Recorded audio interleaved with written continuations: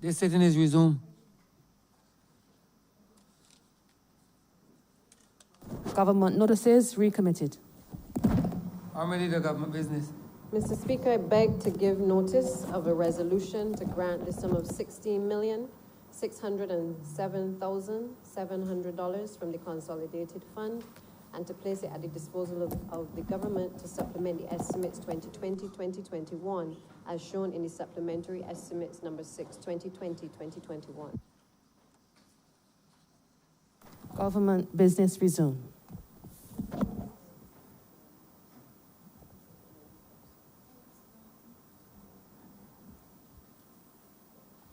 Honourable Member for Christchurch East Central.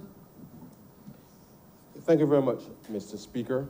I rise to join this debate and to give my support to the bill before the chamber.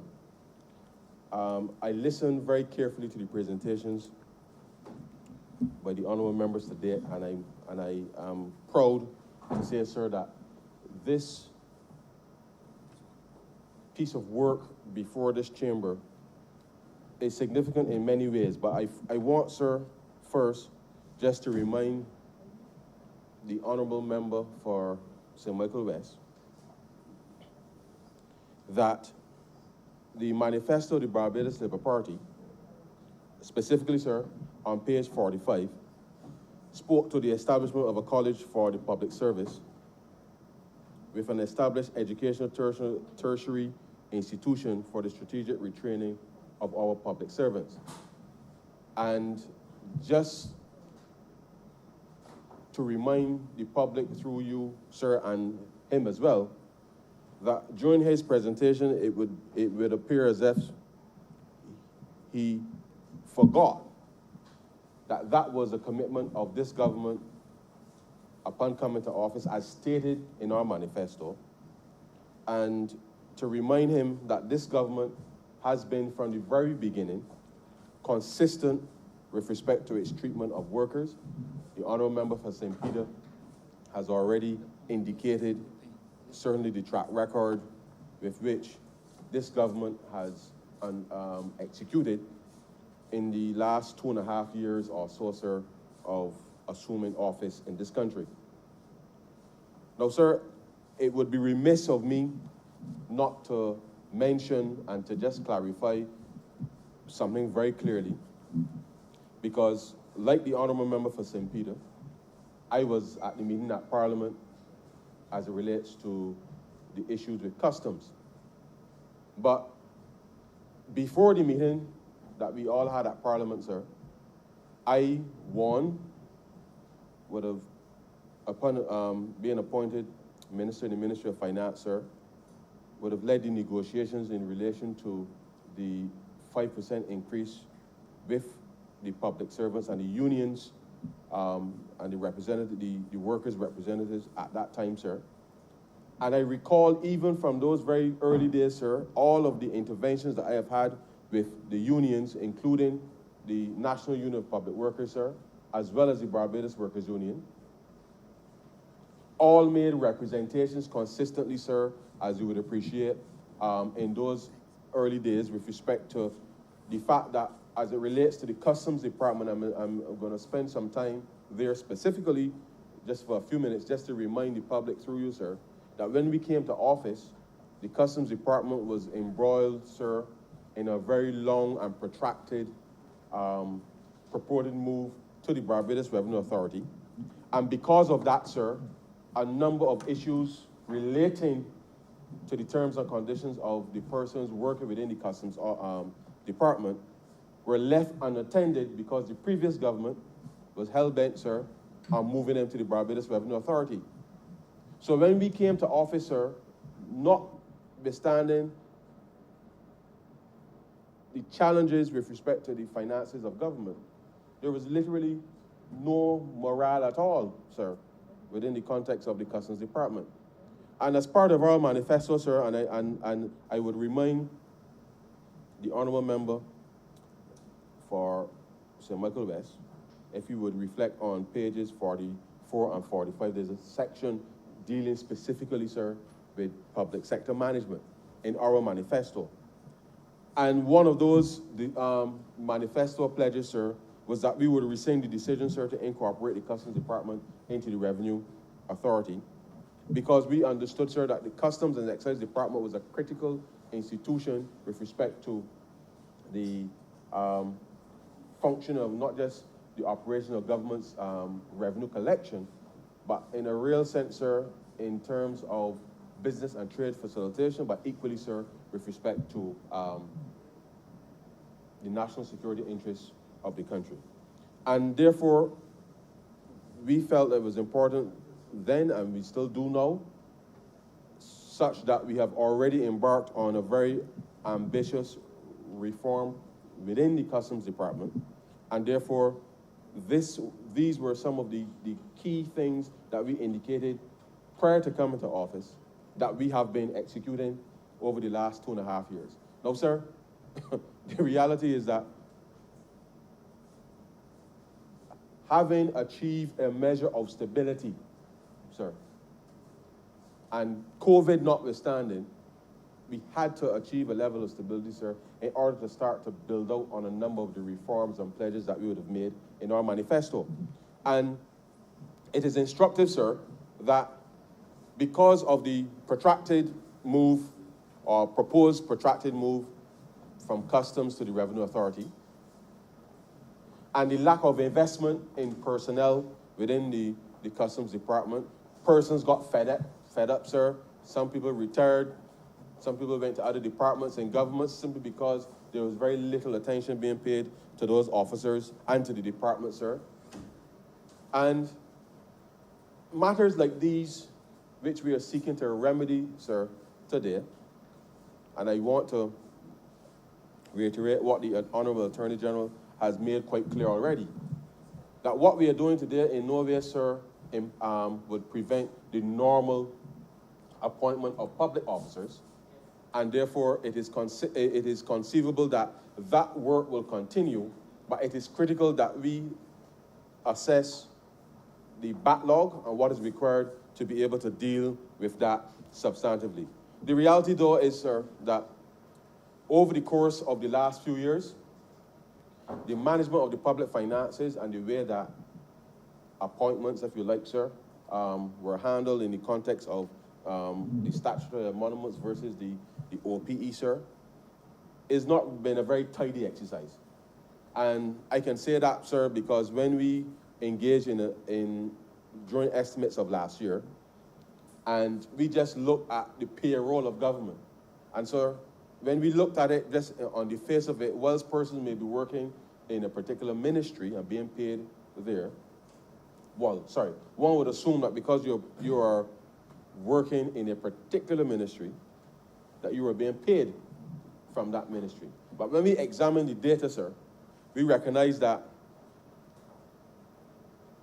it was not as clear-cut as one might imagine because of the rotation, if you like, sir, of personnel around the system.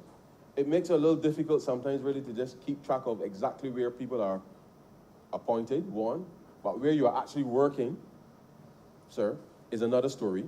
And therefore, what we want to be able to do, sir, is to just regularize this process and make it easier for us to be able, not just to appoint people, sir, but to bring some measure of regularity to the operations of government, but certainly in the context of the ministries themselves, to be able to chart a clearer path, sir, for succession planning. Because at the end of the day, sir, any institution, any government, any company, even any family, sir, seeks to have some measure or plan for success, such that whatever activity you're engaged in, Mr. Speaker, sir, can be continued, which means, one, sir, investing in people, but certainly, sir, ensuring that the terms and conditions under which persons are employed, that those terms and conditions are actually conducive to their being able to execute the objectives or the mission of the department or the ministry or what have you. And that, sir, is absolutely important, because one of the very disturbing things that certainly would have accompanied the lack of continuity to which the Honourable Member for St. Peter referred to in his presentation is that part and parcel, as we know, as we will say in the public service, your authority may expire, sir, and you're reverted back to a different post. Even sometimes you're moved back to where you were from, and that disrupts, sir, to some degree, the normal operations of the ministries, the departments, and what have you. And therefore, by seeking to bring some regularity to this process, it will in turn mean, sir, that we only give certainty with respect to the employees, but I think we give a better prospect, sir, for management of the institutions themselves to be able to have available the appropriate resources to be able to execute government's mandate. And the truth is, sir, this is important, extremely important, because the people expect of us, all 30 of us in here, sir, we were elected to change things. And this is essentially part of the change that is required in order to move the country forward in the 21st century.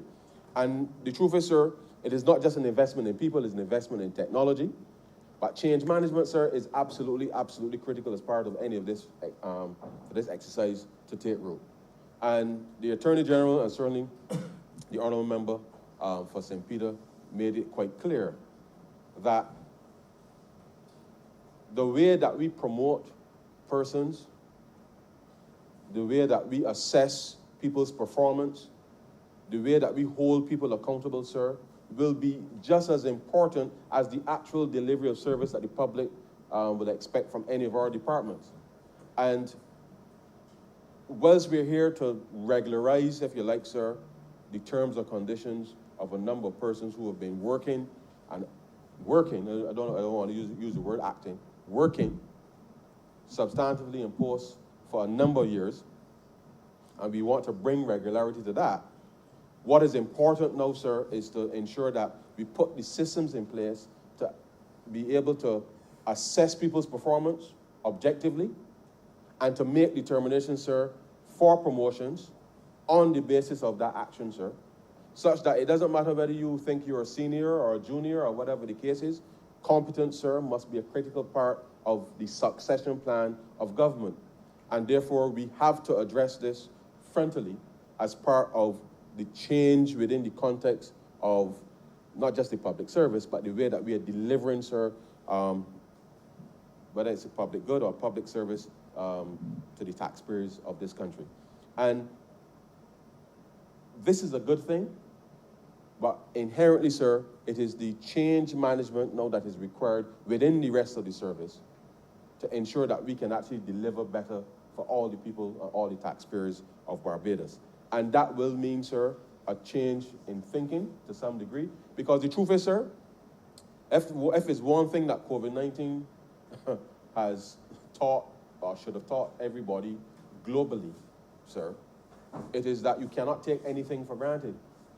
And therefore, our ability to deliver the best possible service ever, no matter what it is that you're doing, sir, is so critically important, simply because circumstances, sir, can change at any time. And even though we are talking about making appointments within the context of the public service, and I'm conscious, sir, that as we speak, there are still thousands of Barbadians who are out of work, sir. Thousands of Barbadians for whom there's still uncertainty with respect to the resumption of their normal job prospects. And therefore, against that backdrop, sir, it means that those persons for whom this will give some measure of certainty with respect to their circumstances, they must be conscious that in the context of the wider Barbados economy, that we all must ensure that we pull our weight and do the things that are necessary to bring about the effective change within the context of the public service, so that government can be seen as leading or working alongside the private sector to be able to truly transform this country. And so, whilst I fully support the provision in this bill to give certainty to public servants, that certainty is only relative, sir, to the context of the rest of the Barbados economy being able to resume in full but that the public service, and certainly we as a government, sir, give the commitment to the country that we must improve internally the assessment of people's performance in government. We must hold people accountable in order to ensure that we get the best outcomes with respect to not just the representation of workers, but we give people an opportunity to know that there's a clear sense, sir, of a career path upon which, once they're set about that path, that they're capable, sir, of rising and leading critical parts of the government's work in this country. Now, sir, it is equally important that against the stability economically that we've been able to achieve, having done the hard work over the first 18 months of assuming office, that a lot of the reforms that are critical now to move government forward in the context of the public service, that we really must deconstruct and reconstruct all of our processes. And I am very proud to say that over the course of the last 2 years, 2.5 years, sir, that this government, certainly working with the unions, as I indicated, would have made representation, sir, with respect to appointments, both the National Union of Public Workers, the Barbados Workers Union, sir, equally have been quite strident with respect to those matters. And the reality, sir, is this is still an ongoing process. But we give our commitment, sir, that we will resolve these matters to ensure that persons, when they come to work and they give of their best, sir, at work, and they deliver what they're supposed to deliver, that they will be suitably treated, sir, with respect to not just the terms and conditions, but certainly with respect to the payment. And I want to just spend some time on that, sir, because there are too many stories, sir, of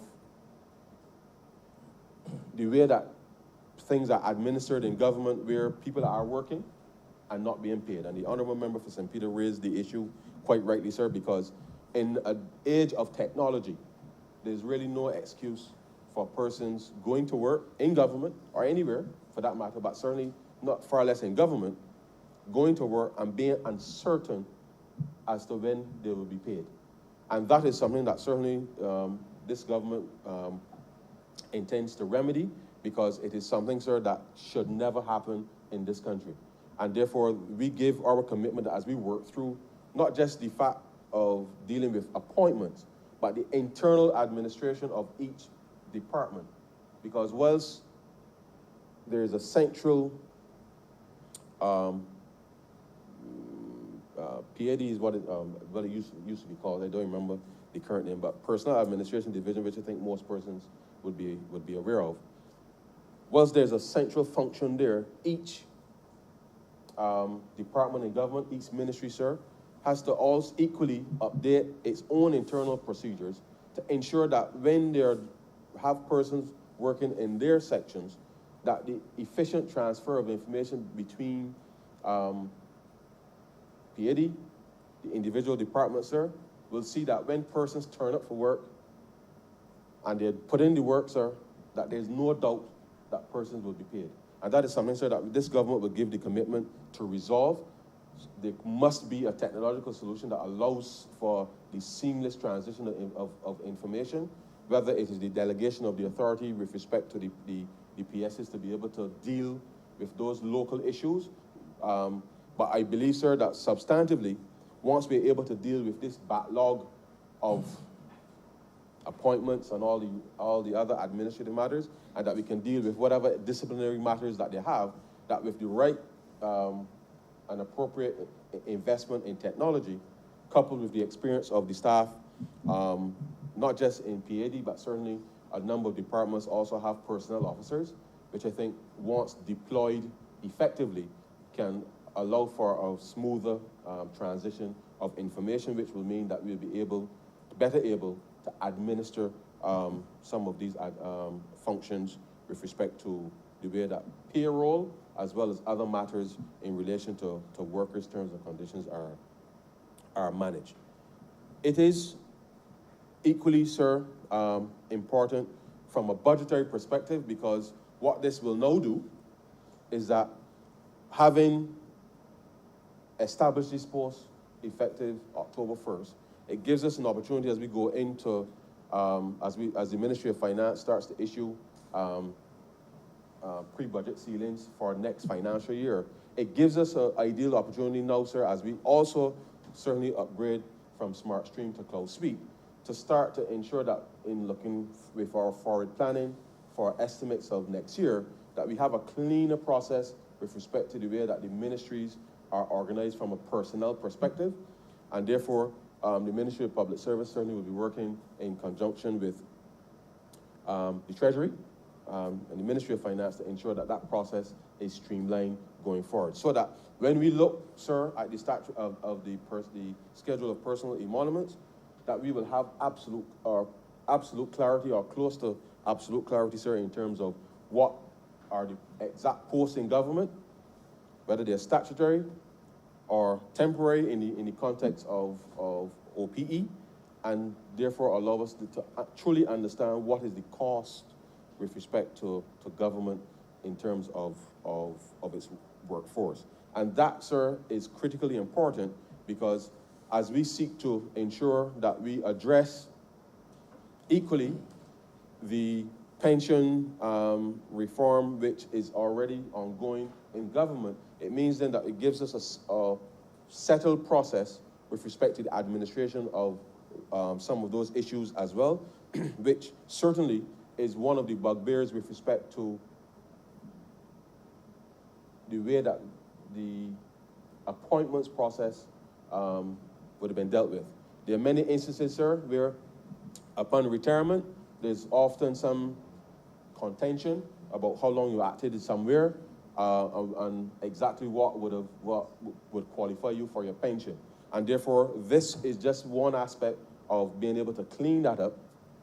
And therefore, we would anticipate that we will have better information going forward with respect to ensuring that the calculation of pension benefits certainly won't take as long as it currently does. And therefore, this process, coupled with an upgrade of the various technology, if you like, sir, would allow for a smoother exit from the public service, again, where persons will be able to retire comfortable, knowing that you don't have to wait a protracted period of time before your pension benefits are actually paid to you. And the truth is, sir, whilst that is not necessarily the norm, there are a few instances where it happens, and the truth is, sir, in the same way that there's uncertainty with persons who are acting in positions, there's equally for some person who, when they reach retirement, there's equally uncertainty as well.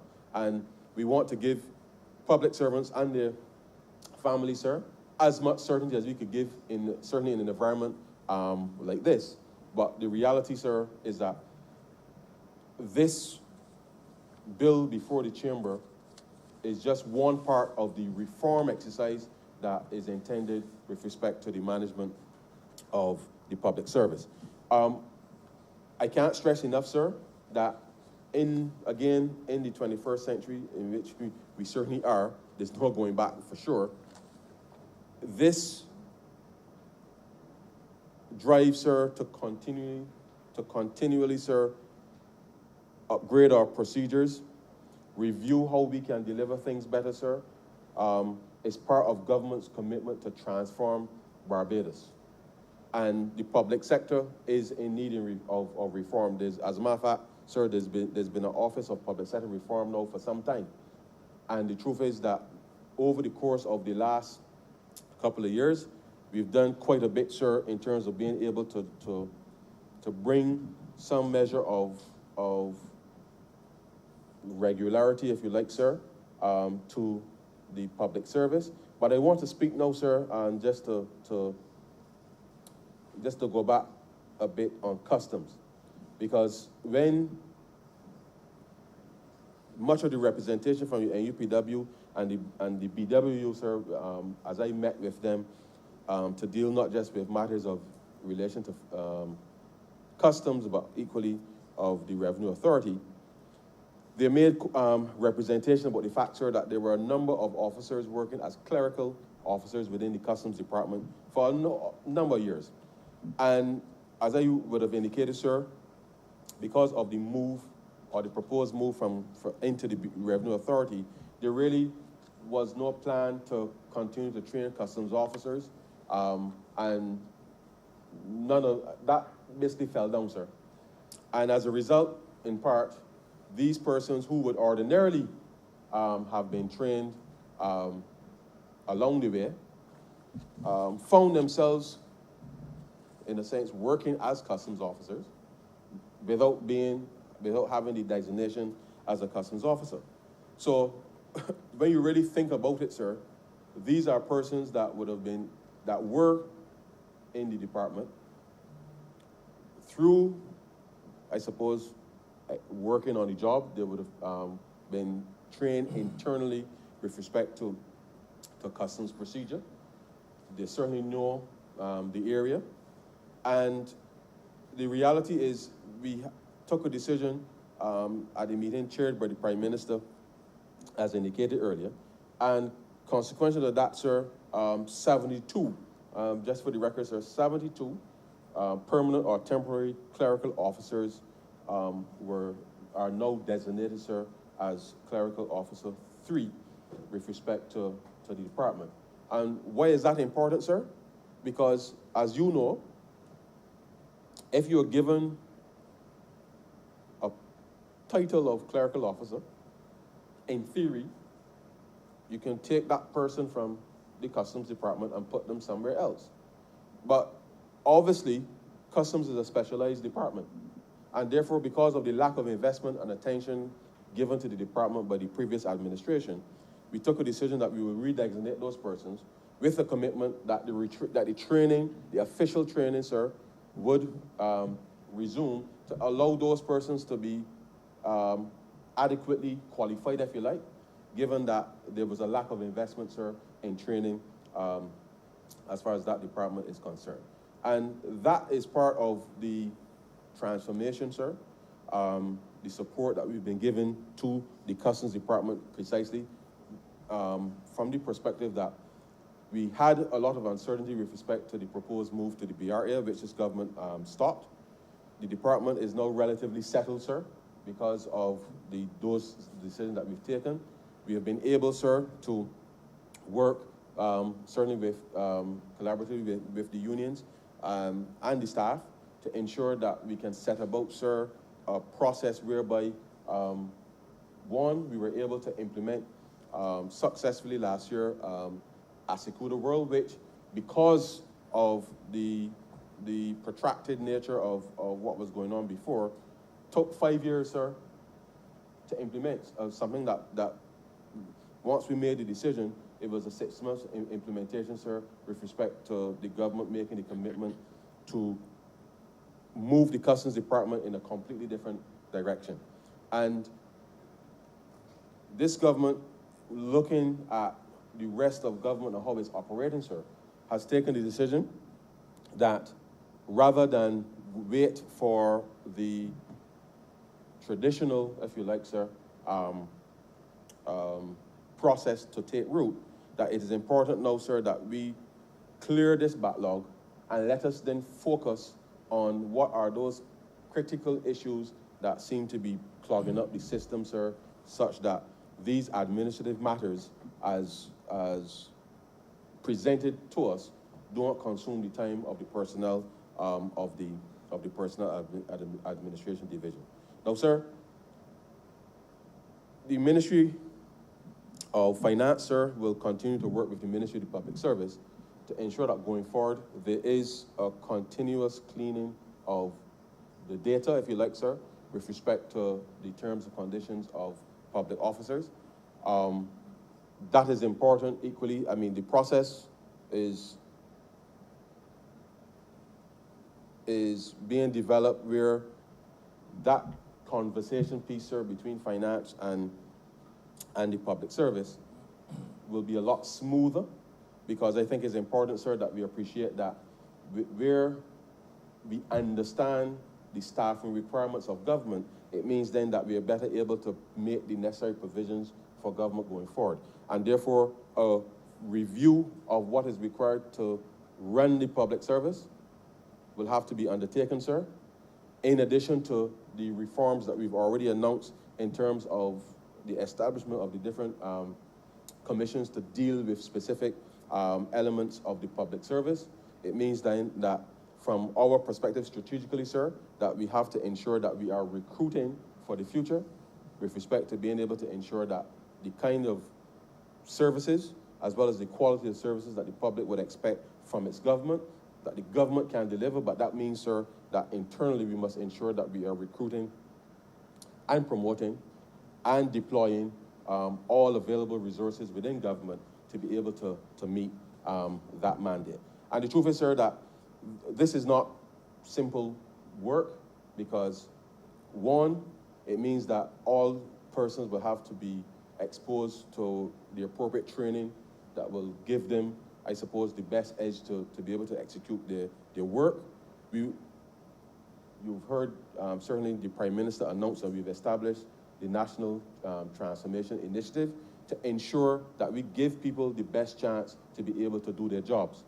And therefore, as part of the accountability and the mechanism that we are putting in place to streamline the process of making appointments, holding people accountable, sir, is also equally as important as allowing persons to have certainty with respect to the terms and conditions of employment.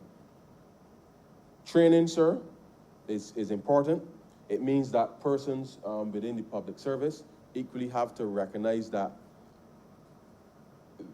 they have to not think of themselves as static, sir, because the work environment has been dynamic, certainly, sir. I started working 20 years ago, and the workplace is very different today than it was when I started. And I'm a youngster, so still. But the truth is, sir, the work environment has changed. And it means that to be a professional in your area means that you have to invest in yourself. And therefore, if you must see yourself first as a professional and to seek out the appropriate training and opportunity, sir, to improve your skills in order to be the best at whatever it is that your career, whatever career you have chosen. And I think that once we can inspire Barbadians, sir, to want to be the best at whatever it is that they are doing, which is what the National Transformation Initiative, sir, is intended to deliver over the long term for all Barbadians, whether you are in the public service or in the private sector or in the NGO sector, sir, that we can truly transform Barbados simply because we've been able to transform the attitude, sir, with respect to work. And I fully support our initiatives to drive that transformation, because it is the self-belief and self-confidence, sir, that allows us as a country, us as a government, us as a people, to be able to go out and not just deliver for those of us in Barbados, but certainly to be a leader or Barbados to continue to be a leader, sir, on the world stage with respect to our, not just our status, but what we can take advantage of opportunities globally, because it is part of our psyche. So training is critical, sir. And I urge all public servants, and I certainly urge all persons within earshot of my voice, sir, that the programs to be executed under the National Transformation Initiative, sir, is not just a training thing. It is about ensuring that persons can get the right attitude, develop the right attitude, that they can improve their skills, sir, so that whatever area it is that you are working in, that you can actually deliver the best possible service that can be delivered. If we can benchmark ourselves, sir, internally, and I know, sir, that Barbadians are quite demanding. We are perhaps, sir, if you listen to the calling programs, when the day comes, sir, there's always something to complain about. But I think in hearing the complaints, it gives us an opportunity, sir, to benchmark about and measure ourselves against where we were.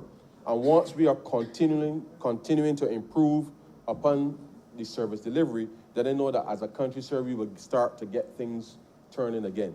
And for some, this may elicit some measure of uncertainty, because it marks a departure from what had obtained before. But I believe that after we've seen what happened in the previous 10 years, sir, that none of us ever want to go back to a stage where Barbados is not in perpetual motion going forward. And therefore, to keep that engine turning going forward, sir, it means that each and every one of us will have to give a personal commitment, sir, that we will improve upon our own workspace and our own contribution, and that we will put in a full day's work, sir. A full day's work. And sometimes I know, sir, that some of us put in more than a full day's work every day. But unfortunately, sir, some of us don't. And a country cannot afford to be, in a sense, putting the burden on those who are already putting in a full days and expect them to carry the weight, sir, going forward. All of us must put in a full day's work. And in putting in that full day's work, sir, it means that we are able to make decisions going forward. And I say to all the public servants, sir, whether you're affected by this bill or not, that every day you should come to work thinking about what it is I'm doing to make somebody's life a little better. Because certainly in this COVID-19 environment, it is certainly all of our mandate to ensure that we are making decisions every day to make somebody's life better. And that has to be a part of the conversation piece with respect to everything that we do within government. And the way that we do it as well, sir, is just as important as what is done. And therefore, we have to see ourselves in a much more professional, business-like manner with respect to the execution of our tasks on a daily basis.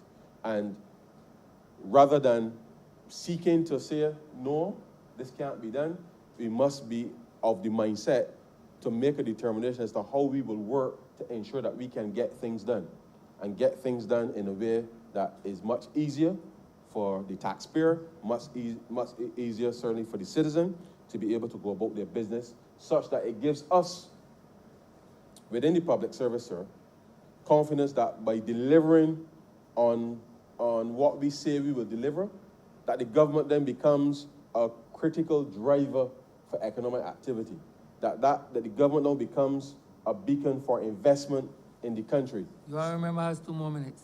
Thank you, sir. That the government, sir, and the public service now becomes a competitive advantage for Barbados. But for that to happen, sir, it means that all of us within the context of the public service must commit ourselves, one, sir, to ensuring that we give of our best every time, that we are committed ourselves to adapting, sir, to change, because change is the only constant thing in life.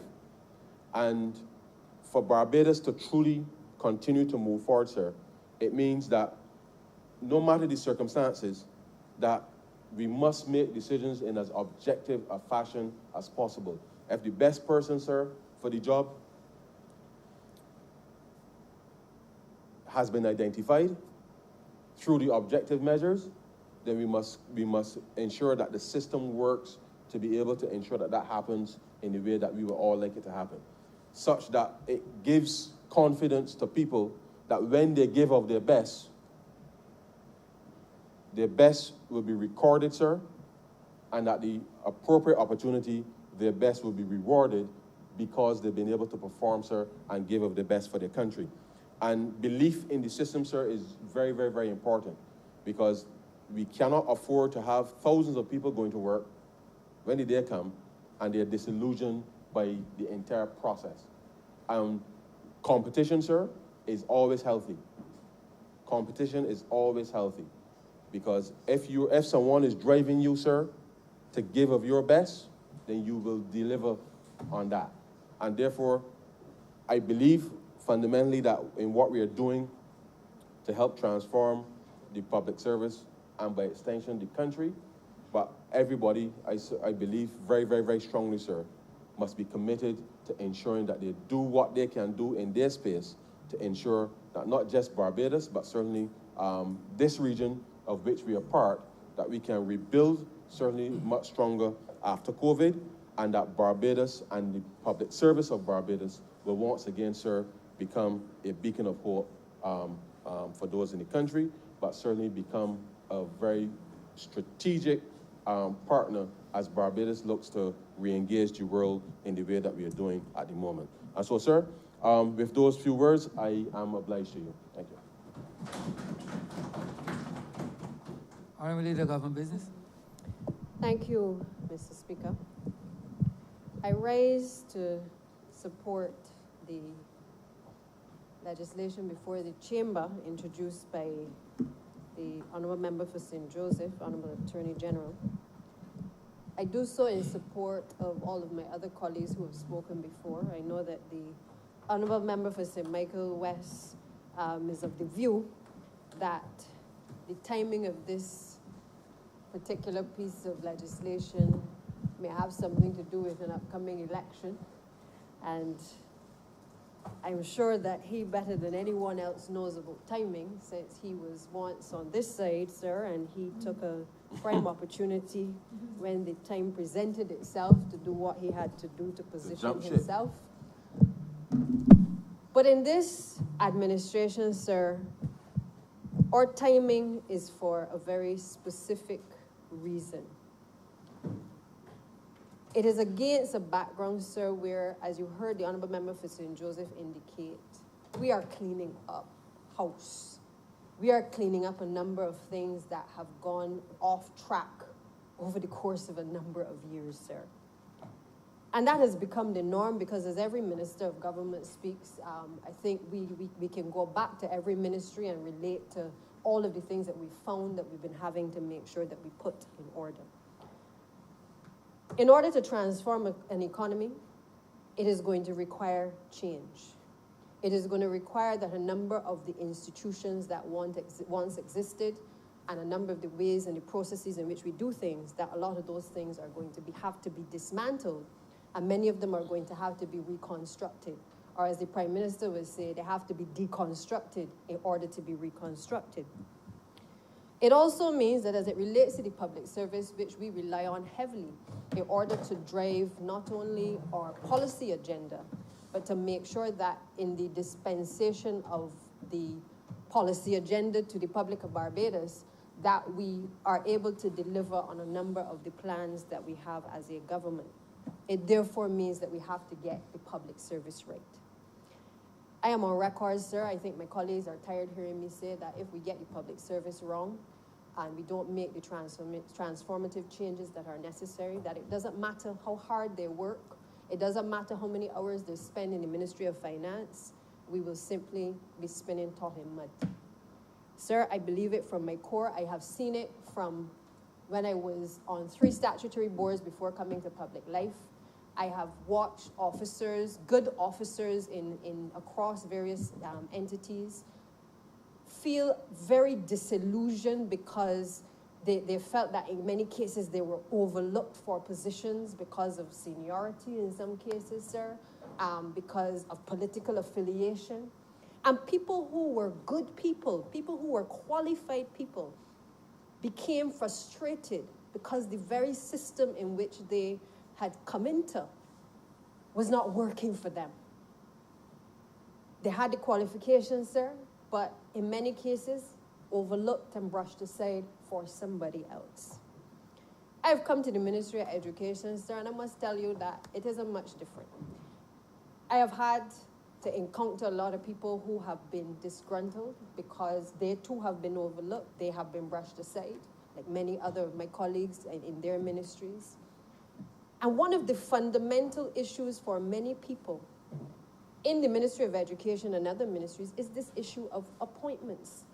Whether if the persons who are acting in a temporary manner or persons who are in an established post and basically have been waiting and waiting and waiting to be able to see whether the commission would ensure that they were able to get the necessary appointments, sir. So this bill today is, I believe, timely. It is timely not just because we are about to go into a by-election, and I am sure that the Honourable Senator in the other place, who comes from the bosom of Labour, will no doubt herald this as one of the reasons as well why the Barbados Labour Party administration is an attractive choice to her, as well as to many people within her organization. But I do believe, sir, it is timely because a number of the persons that this piece of legislation will impact on are ordinary Barbadians across this country who, for one reason or the other, have not been able to secure the necessary financing from lending institutions because they did not have a piece of paper which said that they were appointed to a particular position. It is a frustration that many may not understand if it doesn't affect them. The reality is, when the Honorable Attorney General spoke earlier, he gave figures of around 1,000 or so persons that stood to be affected by this piece of legislation, sir. But in the course of the last hour or so, it has come to our attention that it is far more than that. And sir, I want to, in highlighting the two categories, because when I indicate to you, sir, how many people stand to be affected, I think the timing and the significance, the persons who will benefit, the timing and the significance of this, sir, will be better understood. There are two broad categories of persons to benefit from this amendment. You have, first of all, the persons who are temporary or who are referred to as the temporary employees, those who do not have a permanent appointment in the public service, but who will, for the first time, receive security of tenure.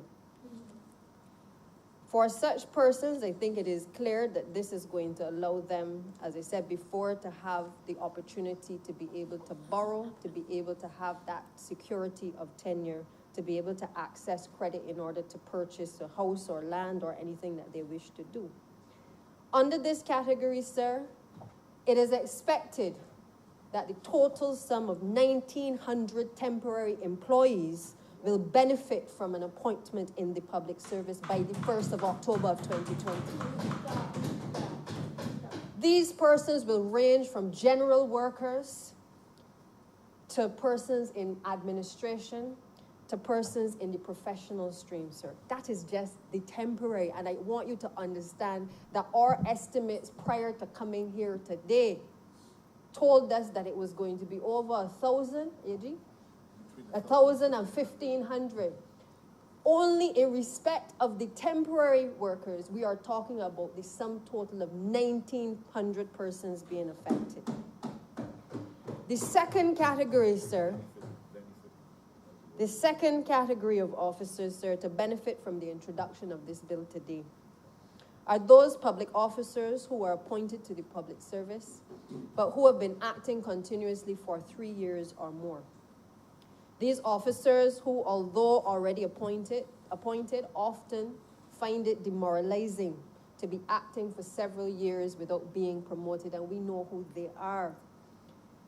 The fact that having to revert to their substantive position often hangs over their heads, sir, is obviously another frustration that many people encounter, because you don't know when the head of a department ain't gonna like you and decide that they're going to make a recommendation to send you back down the line, sir. That is what many of our officers have to encounter. There are, sir, a total of 1,200 officers who have been acting in various posts across the public service that will stand to benefit from being promoted to the offices today in which they have been acting, or rather from the 1st of October, sir. That is a total of 3,100 people across the public service. Not 1,000, not 1,500, sir, but 3,100 people that this simple piece of legislation, a piece of legislation that only has 8 clauses, stands to affect, sir, here today. And therefore, I have no problem with being accused that the timing is on the eve of an election, or that people are after today, the Barbados Labour Party is going to tout and to shout at the loudest extent of its voice, sir, for being able to triumph for a piece of legislation such as this, sir. I think that this basically, sir, is amazing for the people of Barbados and for our public servants to be able to know that after today, they certainly do not have the uncertainty which has hung over their head for several years, sir.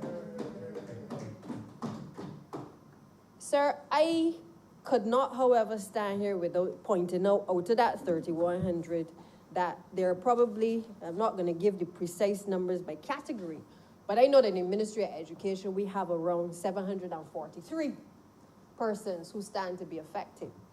And those persons range from school meals workers, servers, general workers, school meals assistants, watchmen, school meals officers, instructors at the Samuel Jackman Prescott Institute. It includes janitors, general workers, and watchmen, who would be included in the ancillary and support staff across our schools. It includes temporary teachers in nursery and primary, and also in secondary institutions across this country. And of course, sir, it includes persons within the general administration of the Ministry of Education. So today is a good day for education in this country, sir, because I honestly and sincerely hope that the frustrations which have existed prior to today in the Ministry of Education can be put to rest in many ways because of the frustration that people have felt going about their business to try to do the people's work of this country, sir, in education. And I hope that people understand the sincerity with which this administration has been acting, because we have not only said that we are going to start to do the reforms, but we've started to do them in a way that is meaningful to the very people who have to implement the policy agenda of the current administration, sir. My colleague for the city is not here, but I also want to share for the benefit of this chamber that also in the Ministry of Health, there are over about 1,000 persons that we estimate will be impacted by this piece of legislation today. We are talking about many of the people who have been on the front line since March in this country, sir. We're talking about the principal nursing officers at the hospitals. We're talking about our sisters and the nurses. We're talking about our lab technicians, environmental officers and the assistants, sir. All of the people who, despite not having the paper to say that they were appointed to the position, were on the front line working hard with the lieutenant colonel from the city, making sure that we were not retreating or surrendering to the COVID-19 pandemic, sir. And I want to again place on record this government's appreciation for those persons. We are intending to make wrong things right, sir. For those people, sir, who may feel that these 3,100 people did not come in under a Barbados Labour Party administration and therefore we should punish them, sir, we are saying no, we ain't punishing nobody. Because the Barbados Labour Party administration did not get here off of the backs of Barbados Labour Party people alone. And therefore we treat to people the way people treat to us. And the good people of this country gave us a mandate 2.5 years ago, irrespective of whether we were Barbados Labour Party or not. They gave us the mandate because they understood that we understood the changes and the transformational changes that needed to be made across this country in order to make a difference in the lives of future generations, sir. They understood that. So amongst those 3,100 people are ordinary Barbadians, Barbados Labour Party supporters, Democratic Labour Party supporters, supporters of no political party. But they are Bajans. And the Barbados Labour Party has the correct two words in it, Barbados and Labour. And we will continue to protect both so long as this administration is in office, sir. The fact that we have started on this journey is to be commended. I know that Barbadians feel as though things aren't happening fast enough sometimes. But in order to make the changes that we have to make in this country, sir, it means that you have to take some large steps. You're going to have to take some small steps. You're going to have to run. You're going to have to walk in order to get where you're going. We have started that process of cleaning house. But I couldn't stand here today, sir, without saying, while I champion this legislation for coming to this place, sir, that we got some things that we got to clean up. Because the fact that it has taken this long for us having come to office to make sure that we know how many people are on the list, some people need to ask some serious questions about why it should take this long and why we were led to believe that it was 1,000 people when it's now 3,100. It therefore means, sir, it may be a reflection of the systems that we currently have within government. And if it is a reflection of what we have, let us face it and fix it. But what we cannot do is be talking about technology and knowing that you can basically go into your computer systems, even in your Excel documents, and you can tell how many people voted in a general election. You can tell how many people, how many males and females are on the list, on the electoral list, sir. Most of us can go in and we can work it out. Why is it that we can't tell with the simple entry of pertinent information how many people would be affected by this legislation? Sir, we got to do better than this.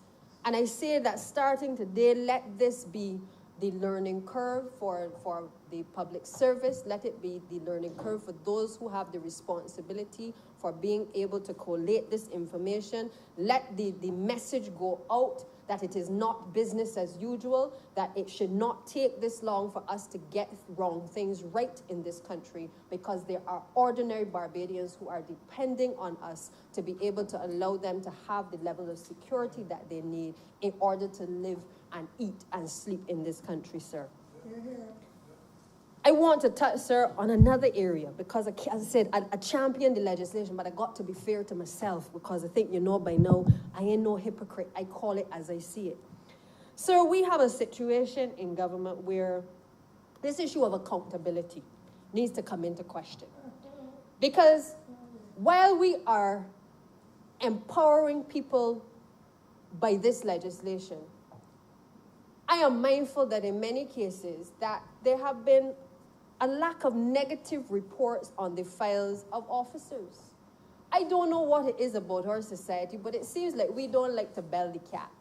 We will all go in the supermarket and talk to each other and tell each other how bad things are and why people are not doing what they're doing and who's not coming to work and who's not driving a stroke and how many jobs they have on the side. But when it comes to putting pen to paper on a file, to say that officers are not doing what they are supposed to be doing or what they're being paid to do, sir, there are many people who don't want to put the pen to paper. Now, on the one hand, we can say it is because the systems previously were such that in many cases people felt that when you write on the file, nothing will happen, or that somebody going to victimize you. But, sir, I like to believe that to whom much is given, much is expected. And I believe that by empowering our people today, these 3,100 workers, by ensuring that we put the necessary systems in place to say to the public of Barbados, we are trusting you to help us to drive the changes that are made, sir, that a number of the people in the public service will come to the realization that we have to root out some of the bad apples. We need to root out some of the people who are not pulling their weight, because we can spend money better if we root out some of the people who need to be accountable, but who have not been made accountable. And I'm happy that I've heard the Honorable Prime Minister repeatedly say that as we are doing and making these sweeping changes across the public service, that heads of departments, permanent secretaries, and chiefs will be held to account in making sure that the government's finances are not only spent properly, but that the management and the affairs of departments is done in a proper and efficient manner, sir. I could not agree more, because I see the wastage. I have seen the wastage over the years. I abhor the wastage. I believe that we have all come to this place, sir, to change things, to make things better, to do better. And where we find that there are obstacles, sir, we got to call out where the obstacles are, because it is only when you call them out that people then realize, okay, well, I can't run for cover anymore. I have a responsibility to do the right thing, sir. So we expect that while we have empowered people, that they understand that we've given much, but we also expect back from them a certain degree of honesty as well, and integrity in making sure that we protect the very system that we are seeking to create, sir. We have to train our people. I have often found that, you know, people get the job, but then the basic things like customer care, how you interface with the public. Many of our entities and our officers have to interface with the public, but the level of training is not there to make sure that people feel comfortable using a service and being accessible to the public. Nobody wants to answer calls sometimes, sir. Nobody don't want to respond to emails. And, sir, in many institutions, we have to accept that it can also be a case of that you have to deconstruct what exists in order to reconstruct something that works. But this thing called the public service sometimes, sir, can be also our worst enemy, because the processes that exist sometimes prevent us from being able to make the changes that we need to make, that we know we need to make, in order to bring change and meaningful change to a society, sir. I am saying we have to call it out where we see it. And while we make the reforms, we have to look at the fact that it cannot be that certain things have to go through 10 different people in order to do something that only may have needed to go through a checks and balances for 2 or 3, sir. Sir, you are nodding because you know the system as well. We all know the system. I like to tell people I am no robot.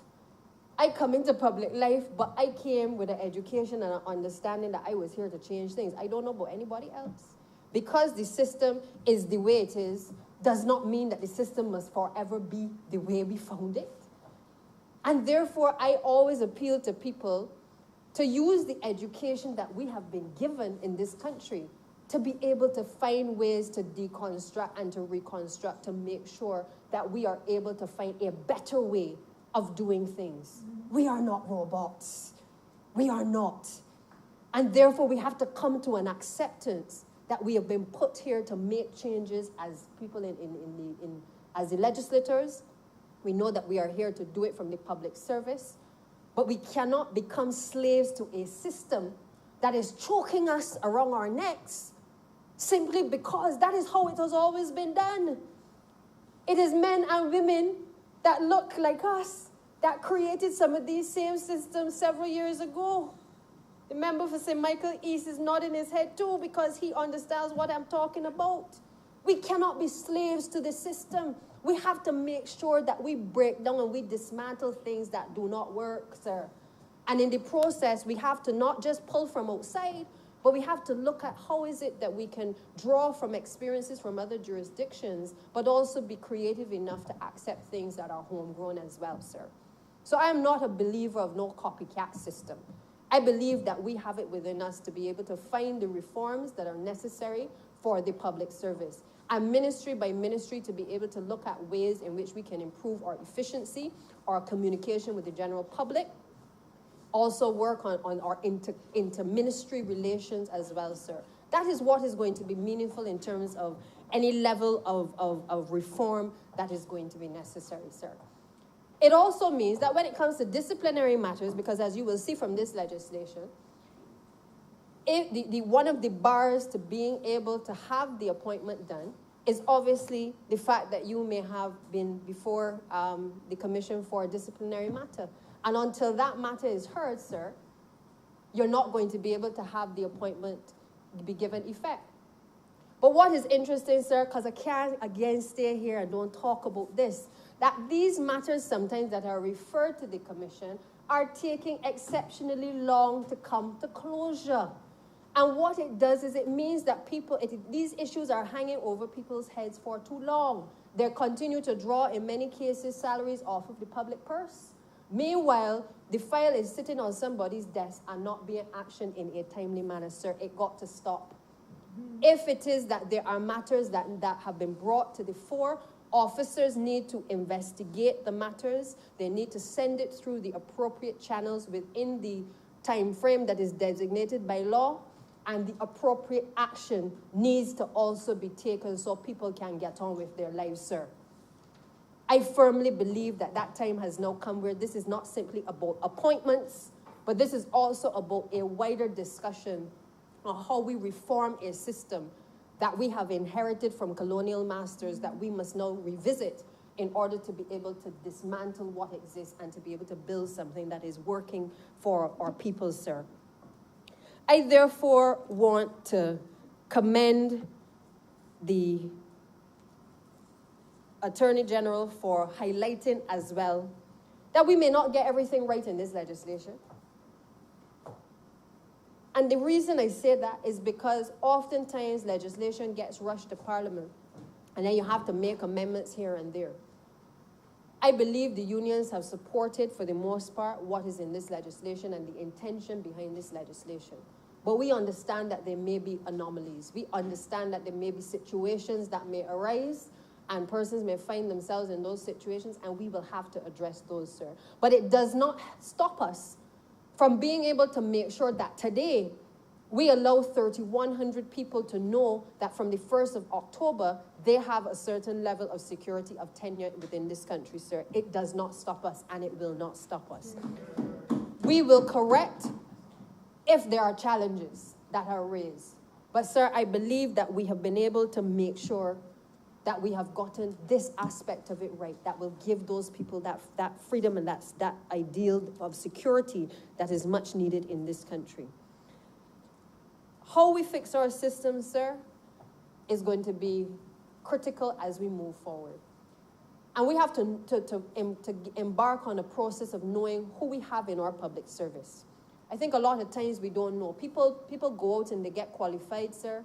They go on and they get the professional qualifications, but a lot of times we are not getting the right people in the right places because we are not doing the necessary human resource analysis to determine where would people be better suited. There are people, whether it is in this chamber, whether it is in previous administrations, everybody does not come with the same ability. We were all politicians, but some are better at doing some things than others, sir. It is no different whether it comes to being a principal or it comes to being a teacher or it comes to being any level of administrator in the system. And we have to get to a point where we accept that we know who is in the system and how we can better deploy skill sets across this country. I had the opportunity a few weeks ago to speak with teachers across this country, and the issue of skills and auditing skills was raised. Many of our teachers, too, have been frustrated because in many cases they come up with their qualifications, but in a lot of instances they are not in the area for which they have received their training. And therefore, an opportunity is being lost to be able to tap into the specialist areas that many of our teachers have in the system, sir.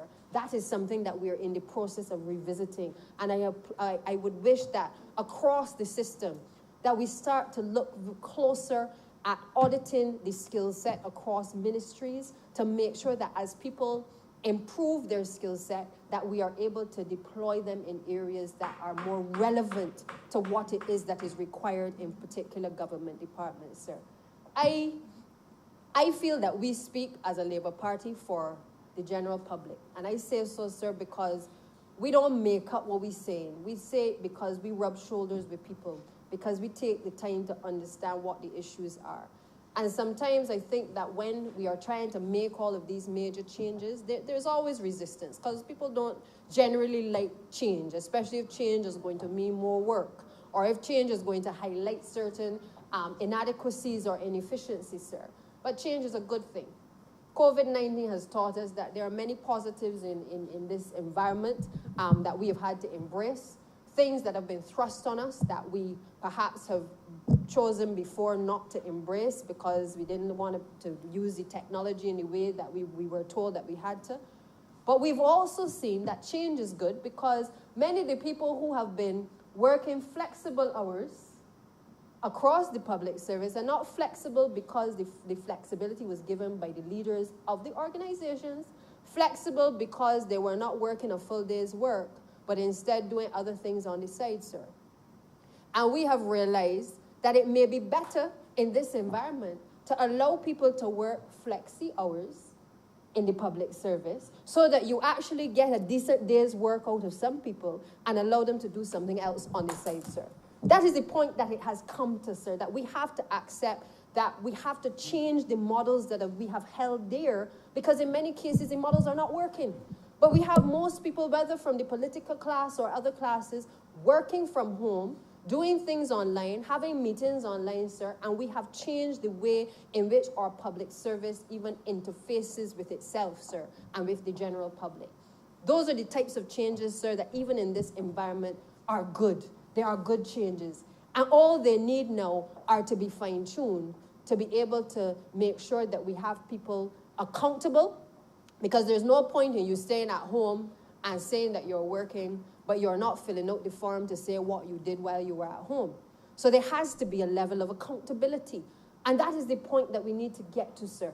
understanding what exists, but equally realizing that we have to put systems in place now that would be different from what we would have had in previous years to make sure that we capture as many people in the public service as we can to be able to drive our economy, sir, and indeed our society.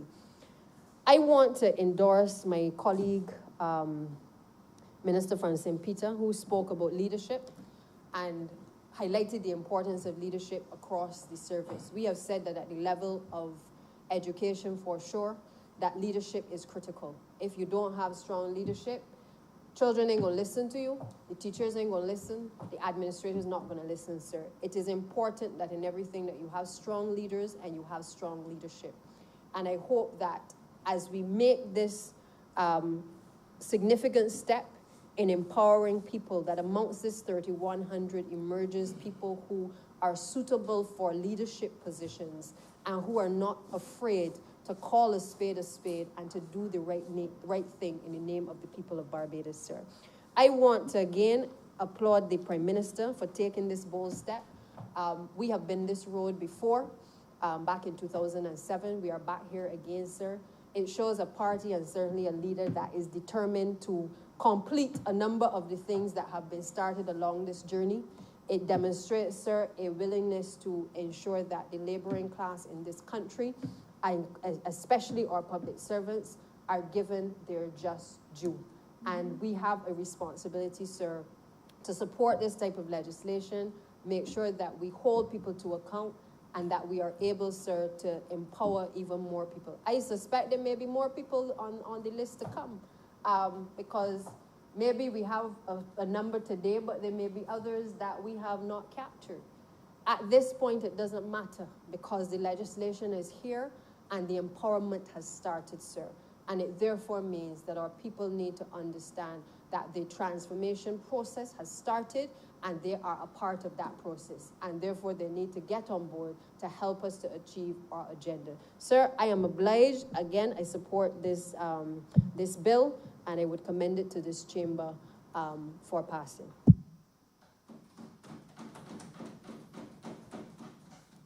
Honourable Member for Christchurch East. Sir, I rise to support the bill before this honorable House. I am in the very difficult position, sir, of having come after some sterling examinations of the proposed legislation and a very capable analysis, dissection, identification, explanation of pretty much all of the issues that are capable of arising under this bill. Sir, I must commend the Honorable Attorney General, the member for St. Joseph, on what was perhaps the most crystal clear presentation of a bill in this chamber so far. The Honorable Attorney General, sir, admitted at the beginning that it is a difficult concept. Some people are not going to grasp it. There are a lot of balls in the air, and we tried to settle on what is effectively, sir, the best average in the situation. But he took great pains to go through who the legislation applies to, what was the mischief it was intended to correct, the classes of persons to be affected, those persons who will not be considered, the options for those who will not be initially considered to be considered retroactively, the mechanism for addressing some of the anomalies that arise. He went through it exceedingly clearly, sir. And during the break, a number of people who were not quite sure as to how it would apply to them contacted me to say they don't understand. So I, sir, in this instance, was supposed to be coming as the backup to clear up anything that might still be outstanding based on comments received afterwards, sir. But I don't think there's a person who has listened that is unclear. Actually, there's some who are very clear now and who are disappointed that it does not apply to them, but they understand exactly what was meant to be addressed here.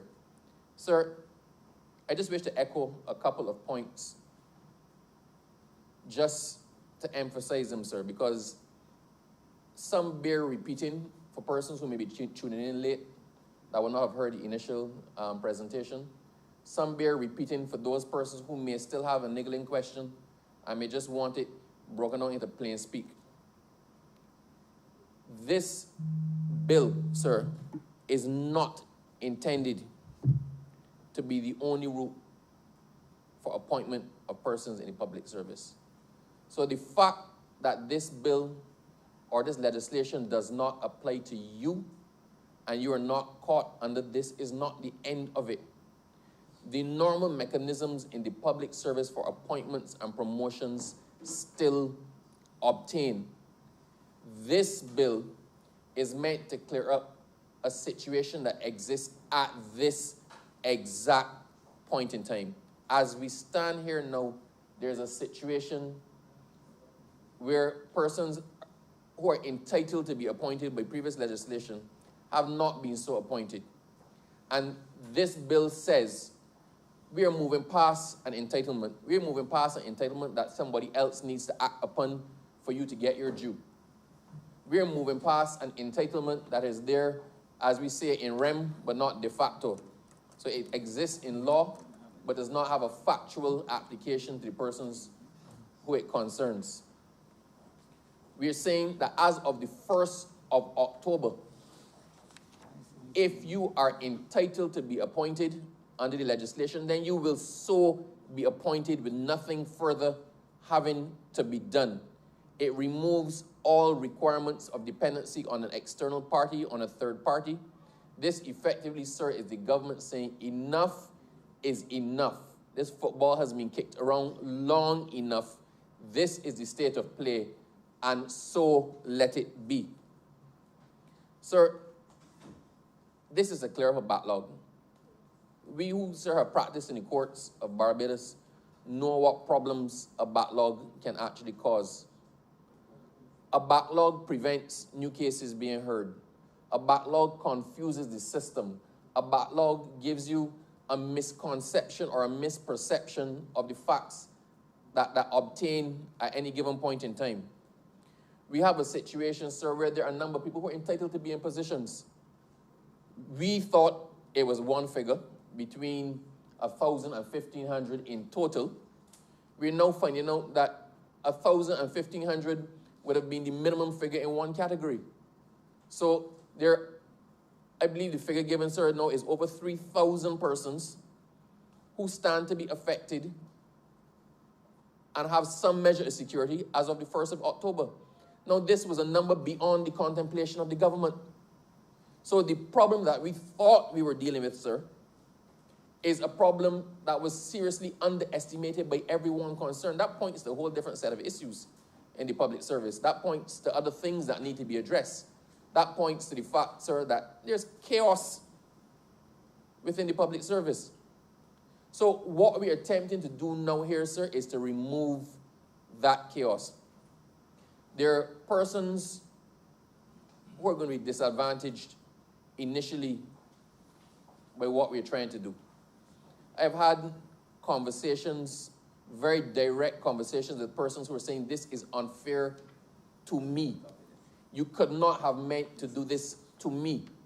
Now, we understand and we sympathize. From the get-go, the Attorney General started, within his first 2 minutes of speaking, the Attorney General acknowledged not that anomalies may occur, that anomalies will occur. We had examples, sir, before we even started.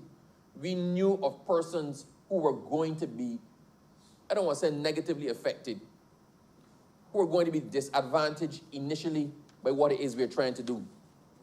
In discussions, we know names, we know positions. Some work with some of us ministers, some are under, some have spoken to us directly. We know they exist. So it is not an error, or we have not overlooked people, or we are not trying to deliberately disadvantage people. But sir, if you have a house of chaos, if you come into a completely cluttered room,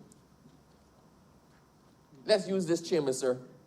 If this chamber had every single piece of furniture in this building in it, we couldn't function in here.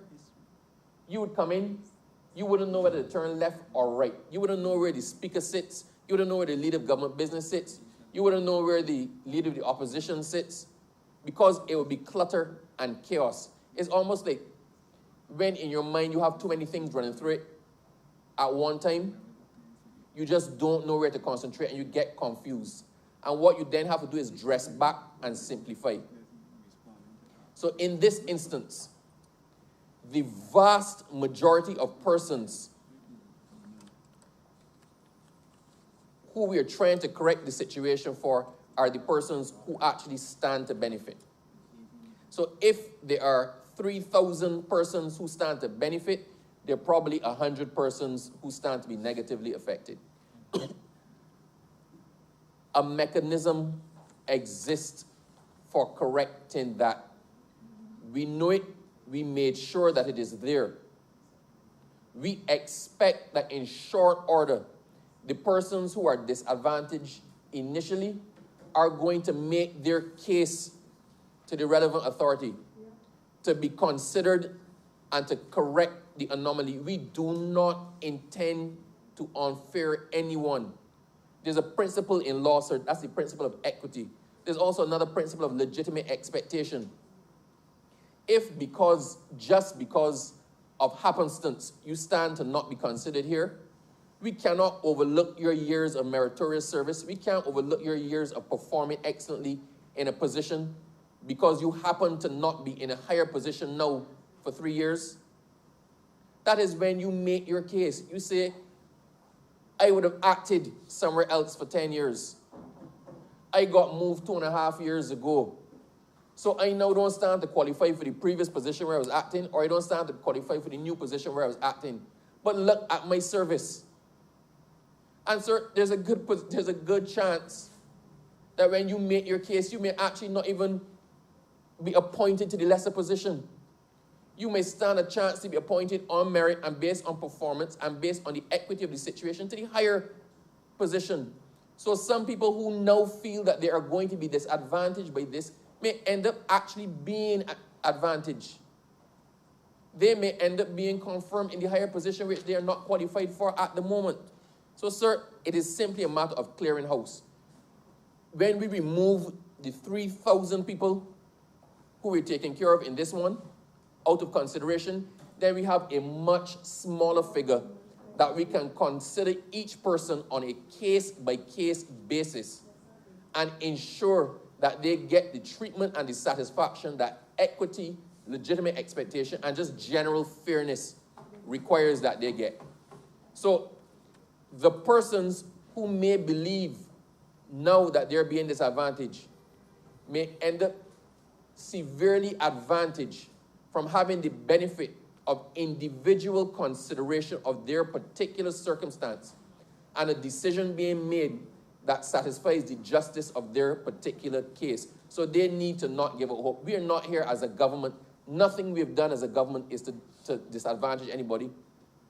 Our policies as a government have been to enfranchise people and to make things right, to make wrong things right. And this is another instance of that. Sir, the other point that needs to be driven home,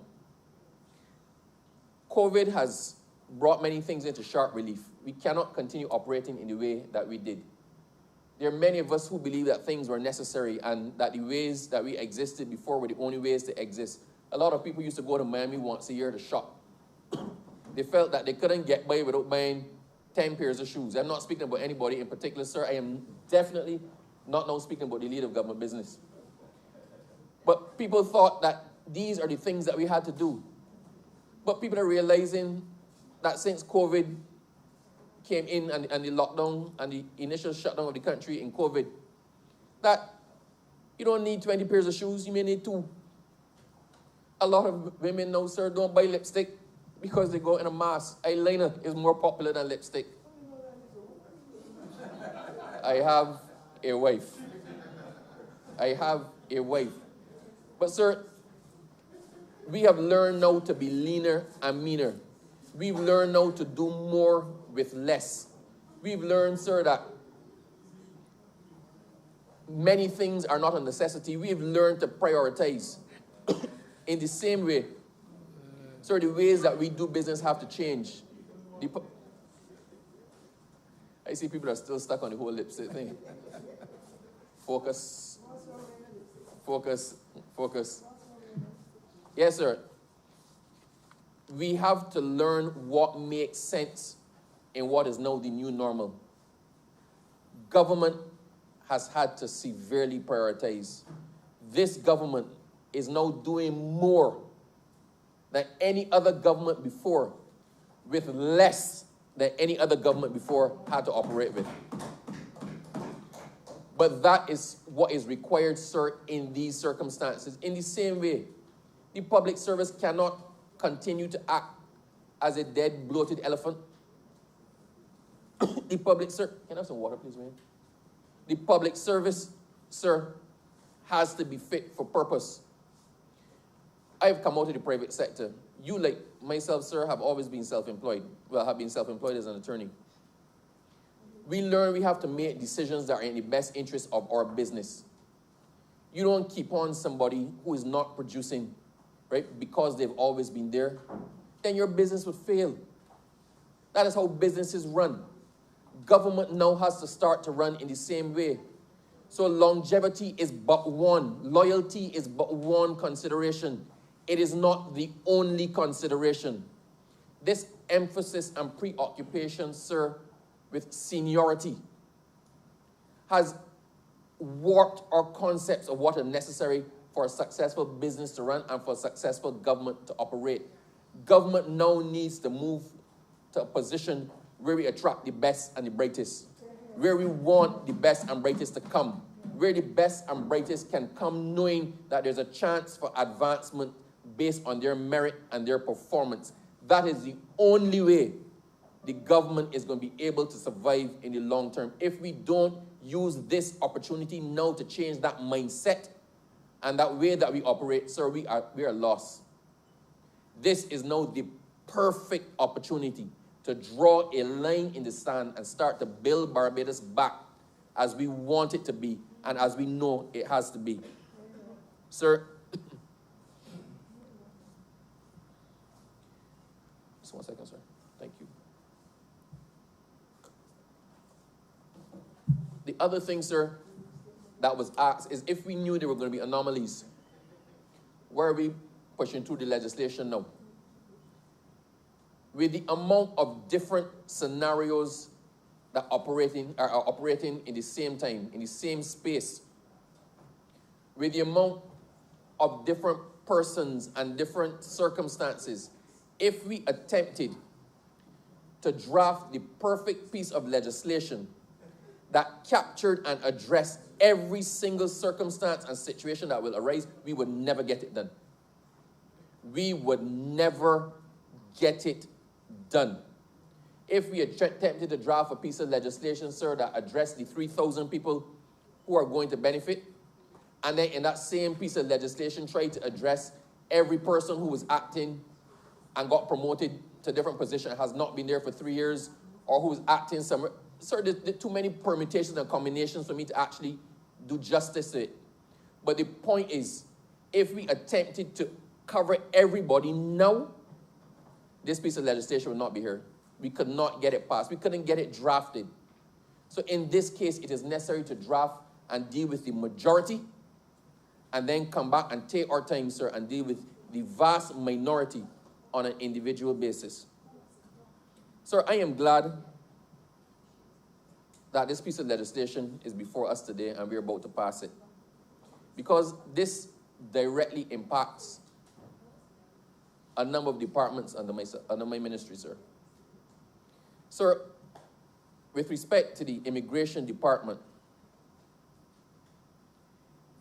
on the 1st of September 2020, the Protective Services Commission, sir, approved the appointments and promotions of 53 officers in the post of Immigration Officer 2 and Immigration Officer 3. Another 30 persons in acting positions were forwarded for consideration under this new bill. So in addition to the 53 that went before, there are another 30 persons, and this includes, sir, senior immigration officers, 1, stenographer, typist, clerical officers, assistant accountant, senior clerk, cashier, messenger driver. So in the immigration department alone, some 83 people are going to finally be able to put their lives in order and know exactly where they stand with respect to the public service in Barbados and their appointments. And that is a good thing. Sir, if we look at the fire service, well, I believe that there are actually more persons acting in the fire service than there are appointed. Almost every senior position in the fire service is acting. And what it did, it created a block, a glass ceiling for all the young persons coming in. So you have a whole slew of young persons who have joined the fire service, people with degrees, people who are enthusiastic, who cannot go past the point because there are no posts to be filled. This in one frees it up. When I first was named the minister, sir, appointed the minister with responsibility for the fire service, I went and had a meeting with them. And the chief fire officer said to me, the greatest issue they have is not equipment. The greatest issue they have is not even the amount of fires. The greatest issue that the fire service had was demoralization in its ranks. A lack of morale because nobody could move. There was nowhere to move to. I think the chief fire officer himself, sir, has been acting for, I don't want, very many years. Very many years, sir. And I went today, sir, to view the body of an officer who died last week and who's going to be buried tomorrow. And there was a mixture. I expressed my condolences to the members of the fire service because it was at the Arch Hall fire station. But sir, people, while they were mourning their colleague, but they felt a spark of hope at what was happening here today. This is affecting many people, sir, and is affecting them positively. I do not believe there's going to be any major follow in the public service over this. Actually, sir, I think there's going to be widespread jubilation and celebration, which the Honorable Leader of the Opposition, as a good Christian man himself, sir, should appreciate, because God loves a joyful heart. The Lord loves a joyful heart. He loves his people to be happy. Sir, I did not intend to be long. And I just want to assure the Honorable Member for St. Michael West that there's no mischief in this. If, sir, there's some significance to the date, then, sir, the import of that was lost on me in our deliberations. I can stand here and say that it was the closest convenient date to do it. I know of no other reason why that date was chosen. If the Honorable Member would have felt better that it be the 1st of January or something, sir, then I couldn't side with him on that, because that meant the good people who stand to benefit would have had to wait it that much longer. No day, sir, is too fast to do something as good as this. Oh, last week. Sir, I say the timing is right. He spoke about timing. I say the timing is right, sir. Because now is always the perfect time to do the right thing. And with respect to motive, sir, we're doing it now because it is necessary and because it is simply the right thing to do. I hope that I have, in some small way, served to allay the fears of the Honorable Leader of the Opposition, who I don't want to be troubled by this when he has other things to consider, sir, like who to run in St. George North, and exactly how they plan to mount a campaign. And Especially without money. Yeah. And sir, I in the midst of, I guess, his pending hopelessness, I would like him to share in some of the joy and hopefulness that the rest of Barbados feels. And I just simply wish to say to him in one word, I can answer his concerns in one word. Why now, Honorable Member for St. Michael North, St. Michael West? Why now? It is now because it is never the wrong time to do the right thing. Mr. Speaker, I'm obliged.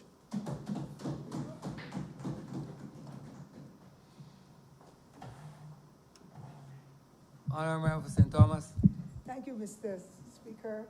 I wish to add my congratulations to the government for taking this bold step to ensure that the civil servants and the public servants in this country who have been acting for so long, many of them have been working beyond human call to be able to fend for themselves and to feed their families.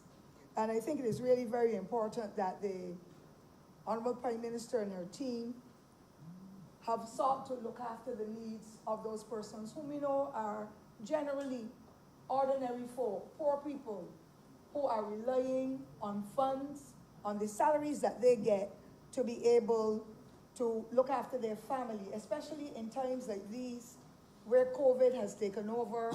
Many families are unemployed, and those persons who are currently working are ensuring that they look after all of the families, their children, grandchildren, other family members who may not be receiving any funds at all at this time, and they're relying on mostly the state institutions to be able to survive.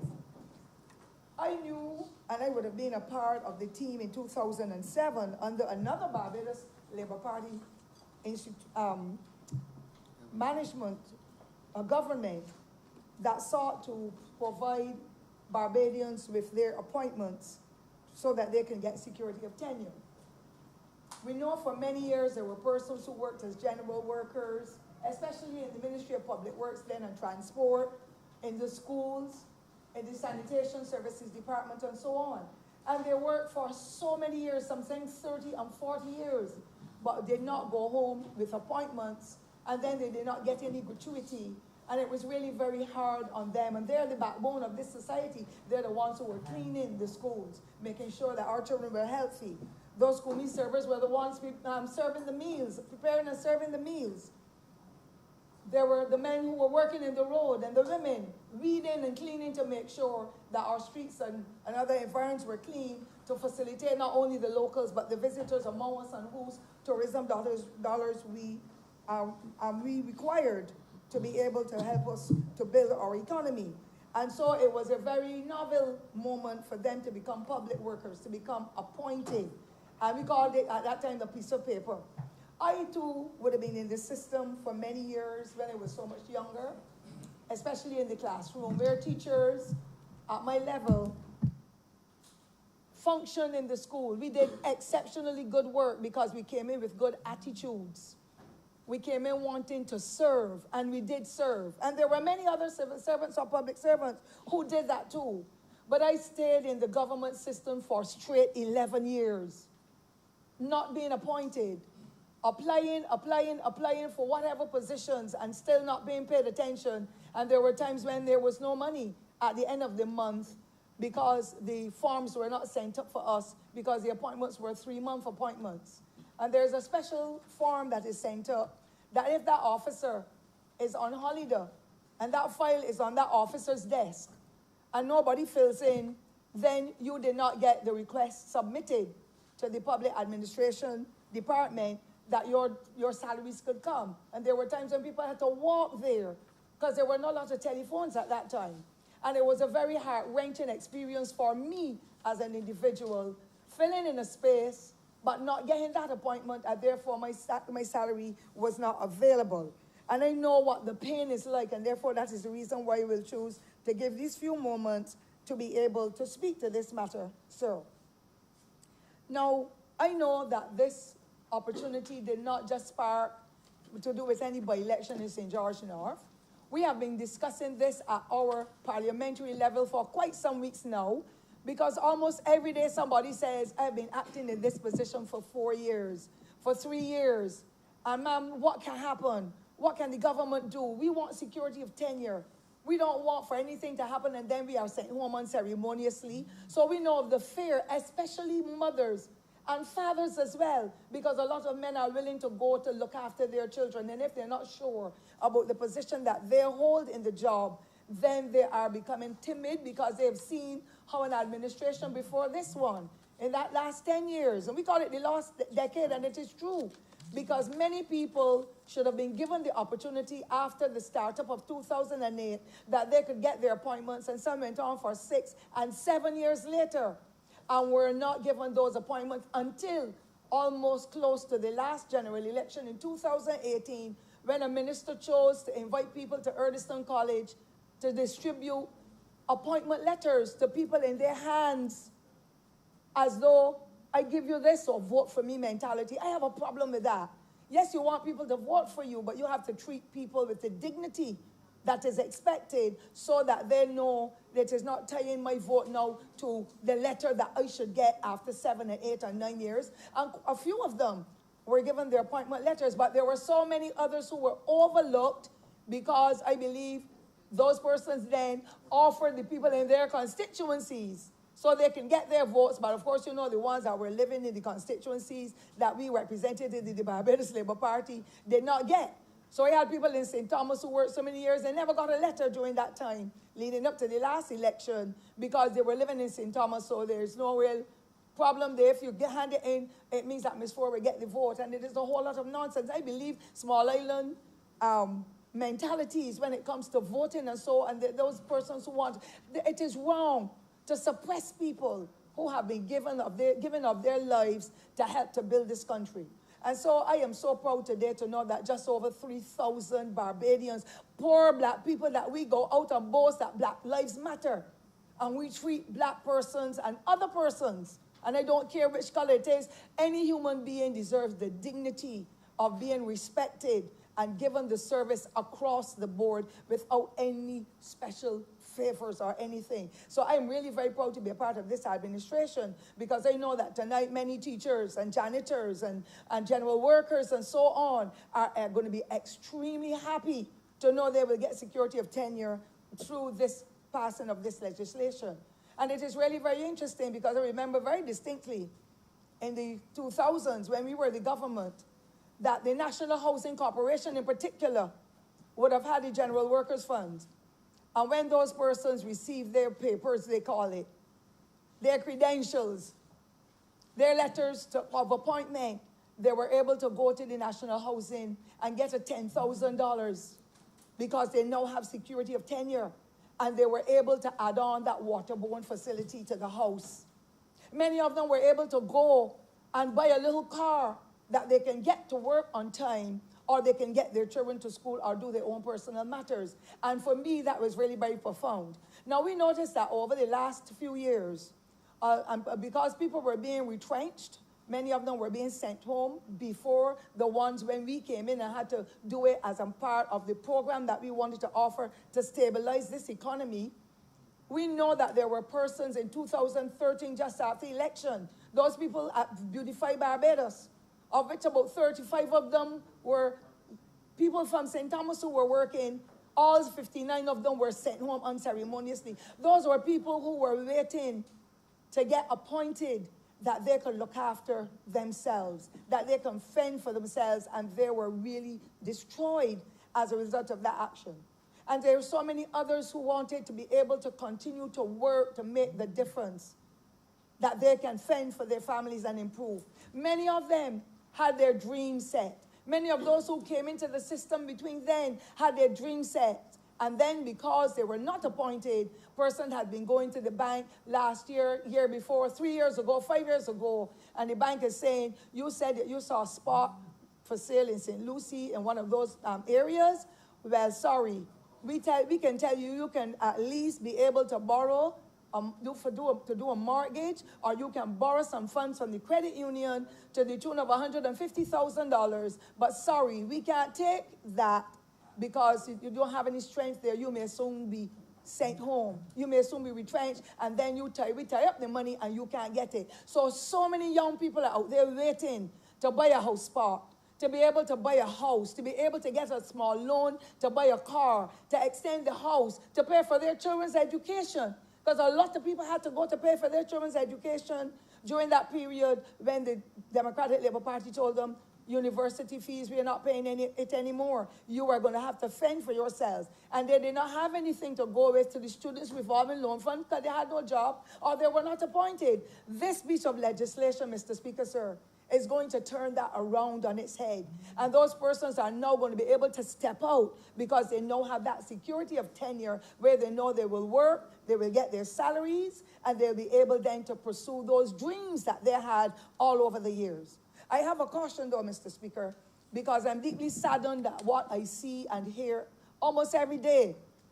I would say that at least 95% of the public servants do a good job. I must say that. And it has nothing to do, I believe, with who you are when you call, meaning if it is a minister in government, if it is this conglomerate, whoever. It has nothing to do with that. But I think generally, our people need proper training. And I have a problem when a lot of people apply for a job, they are given the interviews, and then because of who you are, with a lot of nepotism in this country as well, I hate it. I hate it because it is destroying the pillars of what we knew would have been the civil service or the public service, where people always gave high standards of delivery, even when some of them didn't have 2 certificates and met the qualifications. Some jobs called for 4, but people were there with 2, and they were struggling and they were studying, but at least they knew about human resource management and how to treat to clients. And I always came along and learned from working at Woolworth when it was 15 plus, because it was a summer job. I always learned that the customer is always right. But sometimes you pick up the phone and you call in offices, and it's not only the private sector now, public sector now, but in some public sector institutions. And you hear hello as though it is somebody's private phone in their house. For me, that is disrespectful, and it calls for good training. I know that as a young person coming into the governmental institutions, that we were given training. If it were not by the Ministry of Education itself, it was with the senior teachers and others within the classroom or within the school who will teach us what are the things to be done, how you treat to parents, how you treat to business people, and so on. And that is not coming through at all. So some days you call, you were treated so unkindly, people snap back at you. There's some institutions, and it's only a 5% or so that is doing it, but you listen to the calling programs and you will hear how people get responses from some governmental departments with those individuals who really require the training. And I'm saying, I don't care how many certificates, how many degrees people have, there has to be that human component where a person says, I did not get my pension on time. I went at the post office. I called at the National Insurance Office. And when I called, somebody told me, we'll go back and wait. It got to be in the mail. We expect, we're dealing with thousands of people now. We can't tell you, though. We can't talk. We don't call back tomorrow. It is wrong. You ask the postman. The postman says, we really don't know, because if we got it, we would have brought it. Even the postman at that level, more often than not, knows how to treat the people. But we're not getting our persons who have these big degrees and so work with some folk as a result of the queries and the concerns they have, even though those persons may not be able to deliver themselves well. And they might get agitated because they have grievances. How would any of us feel if we did not get the pension check on time? How would you feel if your salary did not come on time, when you know that you have your utility bills to pay, you have to look after your grandmother or father with Alzheimer's, you have to spend the money, but it is not coming. You ask the question, you may get agitated too, and that is wrong as well. But we have, as human beings, to entreat to one another in a way. And I believe that at the entry of the civil service now, all persons should be given some kind of formal training so that they understand their role, and that the customer, meaning the client who calls in, is always right, and bite back the words, but treat people with the dignity and the respect that they require. I also want, Mr. Speaker, and that is at the entry point. When people come in, I want to see that happening. I also want for us to make sure that the people that we hire, not the politicians, we don't interview anybody for any job or anything, but that we do not only look at the qualifications, but we look at suitability. There are some people who will lend the best interview ever in the world, but then when they get on the job, some of them become so haughty. You cannot even ask them a question. And that is permeating the entire society. Sometimes you go into stores in Bridgetown or wherever you go, and you're waiting and you're shopping, and people look at you because they see you look ordinary, you want sign there? But somebody else comes in a jacket and they tell you, if they see me perhaps, let me use myself. Oh, ma'am, you look well. May I help you? But the little old lady who probably has the thousands of dollars more than me because I'm always broke, you do not say to her, ma'am, how may I help you? And you look back and you say, you don't want sign there?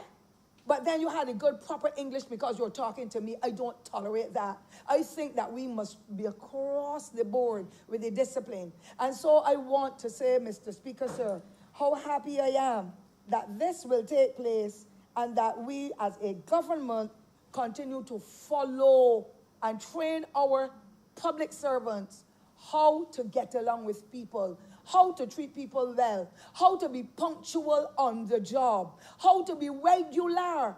Because often people take a day off. Nowadays it's for the birthday, their own birthday. Then it's for the husband's birthday or the partner, whoever.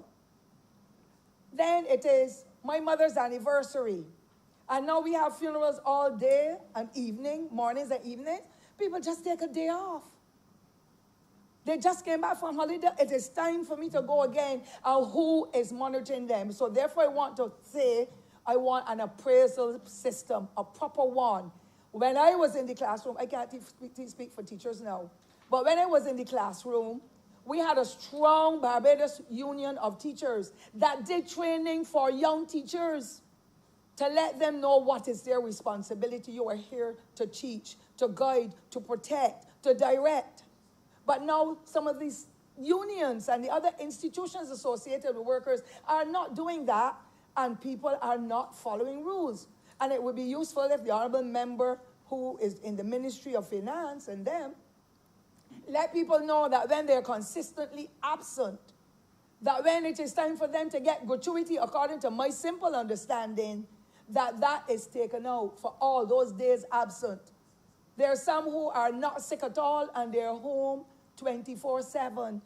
On extended sick leave, I want for the Honorable Prime Minister and her team get the medical board to board those persons who are at home and nothing is wrong with them. And sometimes you get to know that they are just at home because they feel like staying home because you're still going to get paid anyhow. Those are some of the things that we need to look at, because at the end of the day, the drain is on the economy.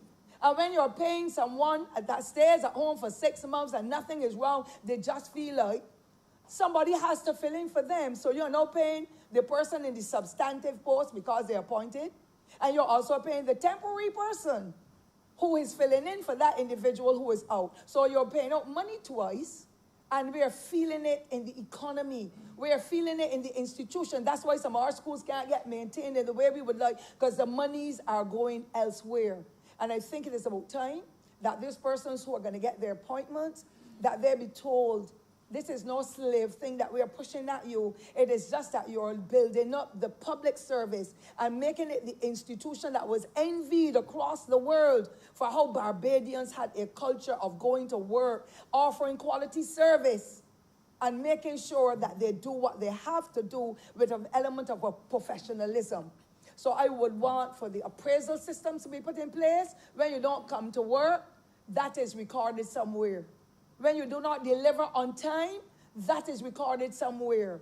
And the different negative things that are coming through are that 5% of the entire service. The other 95%, I believe it is going well. And now with the technology, we're getting quicker responses and better delivery that makes the difference. And so, Mr. Speaker, I want the suitability, the accountability, the respect, the guidance to customers. Customer service is top of the line. Don't care whichever department, whether it's private or public, that you are in, to be able to make people happy.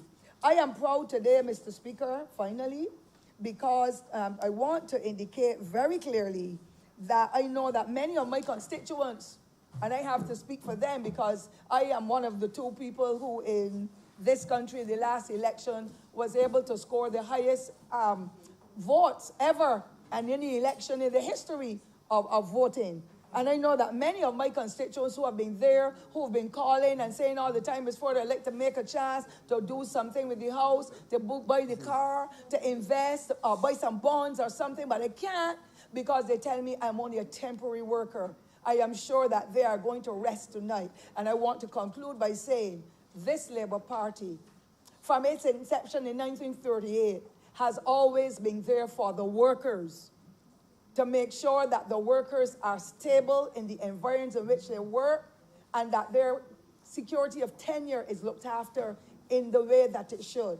And I want to say how proud I am to be in this institution again today, to be able to see an element of this nature, a set of activities of this nature, where people can now go to sleep tonight and dream that they are really happy about what has taken place, what is taking place today, where they will get their appointments, that they will feel that element of security in the job. And I ask them, I implore them, I beg them, live and work to suit the level you are at, so that the services trickle down or trickle across to everybody in the society, because today may be your day for your success.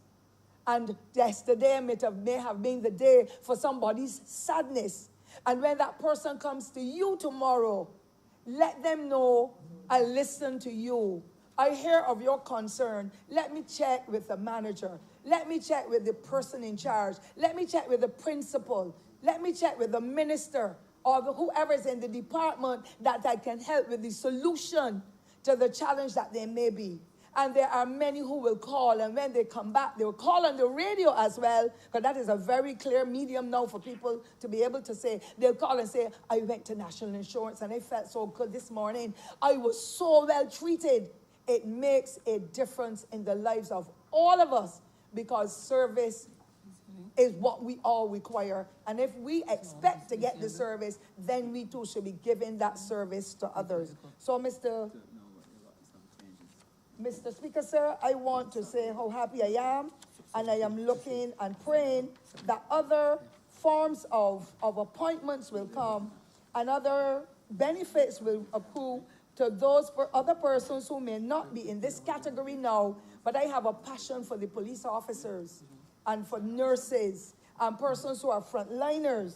And I pray, and prison officers as well. And I pray that whatever packages could be organized for them for the future, that it happens, because policing now is more difficult than ever before, because our people in Barbados were always well disciplined. You cannot legislate good behavior. You cannot legislate good behavior. And so we know that those frontline workers are the ones who will meet most of the humps and grumps and the insults and the criticisms. But I believe and I pray that they will continue to walk with the dignity, work beyond human call, as I know they do, but that some kind of special package will be given to them to make the difference. And I'm sure that once the economy begins to grow, we begin to improve in the areas that we are working to be able to get the funds coming in, that those frontline people will be able to get a better deal so that they too can live a different or better quality life for safety, looking after their families, building their homes, getting whatever benefits that they require to be able to go to the next level. And so, Mr. Speaker, I conclude by thanking you sincerely for giving me the few moments. And I pray that those 3,000 odd persons will be able to continue to give those good attitudes, the good services to the people of Barbados and to the visitors who will come among us, because you're talking immigration. Visitors are going to go there to have their matters regularized. Wherever it is across Barbados, that people and workers, especially public workers at this time, that they will offer their services and make sure that they conform to the high standard that we know that we have been, because at the end of the day, it is about people. And people matter, and when they do the good, the God of heaven will continue to give them the strength and the opportunity to be able to do even better. So I wish to thank you, sir, for the moment, and I wish that other members who are here not only will express their thankfulness to the government and so on, but as we go around Barbados, that we will let people know it is because this Barbados Labour Party has always cared and will continue to care, because human development is critical, and when people have funds, they can spend, they can share, they can deliver the services and bring back our public service to that high level that we know it has been before, so that at the end of the day, all Barbadians are proud of the services that they receive. Thank you, Mr. Speaker.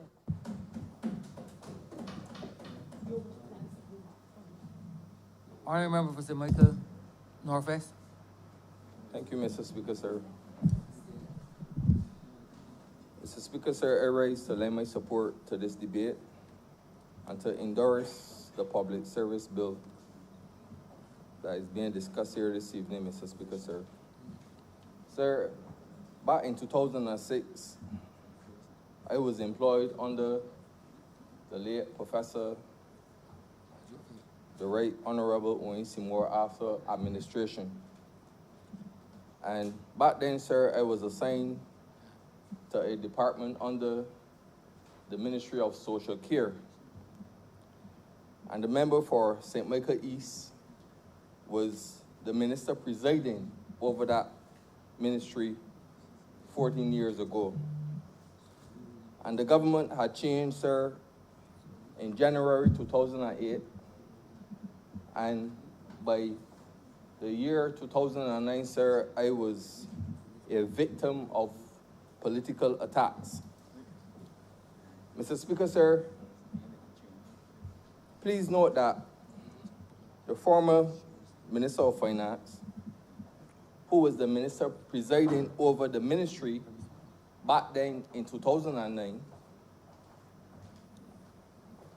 I remember, sir, one day I received a call from a manager at the time telling me that the acting director at the time wanted to meet with me and wanted me to attend a meeting at headquarters. Innocent me, Mr. Speaker, sir, gone to this meeting without a representative from the union. Although I was a member of the NUPW at that point in time, and knowing that the Dems were on a rampage and were out destroying the lives of people who they felt were affiliated with the Barbados Labour Party at that point in time, Mr. Speaker, sir. I attended this meeting, Mr. Speaker, sir. And in this meeting, I was told by the acting director that at the end of September 2009, I will no longer be employed by the department under the Ministry of Social Care. Mr. Speaker, sir, I asked why not. And the acting director said to me that the Black Rock Lazaretto was closing down and she had to find room to place the employees. My next question, sir, Mr. Speaker, what that had to do with my job description. Anyhow, the acting director looked at me, Mr. Speaker, sir, and she said to me, she have her job to do and she only following instructions. Mr. Speaker, sir, would you believe that the former Minister of Finance, who was presiding over the ministry at that point in time, had the acting director doing all of his dirty work? And the acting director, Mr. Speaker, sir, was victimizing those who were employed under the Barbados Labour Party before the government changed. But I recall when the member for St. Michael Southeast was speaking, sir, she spoke about politics of inclusion. And I can honestly say, sir, that the Democratic Labour Party do not know the true meaning of politics of inclusion. All the Dems know is about them, and only them, and nothing else but them. And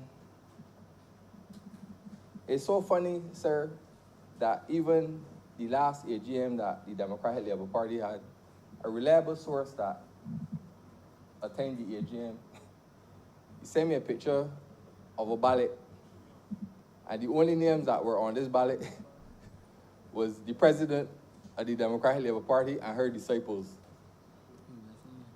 I said that to say, sir, that the Dems only know about thieving and nothing else but thieving. Mr. Speaker, sir, can you imagine that after all the wickedness that took place when I was employed back then, I was a constituent of the former Minister of Finance? Yes, Mr. Speaker, sir. And would you believe that my supposed to be representative at the time, because I was affiliated with the Barbados Labour Party, and he heard that I was a friend of the member for St. Michael Northeast, he took it upon himself, sir, to try to victimize me as much as possible. But despite all of the drama that took place, the former Minister of Finance, sir, had instructed the acting director at that point in time, when he was the then Minister of Social Care, and I guess this was a move to avoid the embarrassment, being the MP for the area and I being a constituent of his at that point in time, to relocate me from the department I was working in into a different department, but under the same ministry. And would you believe, sir, after fighting for my job, that the Dems decided to move me from one post and place me in a different post, Mr. Speaker, sir. And by doing that, sir, my salary scale had changed. And I remember, sir, that if I was working, sir, back then, let's say for like $2,000 a month, my salary scale had changed and it had increased to like nearly like $3,000 a month. And one of the wicked things that I had to endure under the Democratic Labour Party back then, sir, which I said earlier was political victimization, was the fact that they had placed me in a different post, earning more money, but made sure that my salary remained the same when I was in the original post before they had moved me, Mr. Speaker, sir. These are the type of wicked things that the Democratic Labour Party will put some public servants through, sir. And Mr. Speaker, sir, that is not all, you know. I remember, sir, that after working nearly 12 years in the post, Mr. Speaker, sir, that people came in to government after me and received their appointment letters. And I was in there for nearly 12 years, Mr. Speaker, sir, under the Democratic Labour Party. I never, ever received my appointment letter. And people that came in after me, sir, worked for 4 years or 5 years or 6 years the most, came and received their appointment letters under the Democratic Labour Party. But me, who was working for nearly 12 years, never received my appointment letter. Sir, this is the type of discrimination and political victimization that some public servants up to this day still have to go through. And I'm very glad, sir, that this government have taken it upon themselves to make wrong things right when it comes to appointments within the public service, Mr. Speaker, sir. And I am very happy, sir, to be able to stand and to support this bill that will benefit employees in the public service, Mr. Speaker, sir, who are presently facing some of the same challenges that I had to endure under the DEMS back in 2009 until 2018, Mr. Speaker, sir. And I am happy to know that persons who I have left behind are probably still enduring the same challenges that I had to endure. Even some of my constituents who I know that work within the same ministry and up to this day haven't been appointed. I'm very happy, sir, to see that this government, after coming to office after 2 years and more,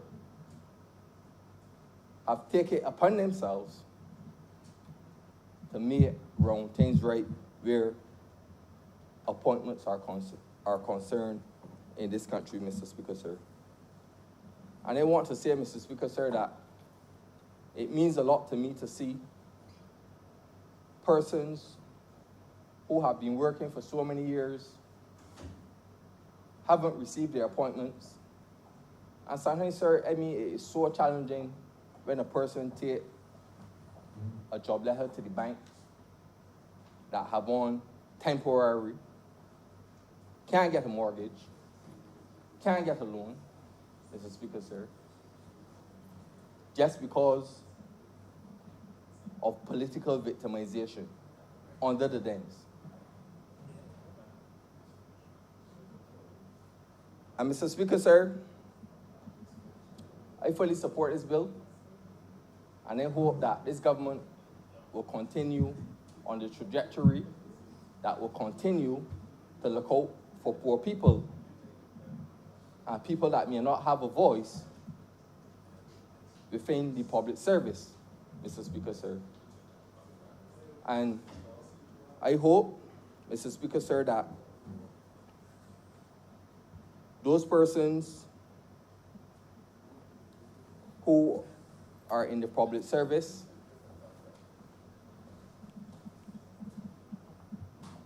will not take this opportunity after receiving their appointments to become non-productive, but I hope that after receiving their appointment letters, sir, that they will continue to be more productive and continue to give efficient and effective service within the public service, sir. And with those few words, sir, I oblige to you.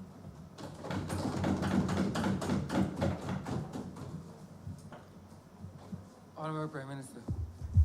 Thank you very much, Mr. Speaker, sir. I am honored to stand here today in the closing of this bill that is before us to deal with unfinished business. And I've come this evening to talk about unfinished business because that really has been the story of this government. It seems as though the path to cleaning up is never ending. And for those listening on, they may say, again? But for those who are in the trenches like us, I say, again. Again. Because it is ironic that we stand here today in this parliament that is sitting at His Worthing Christ Church. Not in town, but it was on this very road and in this very district that the most visible aspect of having to clean up was reflected, Mr. Speaker, on the eve of the last election. And of course, every one of us know that I refer to the untenable and unfortunate situation with respect to the sewage running in our streets that led to a number of international advisories against our country. We had a similar situation with respect to with respect to cleaning up the affairs of government fiscally.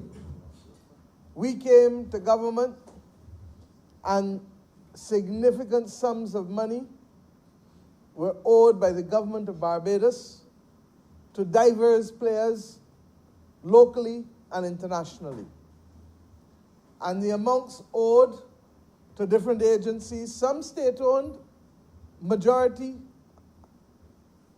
of the private ones local, but some overseas. And the sum of almost $1.9 billion was owed out at the time. And we have reduced that to literally just on or about $300 million, which we are working down. We had unfinished business to deal with tax refunds. Mr. Speaker, many may forget, since they are now getting back their refunds. As recent as yesterday, the government of Barbados paid out another $15 million in refunds to keep current. But we have still on the books just under $300 million in arrears from refunds that were due and owing from 2010 to 2016. And you may recall, sir, from as early as 2018, we started to pay back and to go current by the October, November of 2018. We started to deal with people for the first time in almost 8 years with respect to their current refunds. Mr. Speaker, have we reached perfection? No. But are we significantly better off than we were 2 years ago? Absolutely, sir. Absolutely. And for those who want to challenge us, just pick up the mission critical agenda and look at it. And look and see, Mr. Speaker, how much unfinished business we have been having to deal with, because it seemed as though the decade of 2008 to 2018 was truly the lost decade. Mr. Speaker, I come here today as minister responsible for the public service with a certain degree of pride. I thank the Honorable Attorney General for leading the bill this morning. I had to speak at the United Nations Summit on Financing for Development, which continues to be absolutely pivotal to our interests, because we need to be able to mobilize funds for development purposes after COVID in the midst of a climate crisis for the Caribbean region, for Barbados, because we all know the consequences of zero revenue for tourism for months and the consequences of tens of thousands of persons becoming unemployed as a result of COVID-19. So I thank the Honourable Member for St. Joseph for doing an excellent job in leading this bill before this Honourable Chamber. I want to thank all of the Honourable members who spoke, including the Leader of the Opposition. I'm told that the Leader of the Opposition is supportive of this bill, and I thank him for that. I'm told that he's perplexed as to the date. Well, perhaps I say simply to him, tell me. I'm prepared to listen to hear what is the word. Sorry? What is it? Oh, I didn't know there was such a word called perplexity, but I learn every day. My concern, sir, is that I must tell you just now on the way to the Honourable Chamber, I heard him in a loud aside when the Honourable Member for Christchurch East was speaking about things that seemed to be consuming his mind with elections. But I would simply say to him that when he spoke, he said money, and I wasn't sure what money had to do with his position or the member for Christchurch's, other than to say that that seems to be on his mind. But what is on my mind is the appointment of 3,100 people that were left unresolved. And what is on my mind, Mr. Speaker, what is my mind, Mr. Speaker, the numbers became, the approximate number, the Director General is here, is 1,900 persons. For persons, 1,900 persons, for persons who are temporary in temporary posts, and just under 1,200 for persons, temporary who are in established posts, and just under 1,200 persons who are temporary in temporary posts. But I want to go to this point. The honorable member asked, why now? And I said to him, I did not know that by sitting opposite me, that he has assumed all of the characteristics of the last man who sat opposite me, the former Prime Minister of Barbados, the honorable member for St. Michael South. I did not know that by simply sitting opposite me, that he would now assume that everything is to be put on pause or delay, and that he would fail to recall that those persons who stand to benefit from these measures are persons who need it all the more now because of COVID. Because some of these persons who will benefit, whether they be firemen, whether they be clerical officers, whether they be teachers or nurses, whoever, many of them are in serious need of additional support beyond that which their salary can give them. And the point that has been made by member after member after member after member in here is that the security of tenure is absolutely critical in order for any of them to establish a meaningful relationship with a financial institution in this country. Now, Mr. Speaker, we all know that during 2020, there are very few people who have been able to go by without digging into their savings. And many of us have had to do it, and we've seen our constituents do it, because even if they themselves are not without a job, even if they themselves are working, they have a mother, a father, a brother, a sister, a nephew, a niece, grandchildren, who have been disrupted by what has come to be regarded, globally, I might tell you, as the greatest disruptor of economic activity easily since World War II and possibly before the Great Depression. So, Mr. Speaker, what is it? I am not going to reflect on the fact that the honorable member for St. Michael West either is ignorant of the realities of fiscal management in the affairs of this country, or chooses to ignore or forget what is the reality of the ordering of our affairs. I may have been born on October 1st, but it was not me who made October 1st the beginning of the second half of the fiscal year of Barbados. It really wasn't me. The 1st of October represents the beginning of the last 6 months of the budget of this country.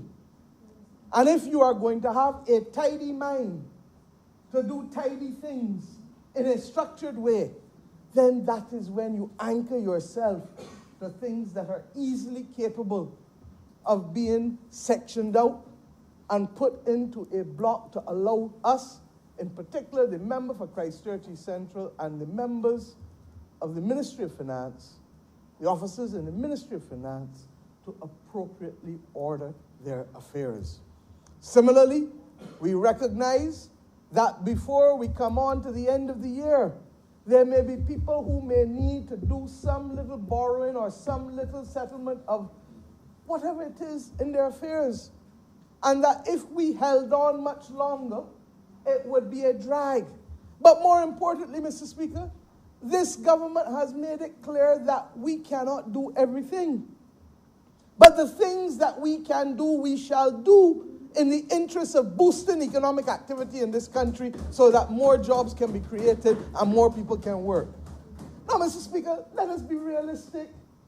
If you have a fire officer who's a senior fire officer, has not been appointed, if you have an immigration officer, as I know many of them, not appointed, they have some work to do home at them. But the work will call for about $30,000. Not a kill cow, but equally not 5 cents and can't be financed out of their savings or can't be financed, Mr. Speaker, out of their salary. Why not appoint these persons to allow them to put themselves in a position to be able to undertake the work that is necessary? The rainy season is in. We know what it was last night to see a number of districts flooded. And I want to thank those officers and those members of parliament who came out to ensure that we could go and deal with the persons who have been affected. Although I will say to the House that it is rewarding that the runoff of water has been significantly improved in this country as a result of the cleaning. And I thank the member for St. Michael West Central and the previous minister, the member for Christchurch West, for working assiduously with the government for us to get there. Have we finished the work at Murphy's Pasture and Edmonton yet? No, we haven't. But I have every confidence that that will happen. I thank the member for St. Lucie. I perhaps should have remembered him up front because they tell me that most of the steel benders went to St. Lucie to finish a bridge there. Our heads were moved from Chapman Lane. I didn't know that he was still such a powerful man after leaving the ministry. But I salute him. Good, good, good. And the point I'm making, Mr. Speaker, is that we have to use both fiscal and non-fiscal measures to trigger economic activity in this country.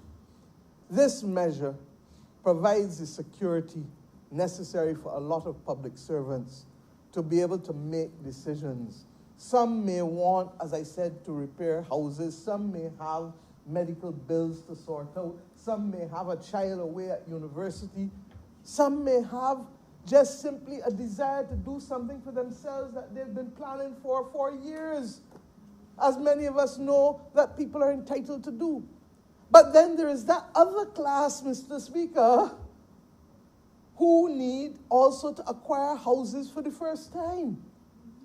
And we have already, as a government, recognized that we have a class of persons earning under $4,000 per month, in some instances under $3,000 a month. I've given the story of a police constable or a single nurse or a single teacher at the very bottom now coming in. And they, like me, might feel that rent is dead money. I have said all my life, rent is dead money. From the time the rent leaves your pocket and you go, before you even give it to the next person, the money dead. You take that same money and you put it in a mortgage, and immediately a piece of it starts coming back to you like a boomerang.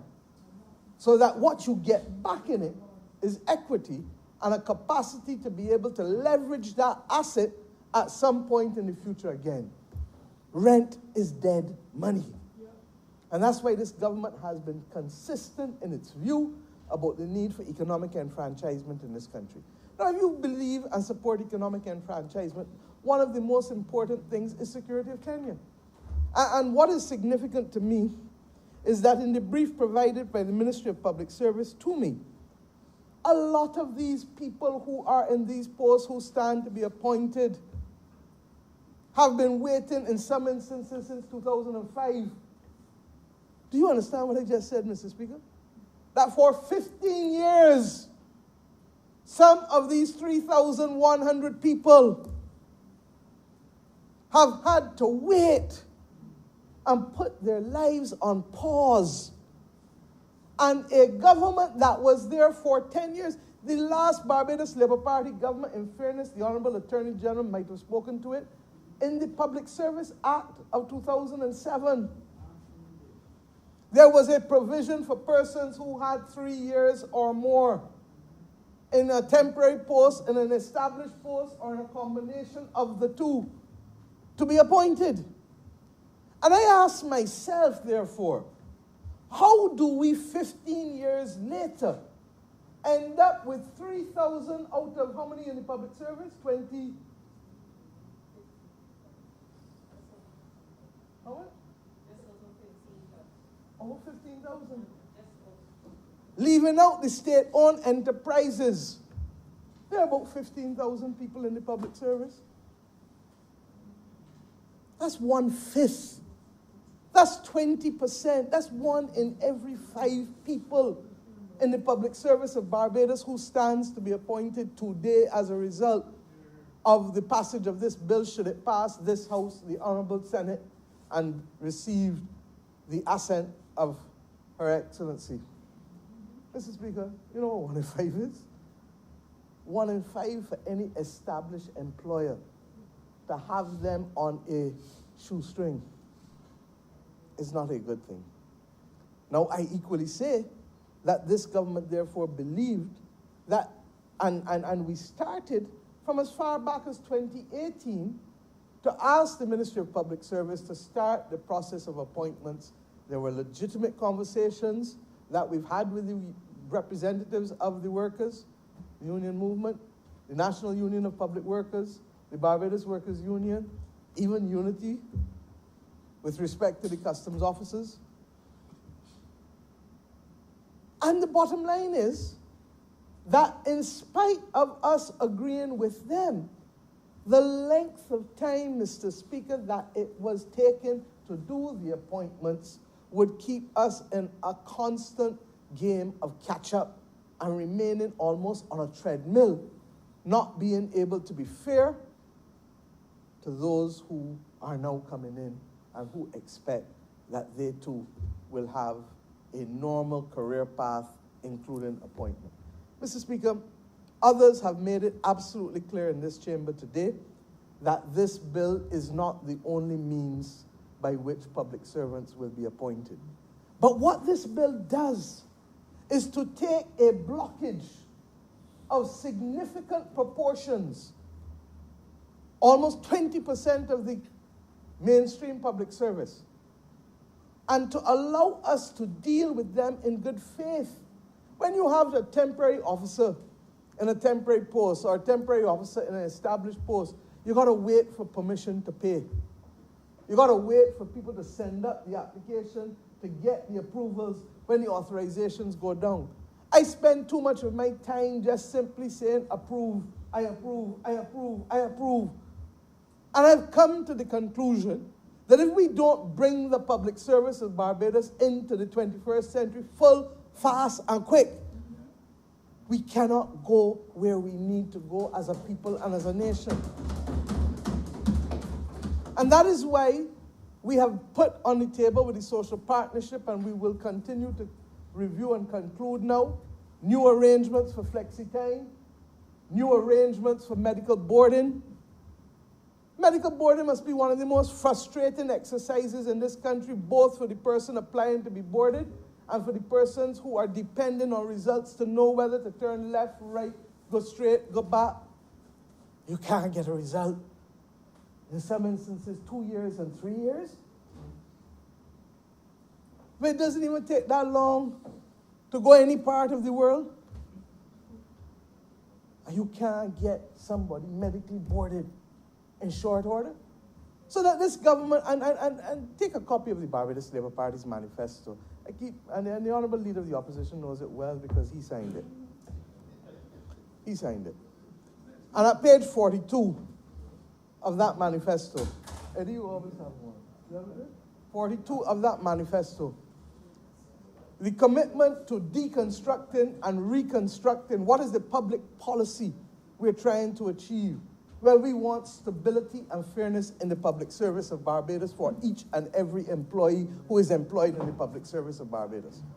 What is the public mischief that we need to make sure that in doing what we're doing, we're not unfairing people? And that's why we went back at it and looked at the combination of temporary and established and put in that. But more importantly, that we also put in is page 42 or 43?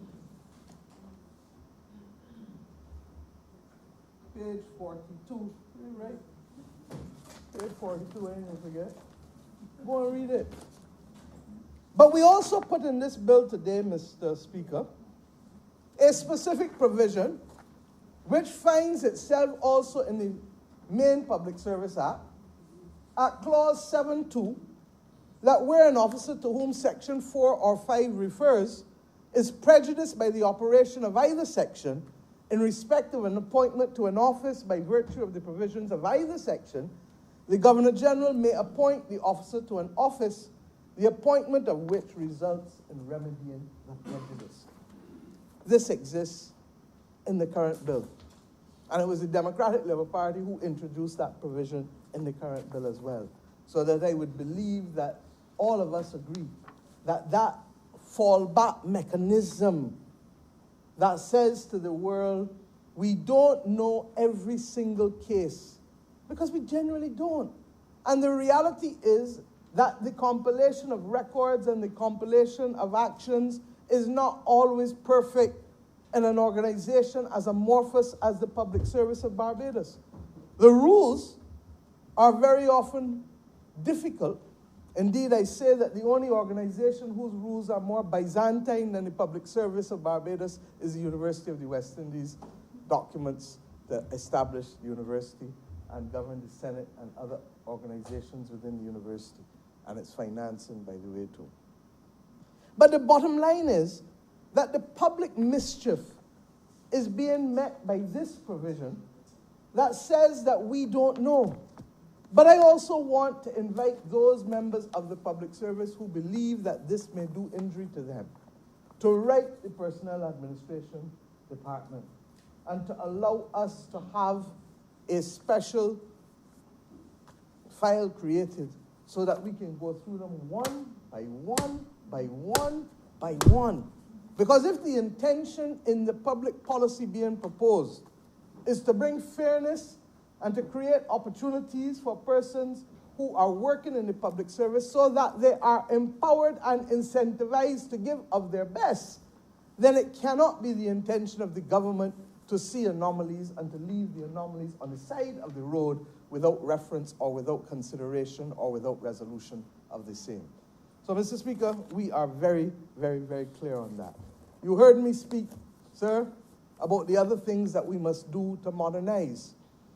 The PAD department, for example, has sent me the list of the numbers all on disciplinary charges. I heard the member for St. Michael Southeast speak very clearly this afternoon, as well as others outside of this chamber.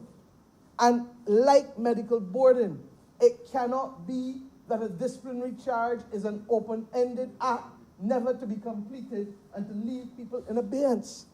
Justice delayed is justice denied, however which way you look at it. And to that extent, Mr. Speaker, this government will put in place arrangements to specifically allow us to be able to follow through on those disciplinary charges. Why? Because I make an allegation does not mean that somebody is guilty. It merits investigation.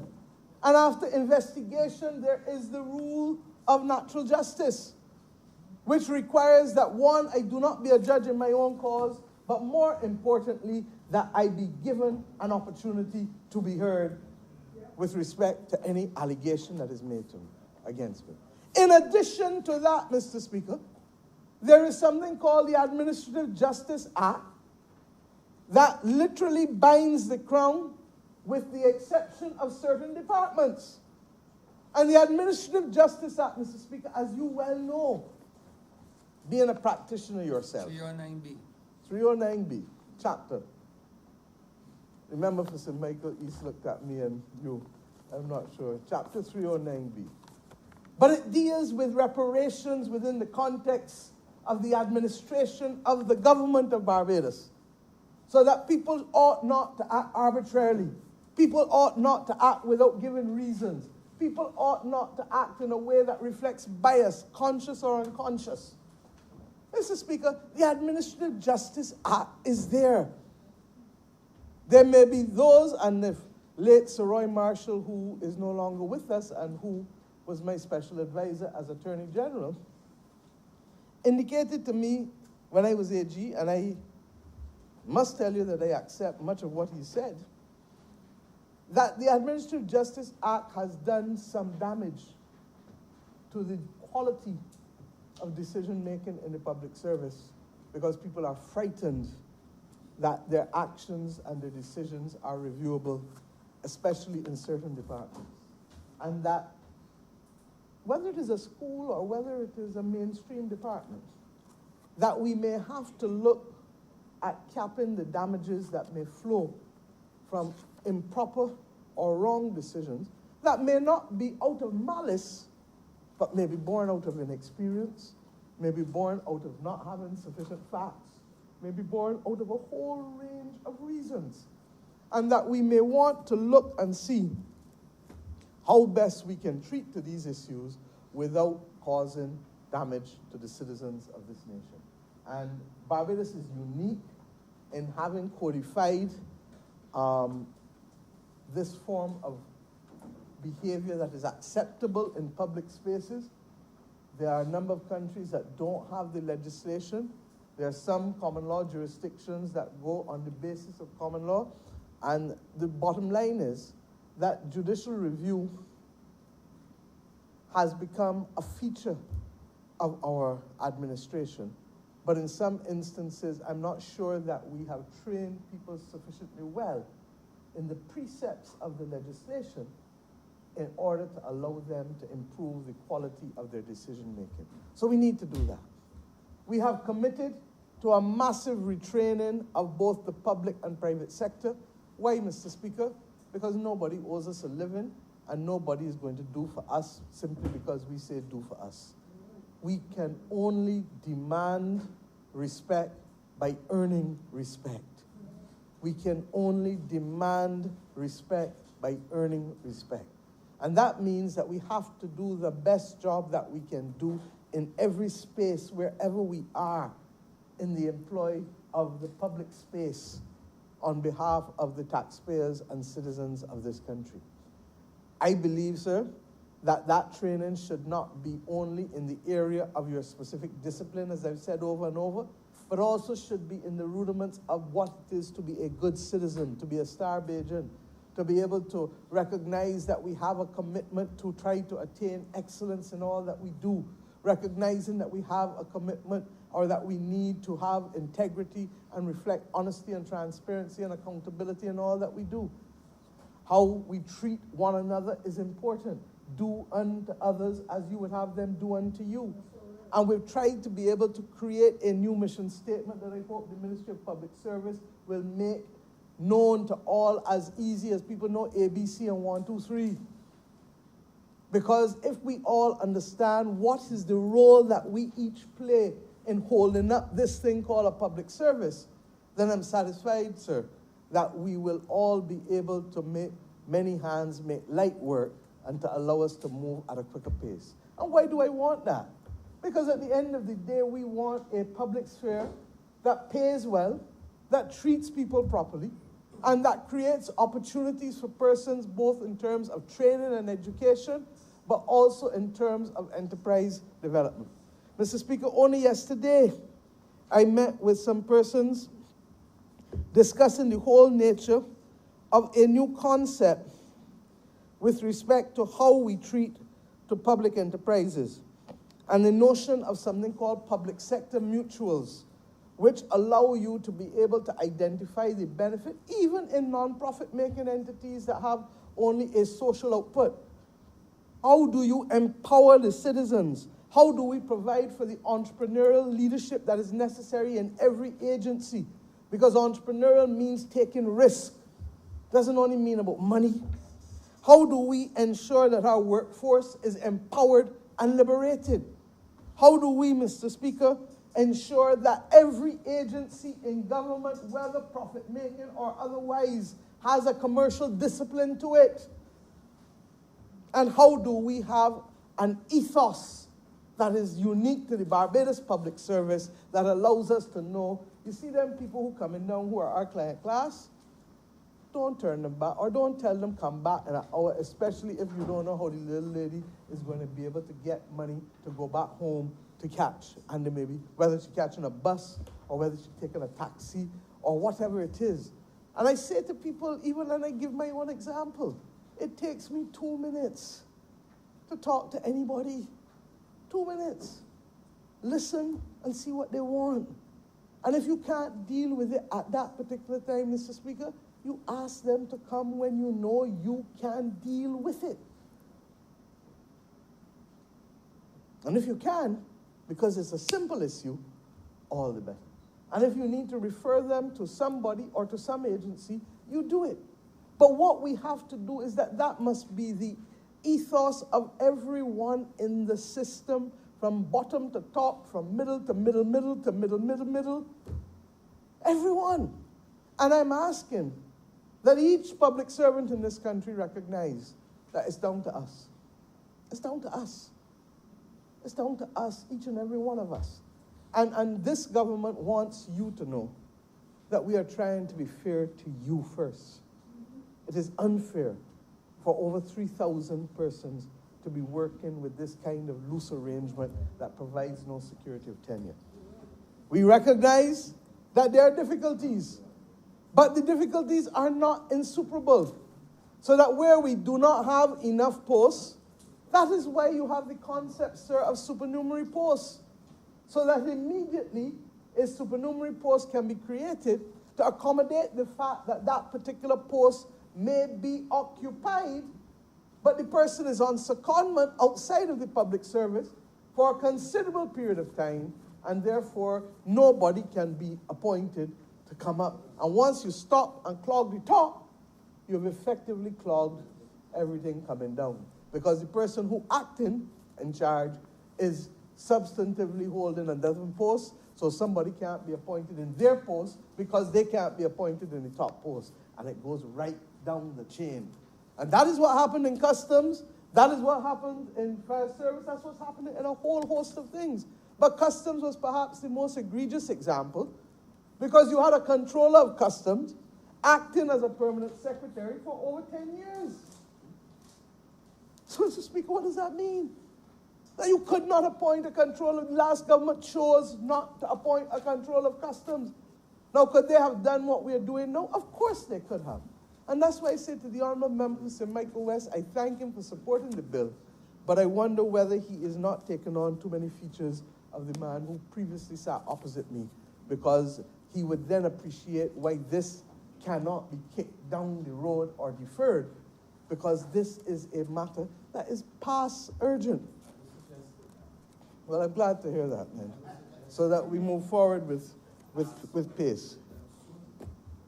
It wasn't done sooner because we asked for them to be done literally by the manner in which it would normally be done, and we were able to complete appointments in the Immigration Department.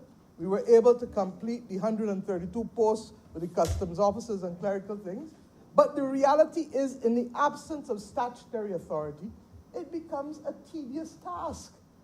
And what we are now doing is saying, look, there's a blockage. Everybody ever heard about colon cancer? You're going to have blockage in your colon. You may have a blockage in your stomach. You may have a blockage somewhere in your body.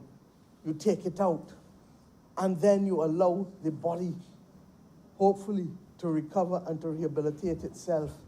And Mr. Speaker, we have left out deliberately police and prisons, because we believe that those still have to be the subject of a painstaking, deliberate individual appointment. But we are now in a position to do that in quick dispatch, having removed 3,000 others that the officers would otherwise have to do.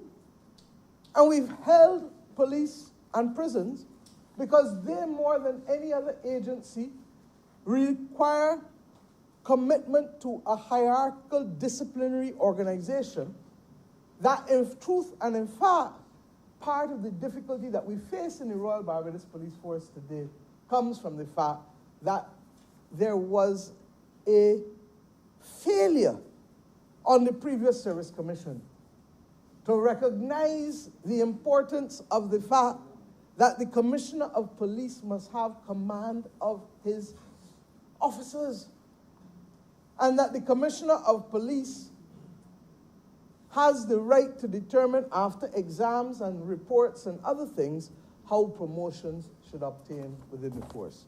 Now, Mr. Speaker, the last Service Commission, and I've said this publicly already, didn't only reject the recommendations of one Commissioner of Police in the form of Mr. Darren Doughty, and took instead the recommendations of the Deputy Commissioner of Police over the Commissioner.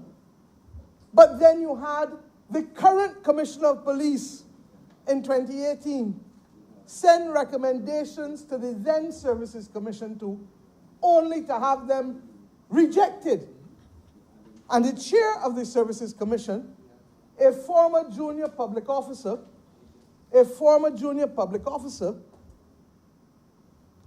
chairing a commission with a former retired senior police officer. Both of them were police officers. But neither of them currently serving and making judgments that rejected the current Commissioner of Police in the recommendations that he would have made to the Services Commission.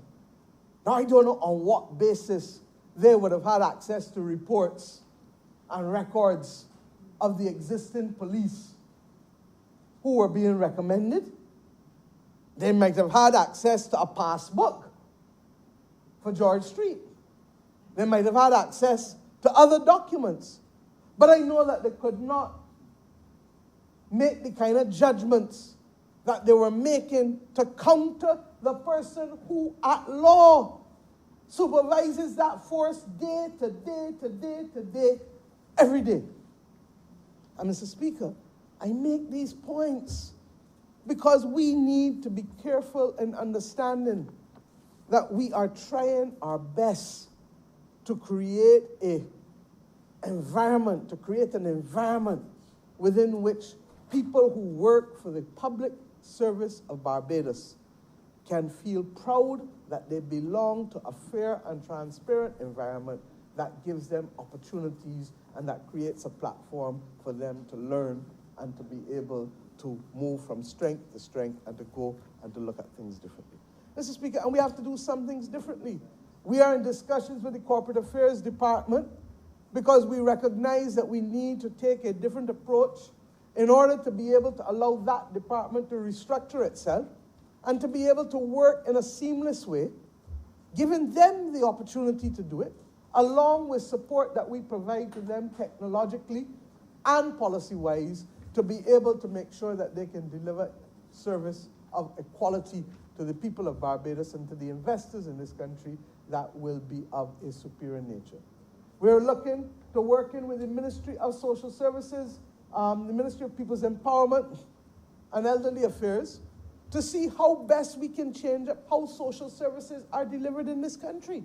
Because right now, we have a situation where you may argue that each department does not have sufficient social workers, Child Care Board, NAB,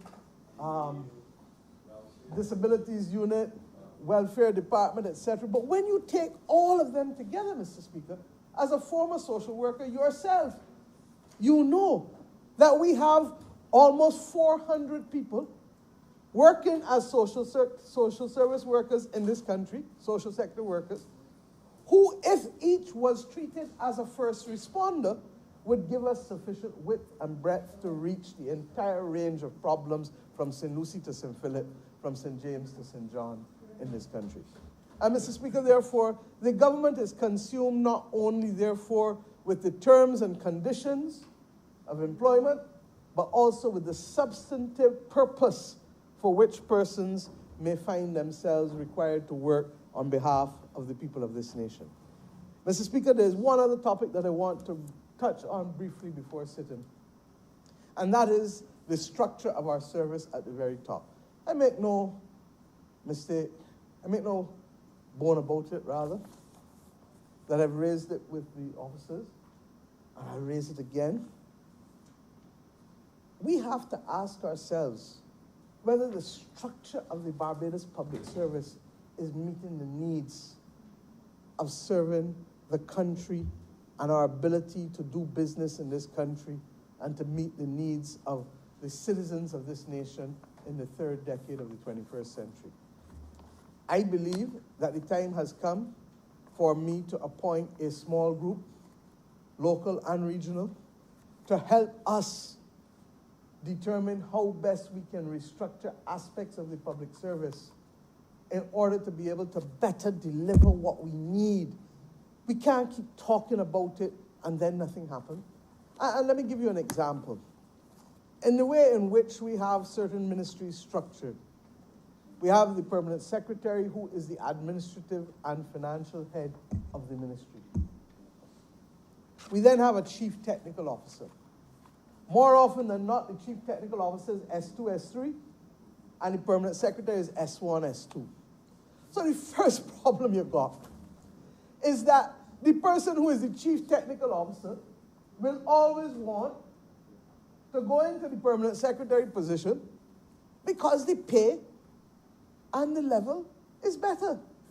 But when you have now that level of movement and that level of disruption from ministry to ministry to ministry, a chief technical officer is in agriculture, is in public works, is in foreign trade, is in Solicitor General's department, is in the Chief Parliamentary Council's department, is in education.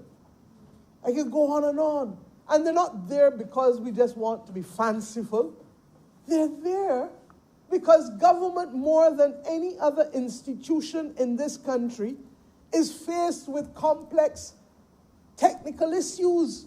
And if we are to regulate, then the chief regulator inevitably is the chief technical officer. We see it clearly with COVID and the chief medical officer. I have maintained that the chief medical officer has powers in this country that not even a prime minister or governor general has. And there are other powers that other chief technical officers have. The chief labor officer. And we have to ask ourselves whether we can continue with this situation where we are shifting people on a day's notice and 2 days' notice, and a project that's sitting down on a chief technical officer's desk is then put on pause for 6 weeks because they've gone on vacation. Now, I don't think it is fair to the chief technical officer either to have them operate at a level below the permanent secretary. That therefore means that government is continuously under pressure to fill that.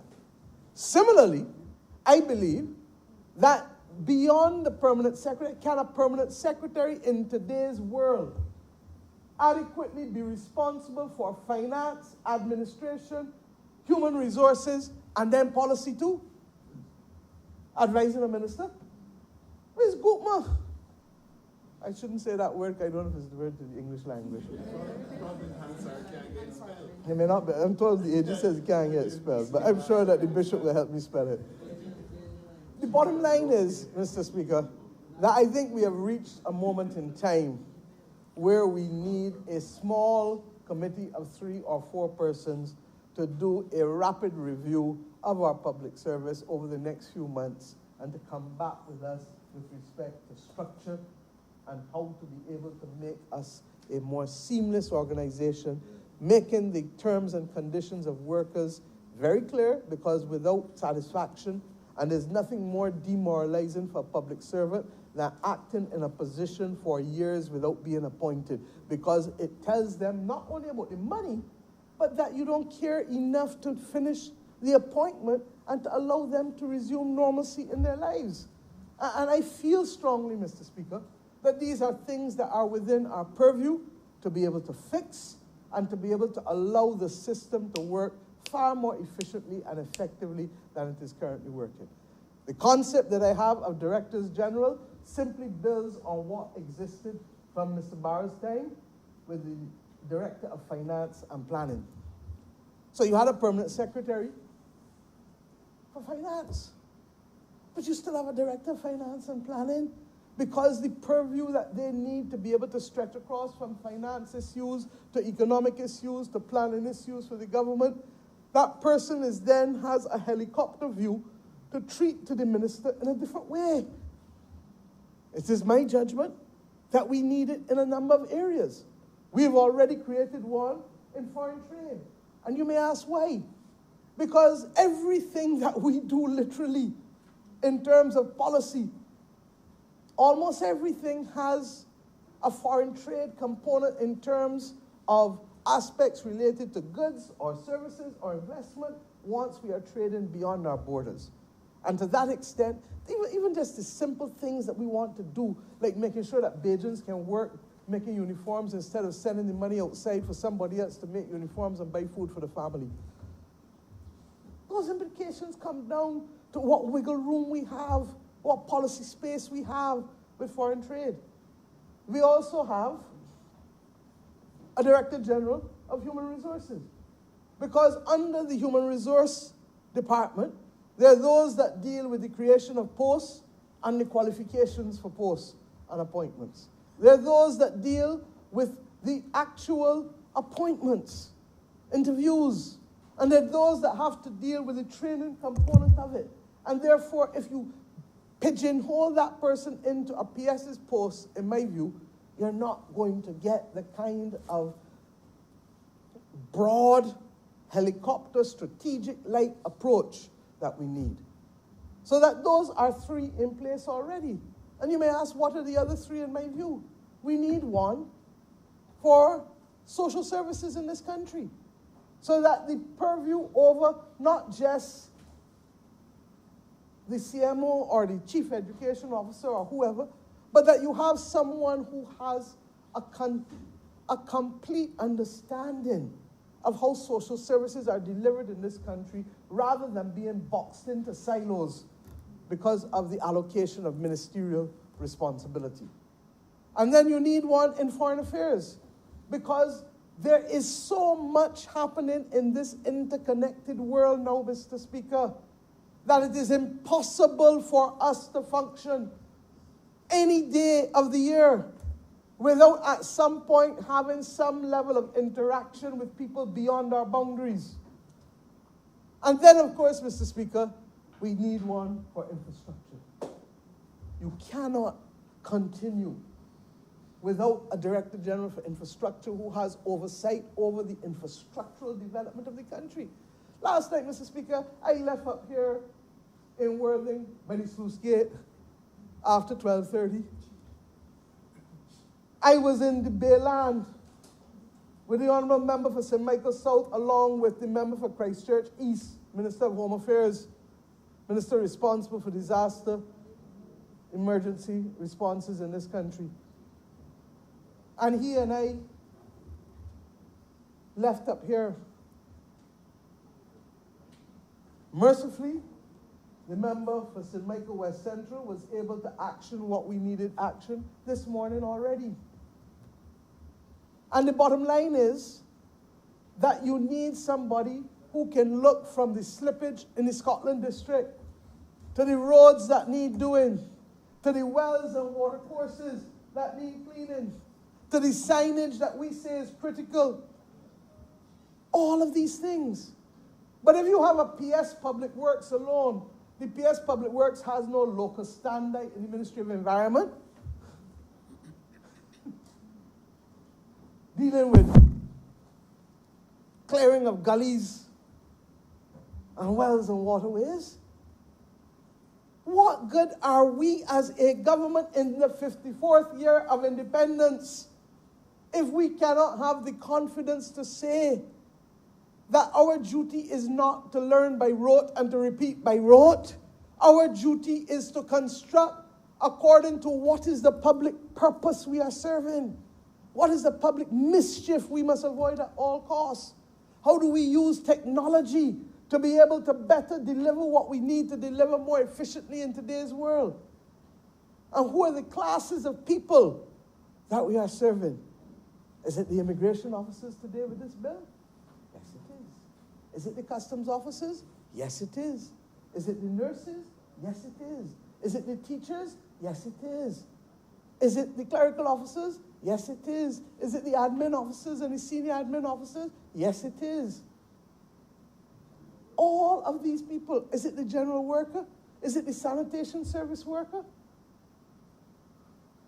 All of these people, ultimately, those are the people whom we serve in the public policy which we bring.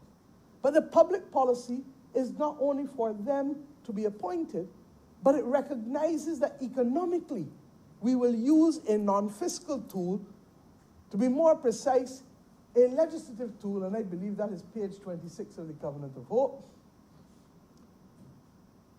to use the other powers of government beyond tax and spend. Member for Christchurch East Central knows it well. That we can regulate, that we can empower, that we can legislate, that we can facilitate. And all of these things lead to people spending money, which leads to further economic activity in the economy and jobs being created in the economy. So I believe, Mr. Speaker, we need to look at the construct with the 6 Directors General in order to be able to allow us to have that oversight that is sectoral. It's one of the problems that my cabinet, and I want to commend my cabinet ministers for being as receptive to us remaining as a team as far as possible. Because if we were to only drive activity in this country through silos, we would not get half of what we are doing achieved. And almost in every instance, their ministers have to work with colleagues every day in order to resolve issues, in order for action to happen in this country. Because the siloed approach takes away from progress. And Mr. Speaker, therefore, I really would like a review of how we treat to the Chief Technical Officers. I'm not unfairing them in terms of my reluctance to see them move to act as PSs, because I am conscious that this country does not have the luxury of delay or a buffer that we can overcome in this difficult environment, and that I need all hands on deck. In fact, the truth is that if we really want to know the truth, we have a dearth of capacity, not just in Barbados, but in the Caribbean community. And that's why so many of the regional institutions are critical to us, particularly at a technical level. The Caribbean Public Health Agency, CARFA, the Joint Regional Communications Center that helps us with the vetting of all persons coming through, whether it's on the welcome stamp or whether it's at the airport or the seaport. And that is simply an agency of the Implementation Agency for Crime and Security. The one in Suriname, CASFA, that deals with agricultural health and food safety. And I can go on with the other regional agencies that literally are there because one of the key components of the revised Treaty of Chaguaramas is, in fact, functional cooperation, because it is accepted that in our little small islands, we may not have the population base and we may not have the depth and breadth of experience that is necessary in order for us to treat to a wide range of things before us. So, Mr. Speaker, I've spoken longer than I intended to, but I think it was necessary. And I think it was necessary because this government has come here today to finish unfinished business, to deal with unfinished business, to deal with 3,100 people who were hopeful before, but who now know for certain that their issues are being resolved. There is unfinished business with the conveyance of the national housing units that were promised for free by the last government, but for the most part have not been conveyed to the people to whom it was promised. It means that those people in those housing estates, Mr. Speaker, you have one in your constituency, cannot go about their business. The member for St. Michael North has many. The member for St. Michael Southeast, the member for Christchurch West Central, the member for St. James South. They all have many. But they can't have their constituents plan out their lives. Christchurch West, he is now the Minister of Housing, so he knows that this has to be resolved. And we may well have to resolve it by legislation. And I've asked the Honorable Attorney General and the Minister of Housing to meet with a team of experts to see how best we can bring this thing, because the NHC is getting no revenue. The NHC still has the responsibilities, but the people who are in the properties who would like to do something or go and borrow some money to fix up something within the context of the covenants that will be there cannot do it.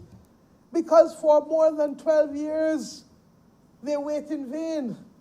And for those 450 people who paid down money prior to the election in January 2008, in the throne speech, we have committed that they will receive bonds in the next few months in order to be able to return the money that they paid ahead of the promise that was given, knowing full well that everything happened in a political silly season, and to that extent, in my view, and we made this promise in opposition, they should not be made victims as a result of that, and they should have their matters resolved.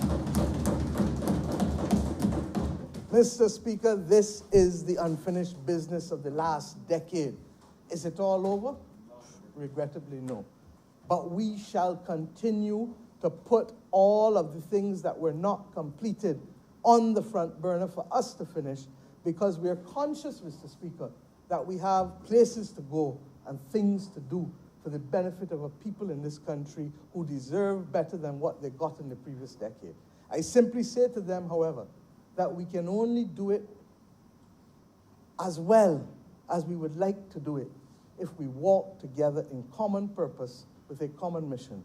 And I look forward to being able to help in that regard by making sure that not just myself, but all members of this government will do their best to meet with as many people and as many groups as possible to ensure that that common mission of how we take Barbados out of this challenging COVID times, how we meander the climate crisis, which last night reminded us only too well is still very much with us. How we do all of this depends fundamentally on communication.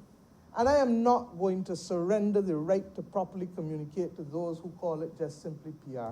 This is not PR. And for those who believe that this is PR, it tells me that they do not understand that the first step in the identification of a common mission is communication. The second step is being able to understand where the different players stand. And that is why I've been as clear as I have with respect to the choice that we have made in St. George North and other matters that may or may not be known to people in this honorable chamber, that will allow us to bring people who can pass a perspective on policies before they are settled, because we know at the end of the day what motivates us, what is our philosophy, and what ultimately we want to achieve with respect to the settlement of programs and policies for the benefit of the people of this nation. Together is how it shall be done. Through communication, we will establish that common purpose, that common mission, and together, Mr. Speaker, I give you the assurance that this government will continue to work in the interests of ordinary people in this country and of people of all sectors and interests. I'm obliged to you, and I beg to move that this bill be now read a second time, sir. Question is that the aforementioned bill be read a second time. All those honorable members in favor, please say aye. Those against, please say no. We think the ayes have it. Mr. Speaker, I beg to move that you do now leave the chair and that this House resolve itself into committee for further consideration of this bill. Second that, sir. The question is that the Speaker do not leave the chair and the House resolve itself into committee for further consideration of this bill. All those honorable members in favor, please say aye. Those against, please say no. We think the ayes have it.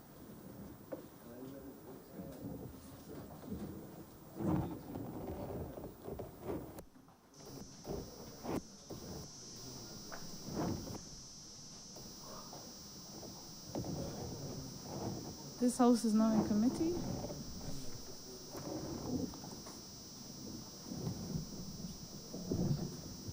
Arrangements of section. Mr. Speaker, Madam Chairman, Madam Chair, there are a few amendments to the bill. They've already been handed to the Leader of the Opposition. He would have a copy of the amendments would have been put in his desk, highlighted in bold this morning.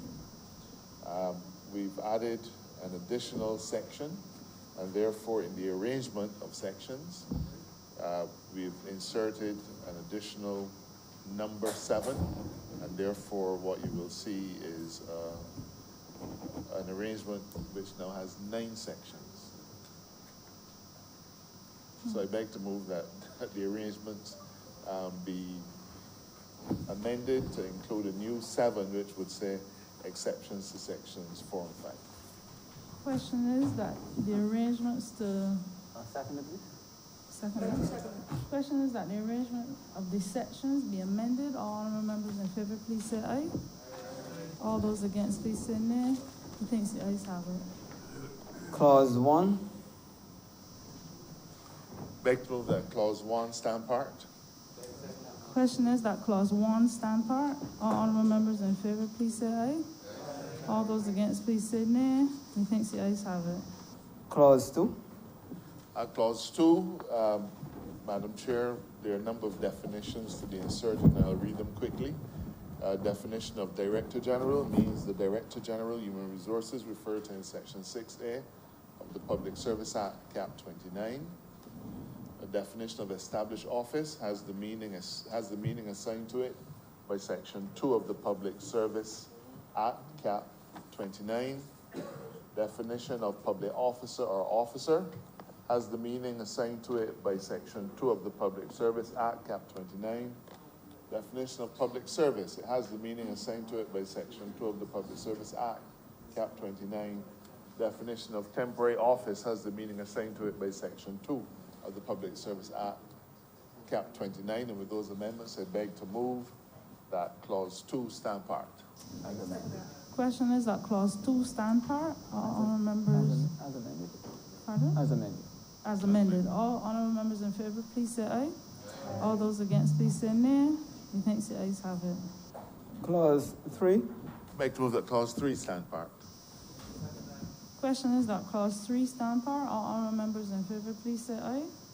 All those against, please say nay. He thinks the ayes have it. Clause 4. Clause 4, Madam Chair, in the chapeau after the number 20, I wish to amend it by inserting the following words: of the Public Service Act, Cap 29. At 4A, I want to add Roman numeral 3, which would say a combination of a temporary office and an established office. And with those amendments, I beg to move that Clause 4 stand part. Question is that clause 4 stand part with amendments. All honorable members in favor, please say aye. All those against, please say nay. He thinks the ayes have it. Clause 5.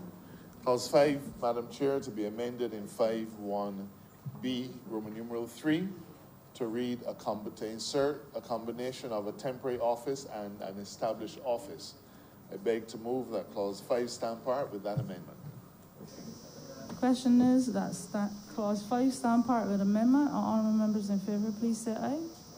All those against, please say nay. He thinks the ayes have it. Clause 6. Clause 6(1), Madam Chair, to be amended by inserting in 6(1)C the words have been after not. So the phrase now reads, has a conviction which may not have been. So we're inserting the words have been. In 6(1)D, we're inserting the word Director General after the phrase who has been processed by the. So it would now read a person who is on medical leave for a period of at least 3 months accumulatively in any one calendar year and who has been processed by the Director General for referral. 2B, the word Director General is inserted in a similar context, so it would say who was referred to a medical officer or a medical board by the Director General. With those amendments, I beg to move that Clause 6 stand part. Question is that clause 6 stand part with amendment. All honorable members in favor, please say aye. All those against, please say nay. He thinks the ayes have it. Clause 7. Clause 7, Madam Chair, we want to replace the existing 7 by adding a new 7, which will read as follows. The heading is exceptions to Section 4 and 5, and the clause, again, has been passed to the Leader of the Opposition since morning. It will read, Sections 4 and 5 shall not apply to temporary offices that were created in respect of a specific project, and the determination as to whether a temporary office is a project office shall be made by the ministry responsible for the public service. Subclause 2, where an officer to whom section 4 or 5 refers is prejudiced by the operation of either section, as the case may be, in respect of an appointment to an office by virtue of the provisions of, you have either section there, right? I have either section, but I don't know as the case may be, so. Right.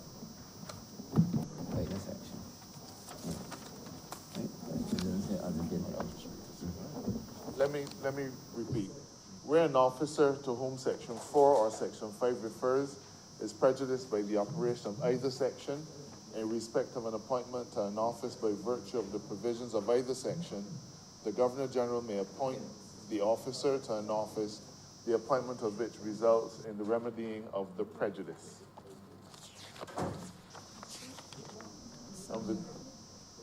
With that insertion, I beg to move.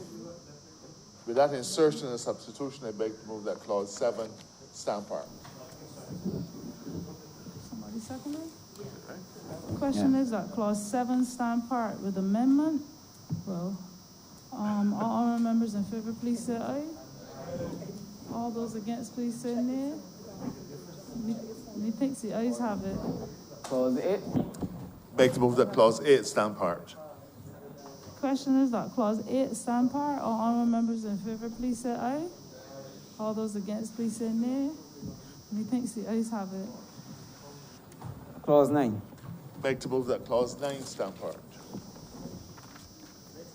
Question is that clause 9 stand part. All honorable members in favor, please say aye. All those against, please say nay. Methinks the ayes have it.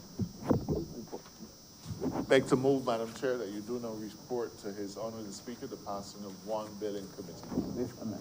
With amendments. Question is, I do not report to His Honor the Speaker the passing of one bill in committee with amendments. All honorable members in favor, please say aye. All those against, please say nay. Methinks the ayes have it.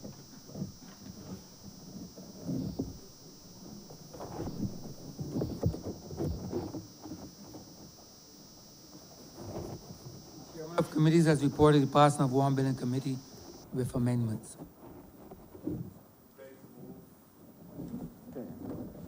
Beg to move this bill be read a third time. The question is that the aforementioned bill be read a third time. All those honorable members in favor, please say aye. Those against, please say no. Me think the ayes have it. Passing a second. Passing a second.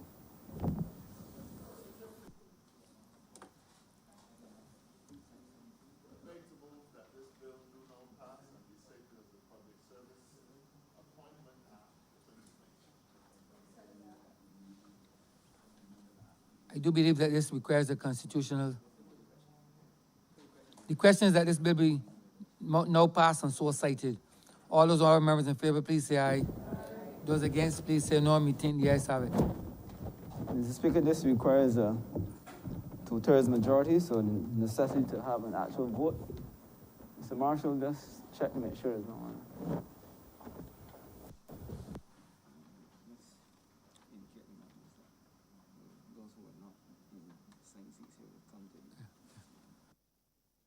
Members who are not in assigned seats to come to the available mic to register your vote. Any time arises, sir. Any time arises. No?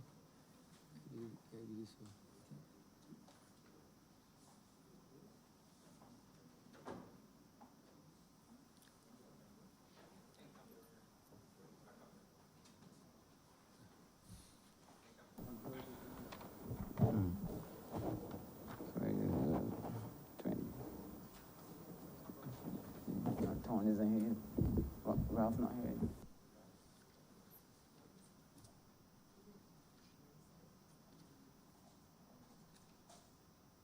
Ms. Motley? Ms. Bradshaw? Aye. Mr. Marshall? Aye. Ms. Ford? Aye. Mr. Humphrey? Aye. Your Honor, Mr. Clark? Aye. Mr. Hinton? Aye. Mr. Gidenejo?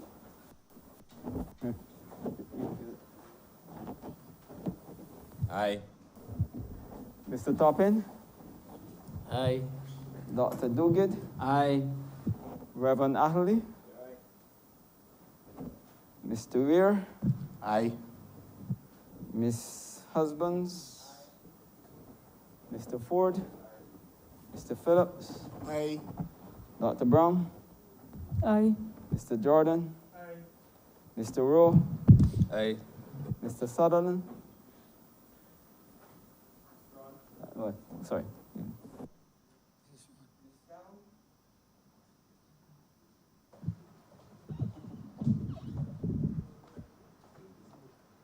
Aye.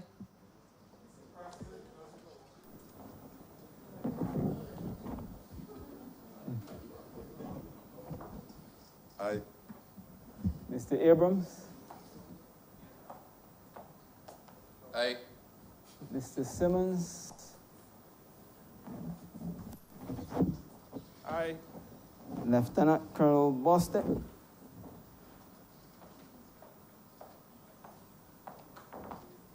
Aye. Mr. Griffith? Aye. Mr. King? Aye. Mr. Huh? Mr. Strawn, sorry. Aye.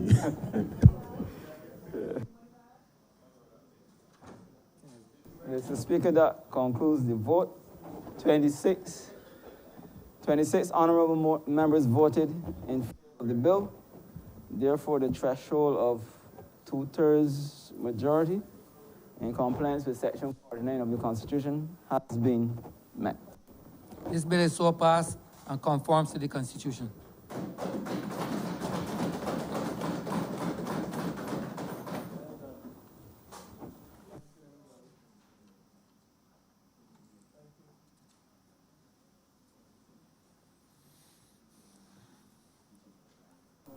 Mr. Speaker, recommittal of government notices, there's a need to withdraw and replace the resolution. Honorable Leader, Government Business. Thank you, Mr. Speaker. I beg to withdraw the earlier resolution and to give notice of a resolution to grant the sum of $18,457,789 from the Consolidated Fund and to place it at the disposal of the government to supplement the estimates 2020-2021 as shown in supplementary estimates number 6, 2020-21. Revert to government business. You're moving it, yeah?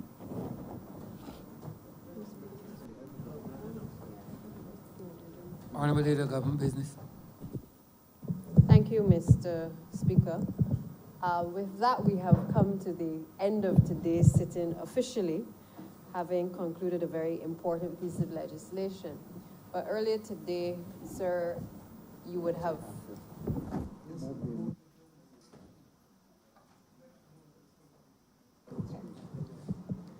Sir, I beg to move that the House be adjourned until the 13th of October. 13th of October at 10 a.m. Yeah, 13th of October at 10 a.m.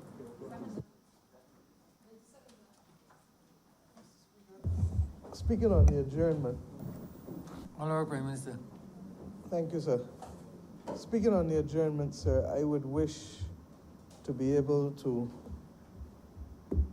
speak and to commend to this honorable chamber the service of the honorable member for St. George North, who I believe has written, Your Worship, Your Honor, indicating that as of tomorrow, he will be taking his leave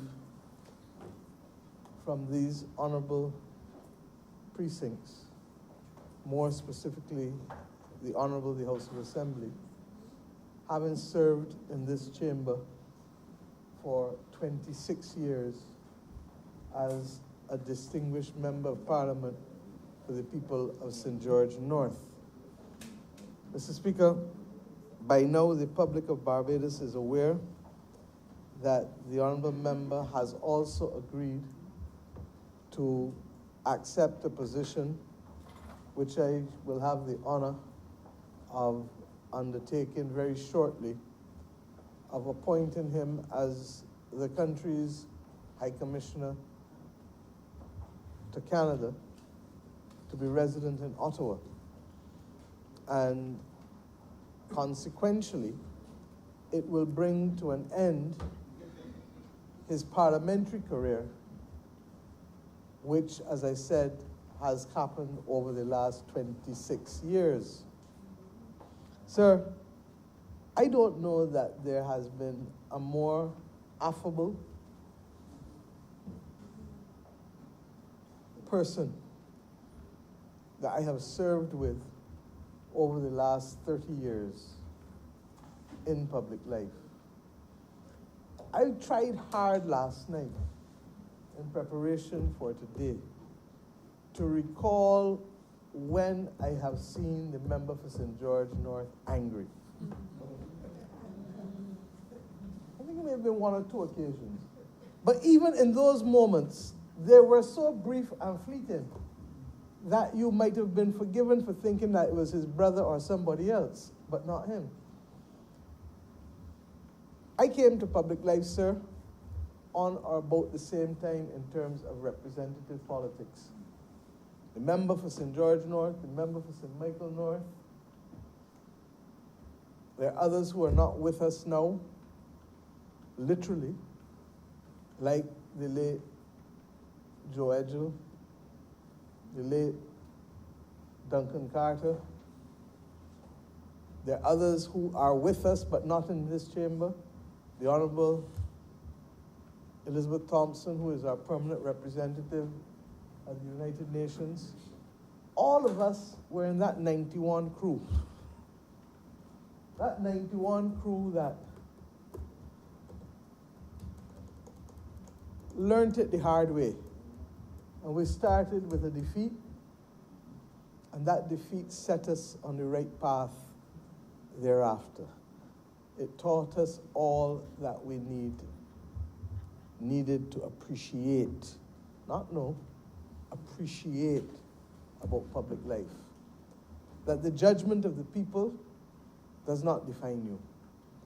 That it is simply a judgment as to where people stand at that point in time and what they want at that point in time. The people who rejected all of us in 91 embraced us, Mr. Speaker, willingly in 94. And in the case of the honorable member for St. George North, it was a case of going from strength to strength to strength to strength. Anybody who knew St. George before 1994 and who know it now would know that whenever the history of this country is written and the history of that parish is written, they will say that there was a representative who was able to achieve so much for his people. Not just in the ministries that he served, the Ministry of Housing and the Ministry of Public Works, but across the entire range of public and private and NGO services in this country. And I hold up the honorable member for St. George North as an example for those who are interested in public life and in representing people to understand first and foremost, your duty is to serve the people. Your duty is to serve the people. And thereafter, how you serve and what you do for them can be brought into play. But there are a few things, and today, and we will have a chance for greater and longer speeches because I'm constrained by the rules of this honorable chamber. But suffice it to say that there are a few things that I will forever remember him saying. This evening, the member for St. Thomas said, "You cannot legislate good behavior." But I must say to her that the real originator of that concept was the member for St. George North, who, at a meeting that I should not speak about, in a place that I should not refer, once told a predecessor of mine, in dealing with legislation related to the abattoirs and slaughterhouses, that you cannot legislate out of culture. And as simple as the language was that he used, was as profound as the concept was that he was referring to. You cannot legislate out a culture. And that what was clear is that even if something is bad for you, spend the time first trying to understand that either before or on a parallel track, you have to bring people along with you. Because if the behavior of people does not change, or if the attitudes and values of the people don't change, you are not going to be successful purely by legislative prescription. And Mr. Speaker, I've never forgotten it, because it has served as a wise piece of advice for those of us who have been charged with serving the interests of people, particularly over the last 3 decades in this country. I want to say to the honourable member for St. George North that his work outside of St. George North will also stand to be recorded as adding value to the people of this country. He started first and foremost as a parliamentary secretary. I want people to listen. He started as a parliamentary secretary. He then served as a minister. He served along a minister in a ministry. He was in housing, he was in public works and transport. But even when he was parliamentary secretary, he had the occasion to act for a number of ministers in that first term across a range of sectors. And that gave him a certain breadth of appreciation that he carried with him throughout his entire service in this parliament. I go further. The member for St. George North was the secretary of our parliamentary party for over 20 years. Indeed, it is only in recent times when the honourable member for St. Lucie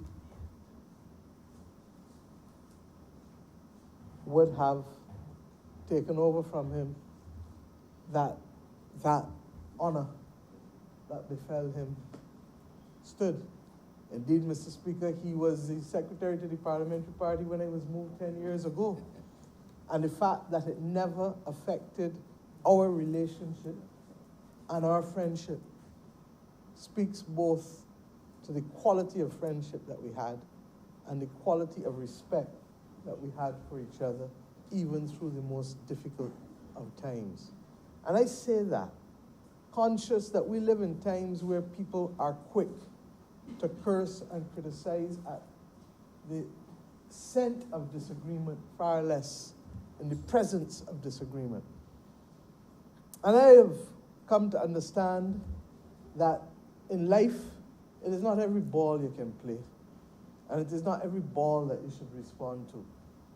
And I've watched quietly over the years as I'm tempted to call his name, and the rules of this house don't allow me to call it today.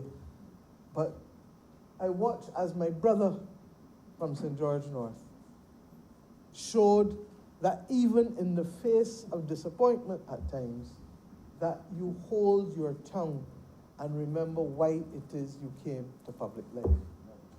Not every day is sunny. Not every day is sunny. And in this representative, people know that they don't have a fair weather friend, and that what matters is the trajectory and not the single incident that may cause emotions. I also want to remind this honorable chamber, for those who don't know, that he didn't just stumble into representative politics in 1994 or run in 1991. The honorable member has been close and worked closely with successive leaders of this great political party, starting with the late, great Prime Minister J.M. Adams, former member for St. Thomas, continuing with the then member for Christchurch South, the Honorable Sir Harold Bernard St. John, getting even more intense with the then member for Christchurch West, Sir Henry Ford, and perhaps reaching its zenith with the former member of St. Peter, who, for want of a better phrase, but using a colloquialism that says it all to Bajans, was a partner in crime for the member for St. George North. Mr. Speaker, I think all of us know that and appreciate that there was a special bond between them. And I want now to speak to the Honourable Member since 2018. The Honourable Member has served as chair of the Barbados Agricultural Management Company for me and has had the difficult task of trying to bring order to the unfinished business of that agency too, that was left with conveyances done and monies not paid and all kinds of other untoward things that have made it very difficult for the Minister of Agriculture and the government to be able to resolve things as quickly as we would have liked. But he brought to that task equally his quiet confidence and his determination not to be ruffled by anything. His willingness to consult, his willingness to be engaged, and his even-handed personality has meant for those who have had to deal with him that his departure will in fact be a loss for all of us. But what we may choose to regard as a loss here, I can assure you that the people in Canada will see as a gain for them. The member for St. George North does not go to Canada without experience either, because he is exceedingly well known to the Barbadian diaspora in Canada, having served at the beginning of his political career as a vice consul in the consulate at Toronto, working closely with the Ministry of Labour, and in particular the Farm Labour Program. And it is ironic that he is now going to close his political career by returning not to Toronto, but to Ottawa, not as Vice Consul, but as High Commissioner in charge of the affairs of this country in the nation of Canada. It has been my pleasure to have walked with this man, to have lined with this man, to have worked with this man, to have disagreed with this man, because you can't want a more agreeable person to have a disagreement with. It is true. It is true. And to have learnt from him. This was the brother that would tell me, do the job that you have. As I have told many others, let us do the job that we have. Don't focus on the extraneous things, the noises and the other things that you want to do. Do the job that you have, not the one that you want to aspire to, because the best recommendation for the job that you want to get is doing the job that you have well. I know it is the same type of guidance that he would have given to his children and to those close to him in St. George North all through the years. And I know that even in the face of difficulties, we all know what it is to have started projects and to watch those projects languish for 10 years. Whether it is the roads that were cut coming down from St. Helens, whether it is the pavilion at the Glebe, whether it is in my case in Kenwood Hill, or in the case for the member for St. Thomas in Rockhampton Road. We can go on and on, or whether it was the housing project at Lancaster. We can go on and on. Whether it was the Scotland District Authority that was passed, but the bill that was never established, but yet we could see the level of slippage in that part of Barbados that occupies 1/7 of our land area. And we ignore 1/7 of our land area for 10 years. And seeing land slip into the ocean at Glen Burnie, and land slipping from Horse Hill right back down to the coast. Whatever it is, we know what it is not to have business completed. But it did not stop us from working every day. And the member for St. George North distinguished himself even in opposition, even in the face of those difficulties of trying to bob and weave and achieving progress for the one person here and the one person there under the radar wherever he could. And I commend him for that detailed level of committed representation to individuals. There are many people I know who would like to have been here today to see our brother being elevated to a different form of service that will bring honor to the country. Mr. Speaker, this is not a usual occurrence in a parliament.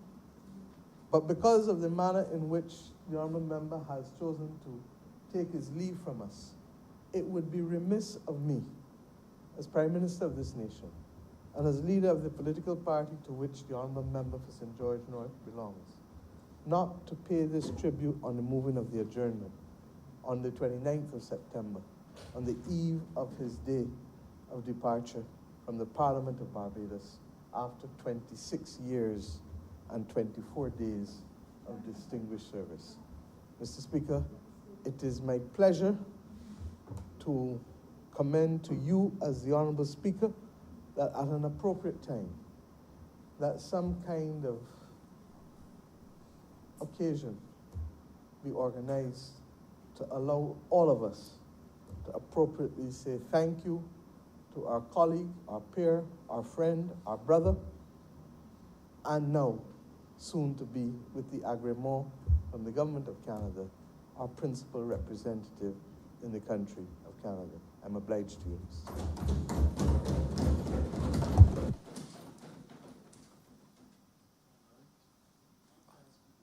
Honorable Leader of the Opposition. Mr. Speaker, just simply to associate the sentiments of those of us on this side with those expressed by the Honorable Prime Minister, and just to pay a few words, say a few words in tribute to the Honorable Member for St. George. I do concur. One of the most obvious things about the Honorable Member is his very amiable, affable spirit. That was identified by the previous speaker. I've always found him to be that way disposed. That has been for me a very pleasing thing. There are some who are of the view that all of us involved in politics are a strange breed of beasts. I have not found the Honorable Member to be of that type of disposition, but I do concur. His amiability is one thing that commends him, certainly to me, and I am sure to the public of Barbados, particularly so to those whom he would have served in St. George North. Sometimes the culture attaching to our practice of politics in the Caribbean context, perhaps though not as bad as elsewhere, lends itself to manifestation of varying degrees of seeming hostility, even sometimes bordering on strong dislike and hatred. And in the context of that,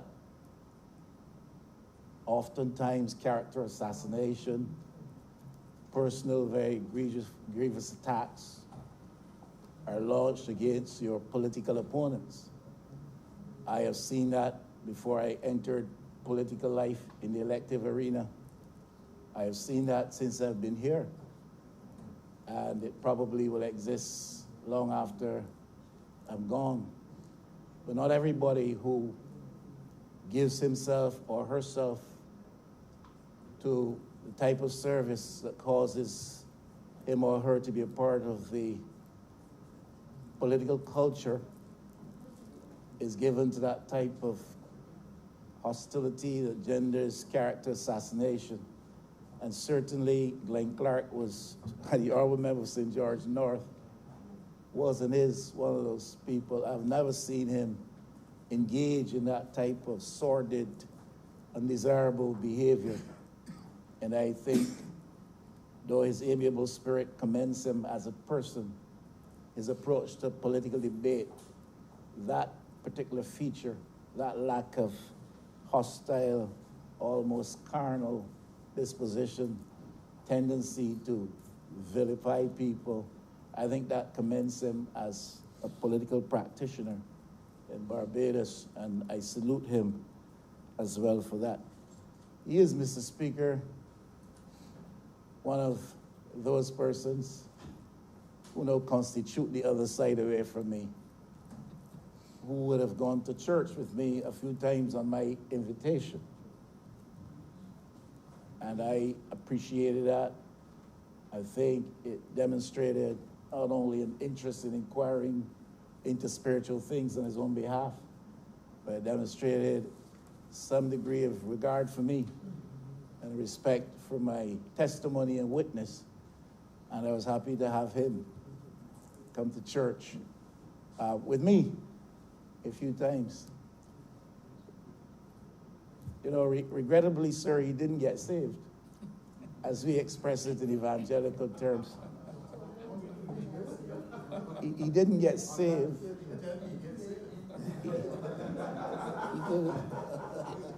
He didn't get saved, regrettably, on any of those occasions.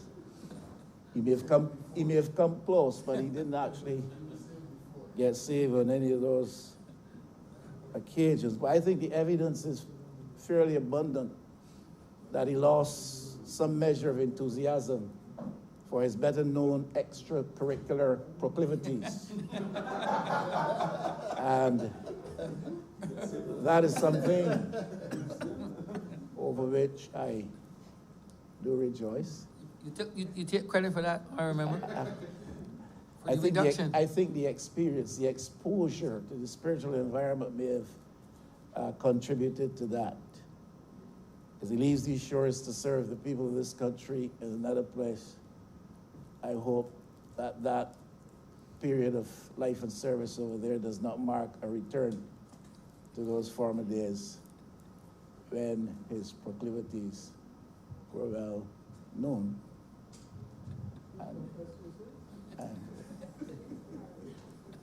Yeah, he did. He has, and the Honorable Prime Minister is right, he has on more than one occasion confessed his sins to me. But I think he would have learned that confessing of his sins to me does not bring him salvation. He has to confess them to a Father above. Because in confessing them to me, he is confessing them to a person, a creature of like manner, as he himself is. And he's got to call on a higher power than that. Were I to suggest that the honorable member is being forced out of office at this time, would not be to say that he has said that to me. And I want to make that clear.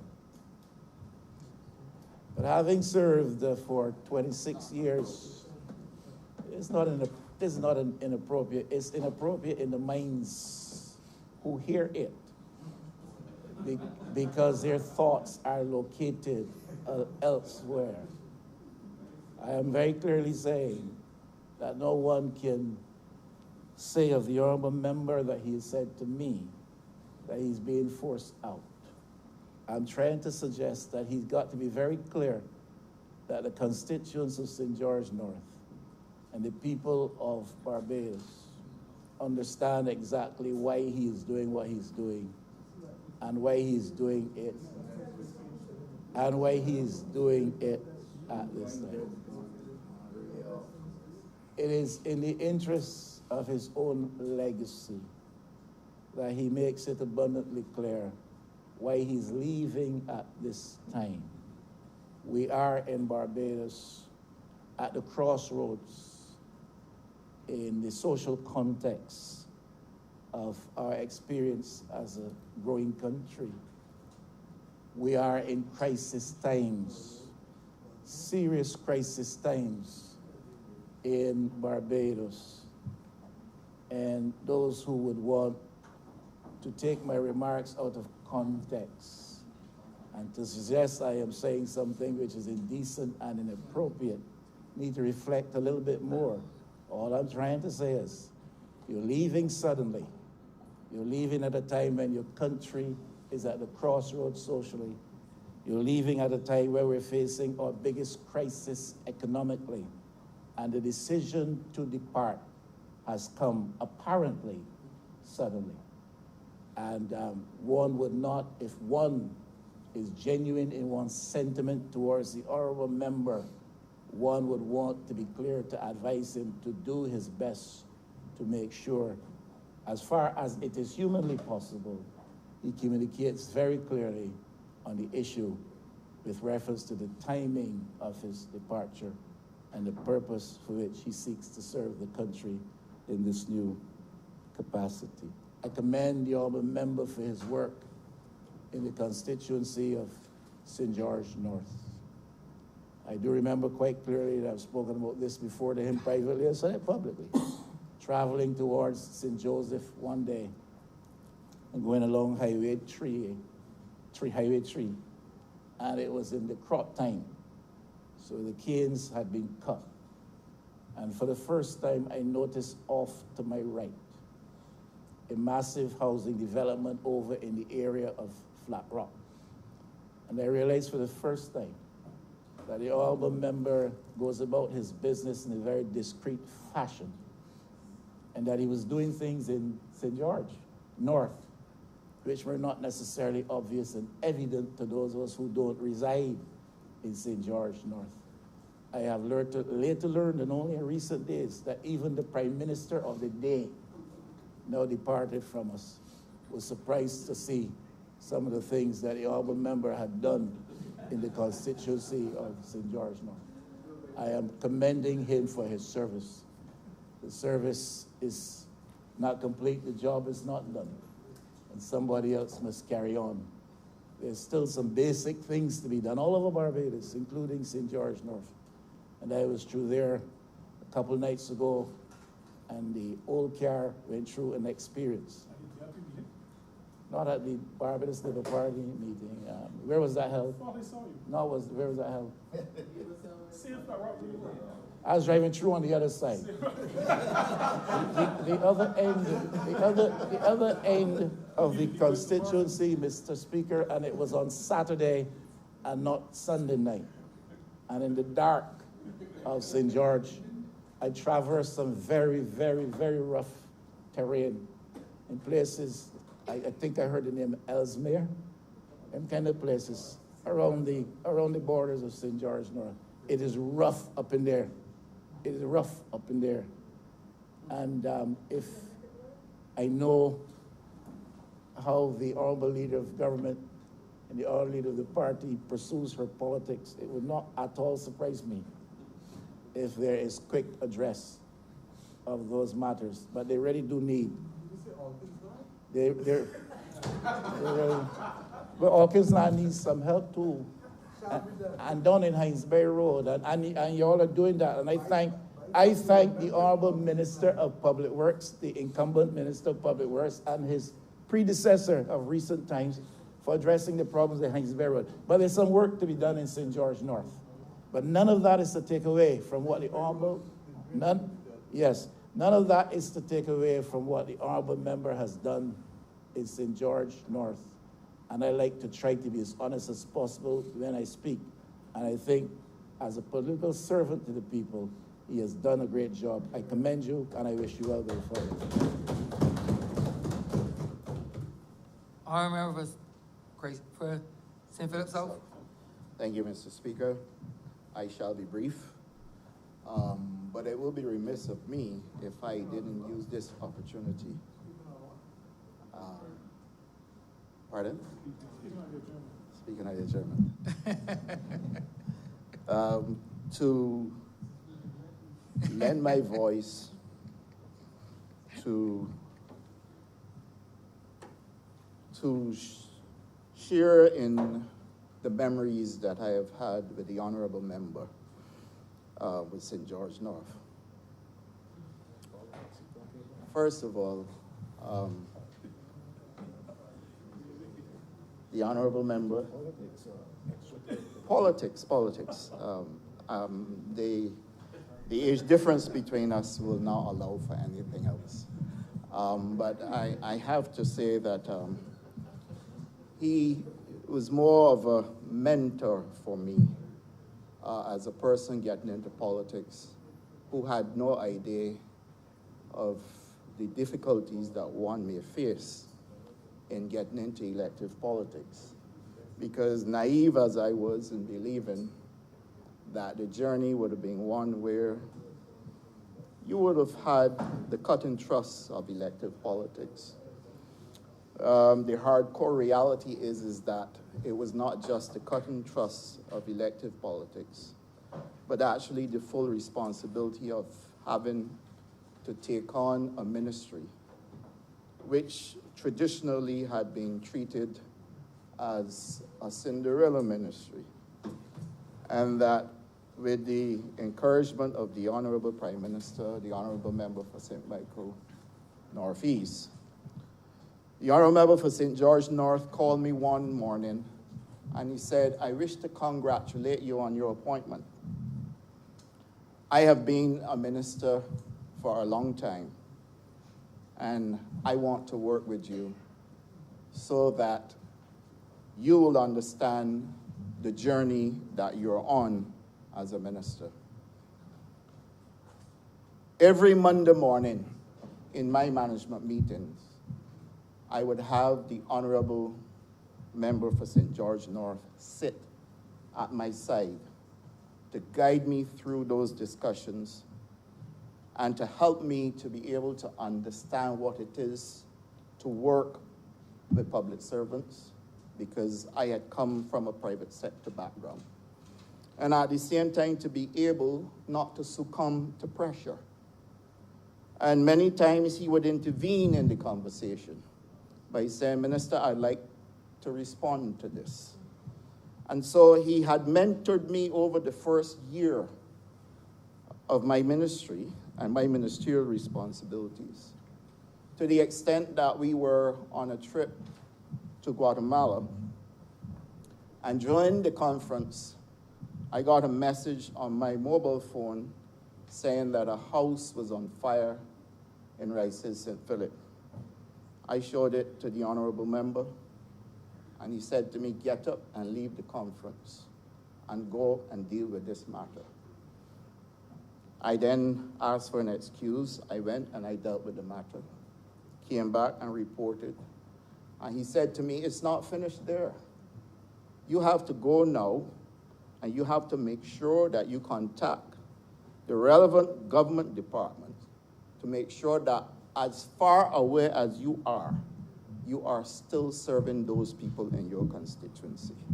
And I would always remember that simply because he said to me also, politics is not how good you run your ministry. It is how well you perform in your constituency, and never ignore canvassing your constituency. I also spent some time with the honorable member at the Miami Airport Hilton over the weekend. And there are some things that he shared with me. I didn't even realize that we had so much in common in terms of socializing, in terms of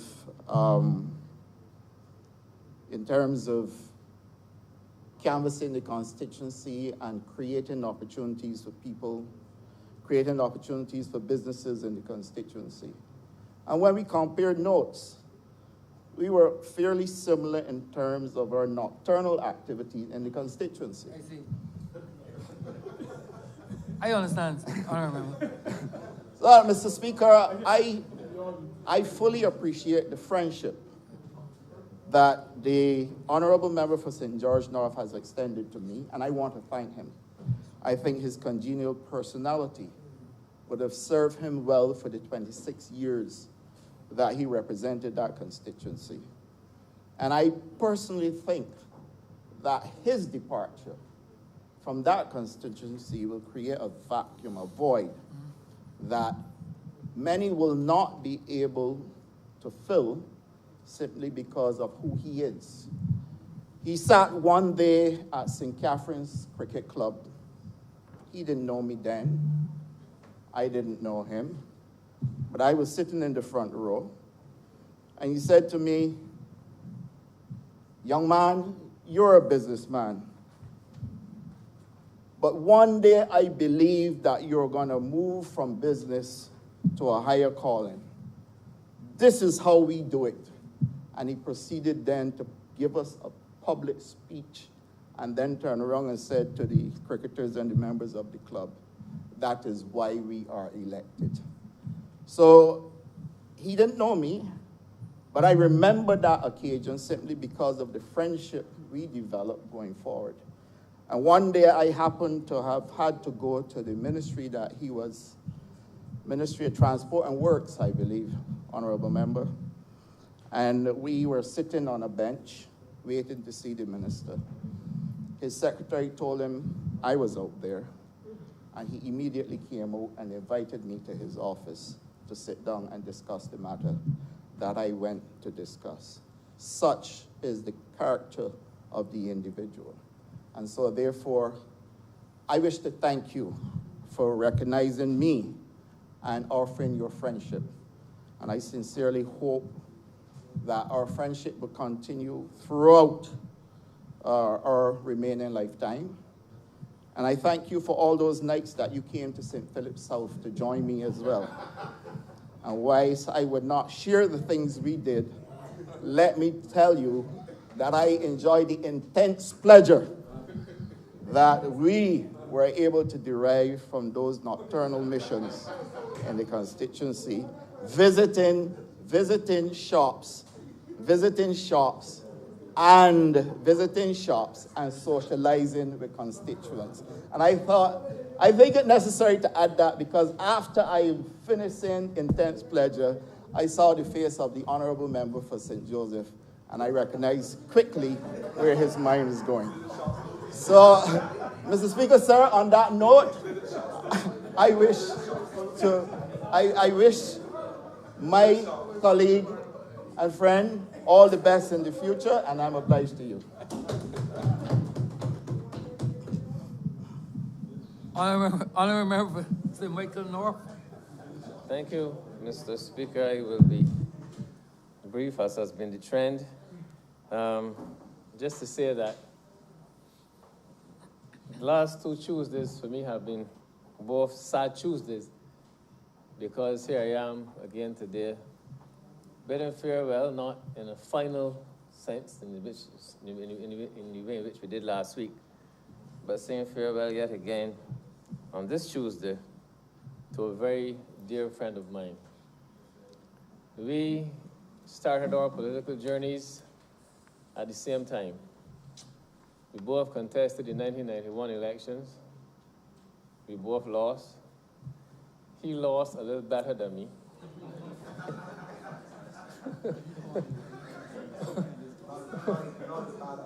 But, no, he lost a little better than me.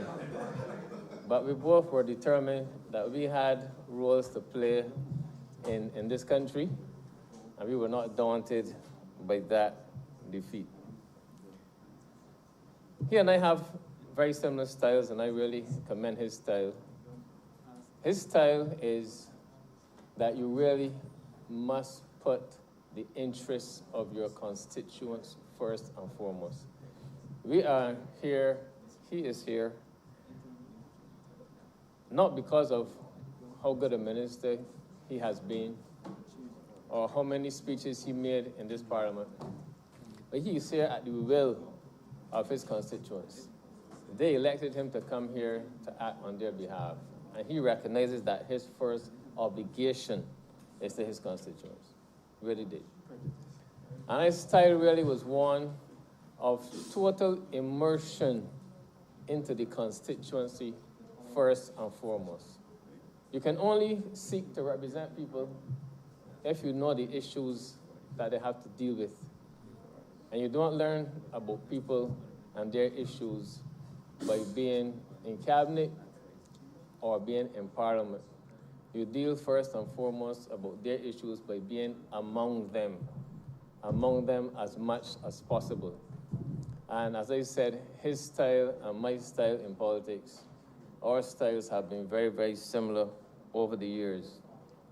For him, there is no us and them. It is we together. And that is how he approaches political life. Getting to know people, getting to know their needs, and putting their needs first and foremost, and serving their needs. As I said, he still is more than a friend of mine. And I was very flattered when approximately, and he said this at a branch meeting at which he spoke some 2 weeks or so ago, that when he received a call in connection with this matter, I was one of the people he called to discuss the matter with. And that is true. And we spoke. I'm just going to say we spoke. And I trust that he took my advice. And here he is today. Politically, he's always been present at events in my constituency for the purposes of attending. He spends time in my constituency for the purposes of attending events that I hold in my constituency, although he has other interests in my constituency as well.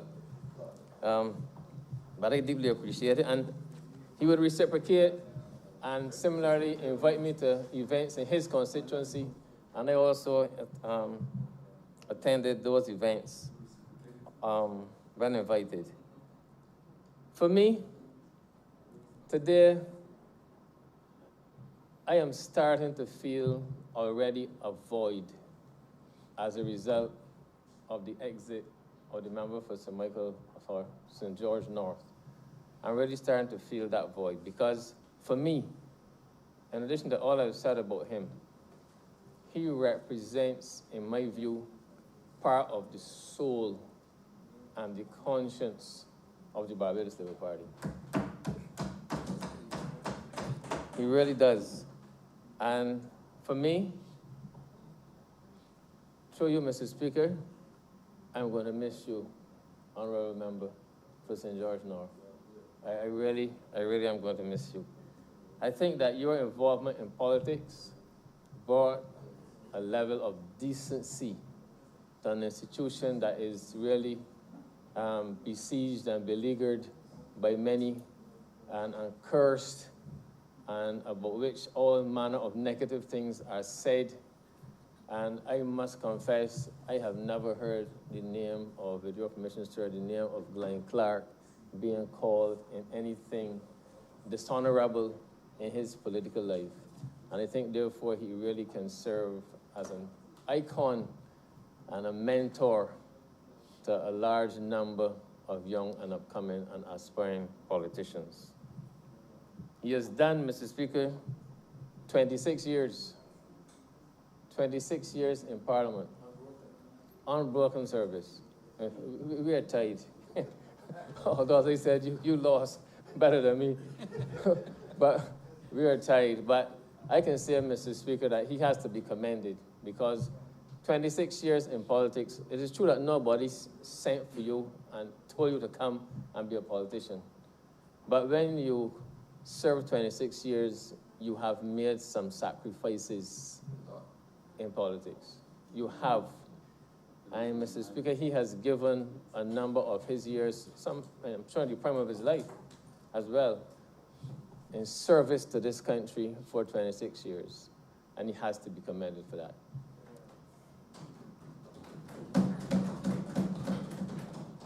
He has done well. He's also given quality service. And I will simply end, Mr. Speaker, by repeating, I am going to miss him. And to use a phrase which I heard recently, the person who will succeed him has to be prepared to wear size alls, because the shoes that they will have to fill are extremely big and large shoes. Well done, my brother. Go and serve us well where you're going. Thank you, Mr. Speaker. Honourable Member for Christchurch East. Mr. Speaker, I rise to speak on the adjournment. Mr. Speaker, with the Honourable Member for St. George North, what you see is what you get. If ever there was a man who was true to himself without apology, it was the Honourable Member for St. George North. So when I came into politics, I came in through the Minister of Education. And she called him, if I can use the term, Uncle Glenn. So I was introduced to Uncle Glenn. And Uncle Glenn, I guess, started to see me, not as a son, sir, he had enough of those, but he started to see me as a nephew, somebody else that he could try to influence positively. And sir, and before I was fully appraised of all the facts, I got some sterling advice from the Honourable Member for St. George North.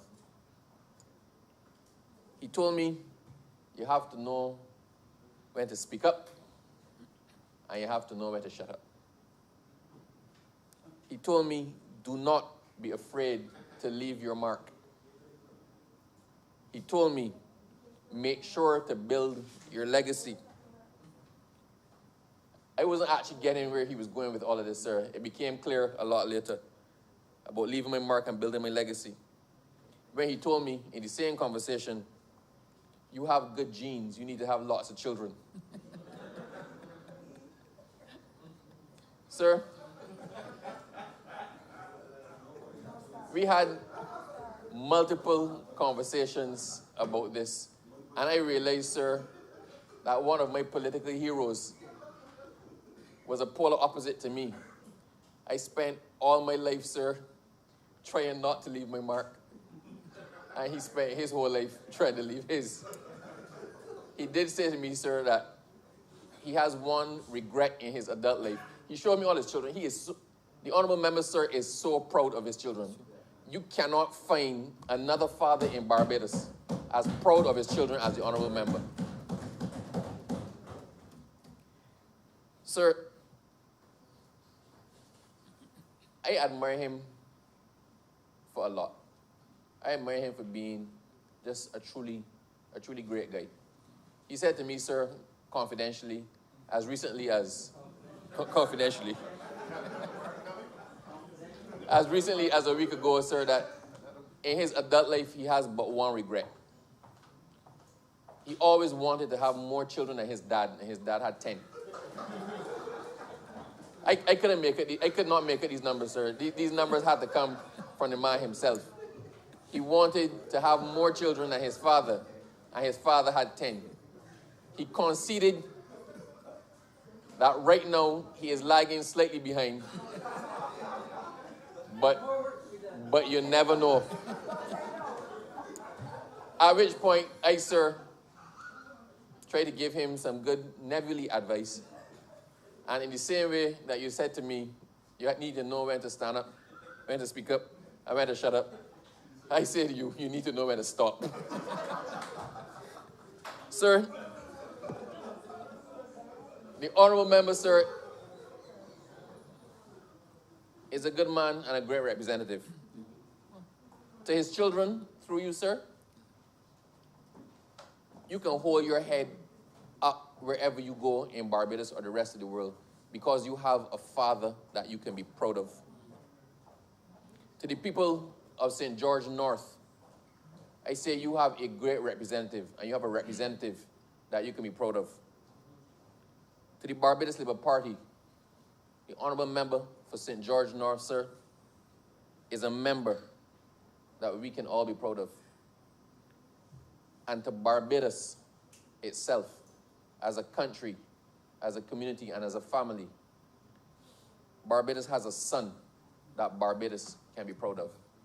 And sir, if you would convey those sentiments through your office to the honorable member, I'd be greatly obliged. I thank you.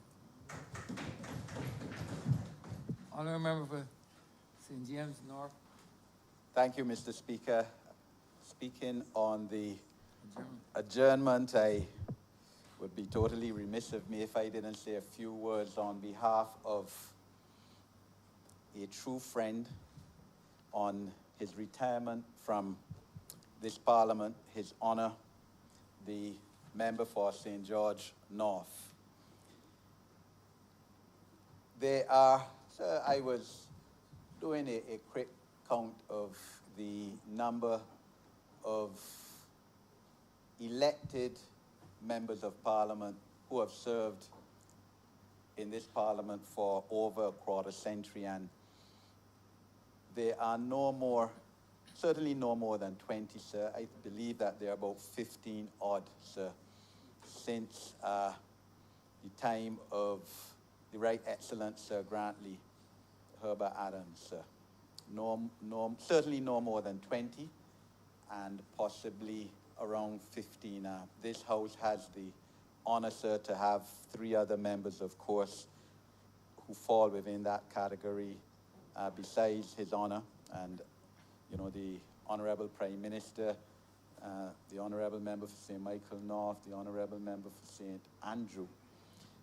So His Honor is in a small category, exclusive category of individuals. It takes a tremendous amount of commitment and dedication. It must, to be able to serve for 25 years, more 26 years, in his case, and 26 years to the month, having been first elected to this Parliament September the 6th, 1994. And the honourable member has served outstandingly. He has served his people. He has shown the humanistic side of politics and how representation should be done. Service to people, constituents as a whole, and to individuals. Each individual member, or rather constituent of St. George North, would have some connection with His Honour. And that is irrespective of political affiliation, because, as has been said, sir, His Honour is one of the most affable people to have entered politics. Someone who gets along with everyone. There are very few occasions you would have seen him angry, as the Honourable Prime Minister said, maybe once or twice, but that doesn't last too long. And, you know, he's able to get along well with his political opponents, which is a key factor, and that is unique. So I always say that the honourable member, retiring member for St. George North, is special. Special individual. As I said, I count him as a friend, sir. I am godfather to one of his children, sir. And I think you could permit me, sir, even though I haven't mentioned, to call her name Sheridan. And of course, we don't recognize strangers, but some of his children are here with us to hear these honors, these speeches in honor of their father. As has been said, you can hold your head up high throughout Barbados, knowing that you are children of one of the most respected persons to have entered politics in this country. And not only to have entered, but to have won 6 successive elections on a trot. I have, from the time I became a member of the Barbados Labour Party, as I said, I think last week in 1993, I have been given associate member status, even though that's not one of the membership statuses in the constitution of the Barbados Labour Party. I was granted associate member status in St. George North. It was one of the branches, and His Honour was one of the members of Parliament. I assisted tremendously. I believe he pointed that out in his announcement of his retirement 2 Sundays ago at St. George Secondary School. I supported all his events, his fundraisers. I remember His Honour would have had a retreat a Sunday down Bath with his key personnel in his branch, and I was there as well. And always used to speak, I believe, every year at one time at one of his branch meetings, and felt it was my duty and obligation to support His Honour, the retiring member for St. George North. St. George North, as we know, Mr. Speaker, is one of those key seats in Barbados, and it normally goes with the winning party. His Honour has been able to hold the seat even when the party went into opposition in 2008 and continued in opposition in 2013, and that speaks to the measure of his representation as a parliamentary representative. He increased his votes virtually every election, except the time in 2008, of course, when we went into opposition. In other words, he won still and comfortably against the swing. And then again in 2013, still holding the seat. You know, in 1999, with the party doing what the best it has done before last election, he would have won by 2,900 votes. I remember that. And won by 2,900 votes, sir. And of course, we are holding secrets for him in this tribute, sir, because I would not say what he spent. He told me he spent most of the day doing on that election day, but still was able to win by 2,900 votes. And of course, this time peaking. This time peaking in terms of his vote count by winning 81% of the vote. And you don't get better than that, sir. Yeah,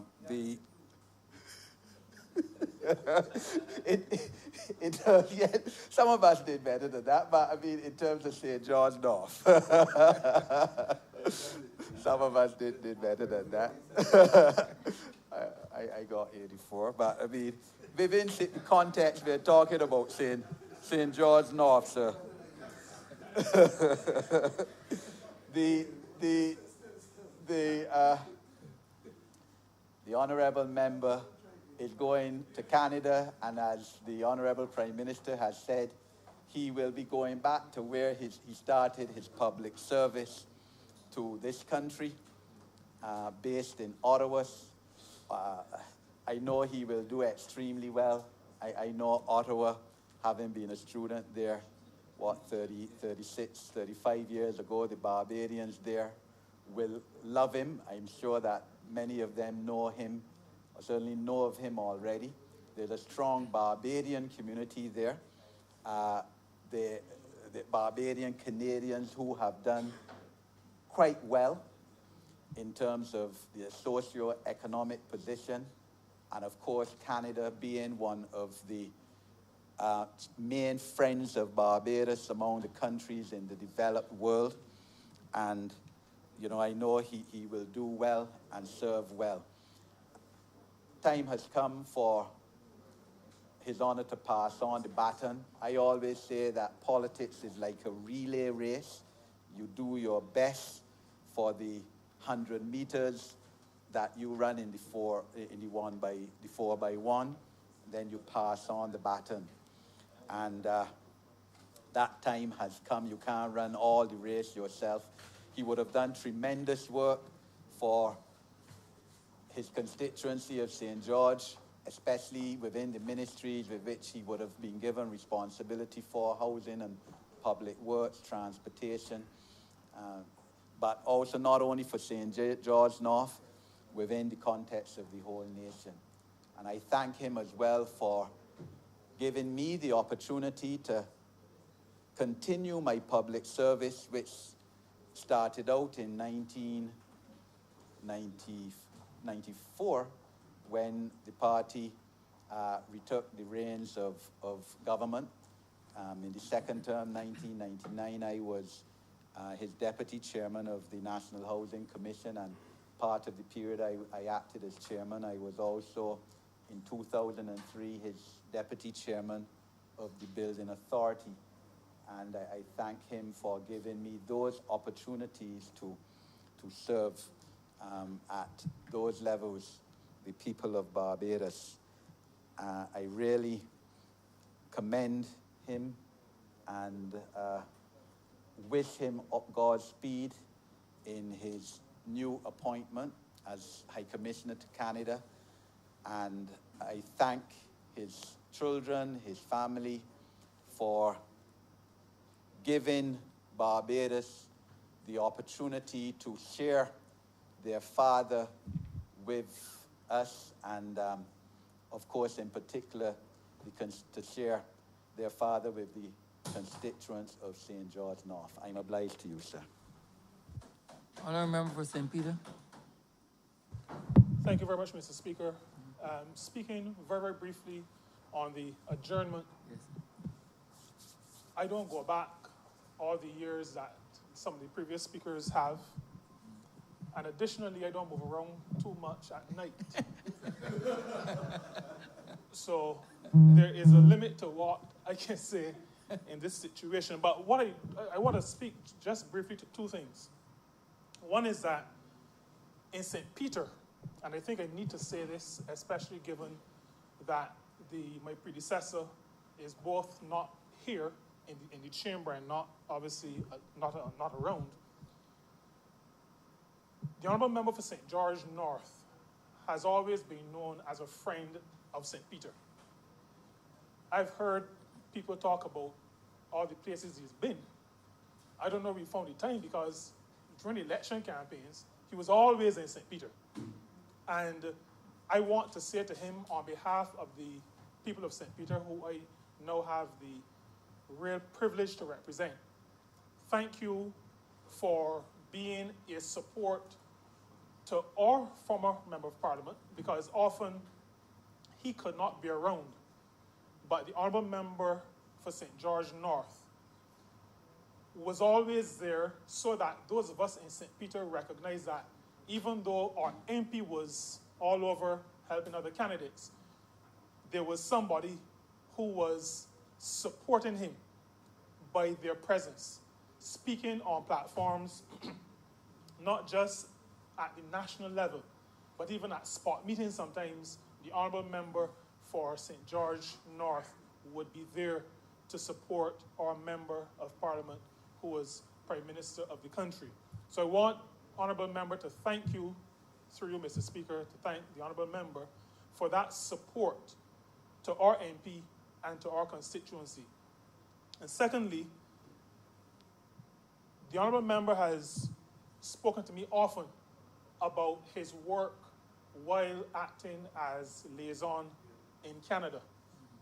And I want, on behalf now of my ministry, to say to the Honourable Member that we look forward to the benefit of his experience as he takes on a new role, not as counsel, but as the person overall responsible for the relationship with Canada.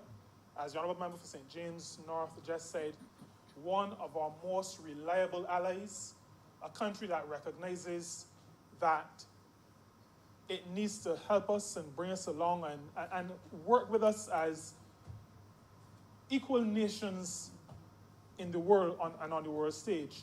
And we are sure, and I'm speaking on behalf of the ministry, that the Honourable Member in his new capacity will bring to bear the benefit of his experience and now the benefit of his new role, so that the great relationship that our ministry has in the Seasonal Agricultural Workers Program, as well as the Temporary Farm Workers Program, we expect to be able to develop that more.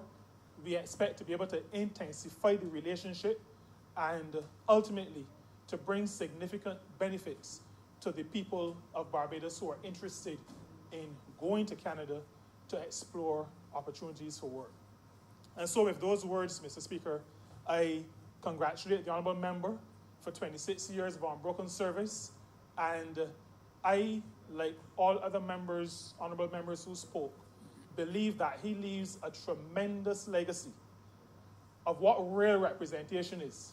It is true, like the Honourable Member for St. Michael West, based on what I heard my predecessor say, I believe it is true that he, under the shadow of night maybe, did a lot of work in St. George North that my predecessor, the former Honourable Prime Minister, did not know about. But it speaks to the interest he had and has in seeing his constituency develop.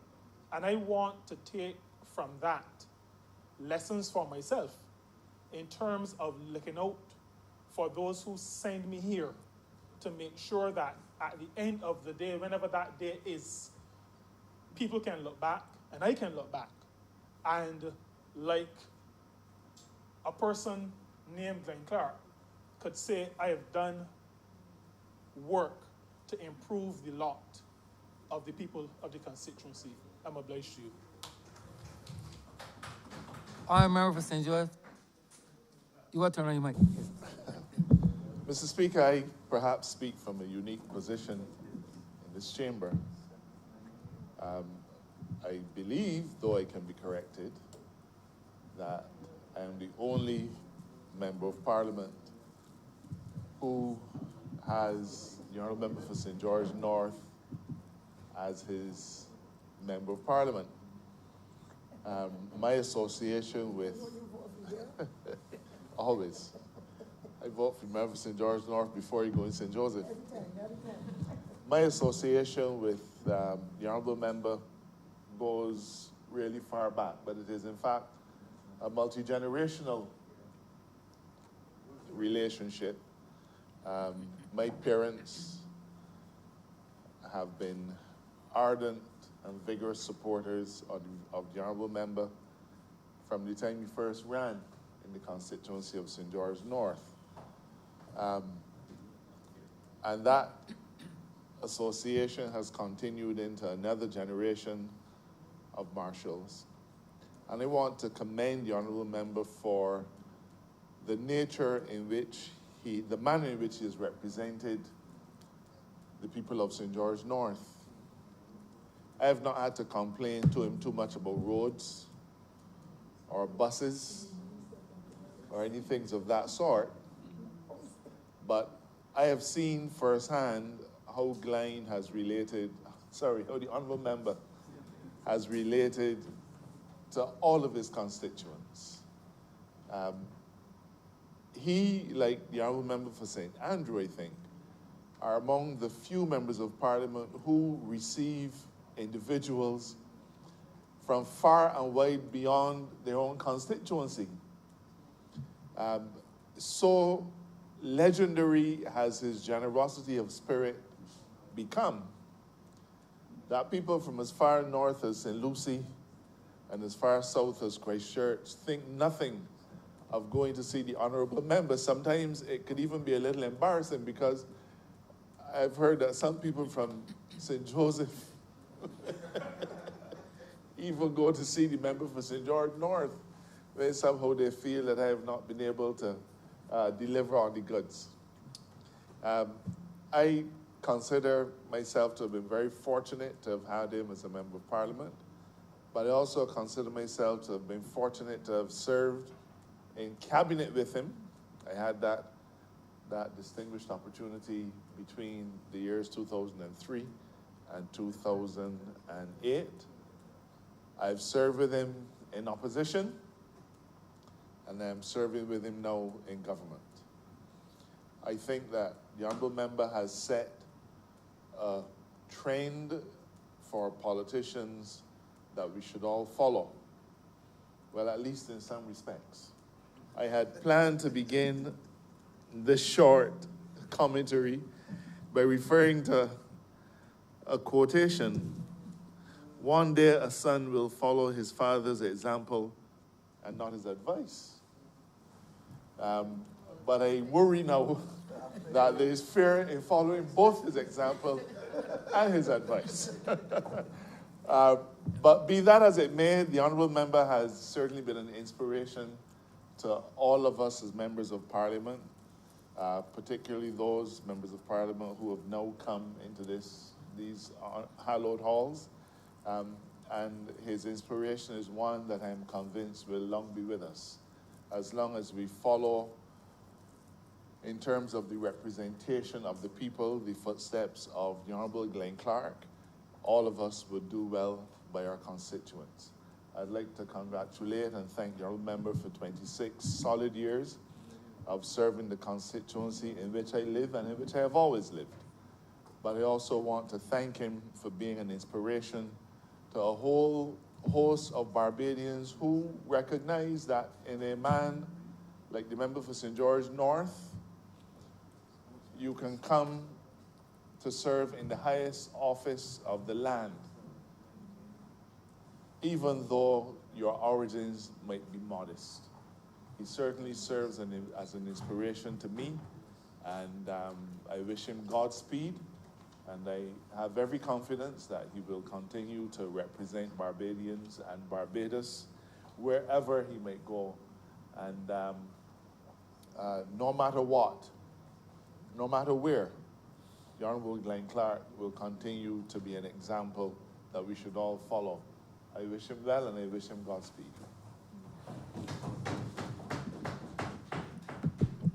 Honourable Leader, Government Business. Thank you, Mr. Speaker. When I saw the resignation letter just last week, it really hit home what was to come in relation to the resignation of a man that I have called Uncle Glenn, and I think I'm okay to call him that this evening as well, sir. But a man that I have grown up with, who has seen me from I was very young, emerge into the woman that I am today. I consider myself to be one of the children, one of the many children that he has. From a very young age, the member for St. George North has been very close to my family. He has been a very good friend to my father. Like others, I share the view that I have never seen him angry.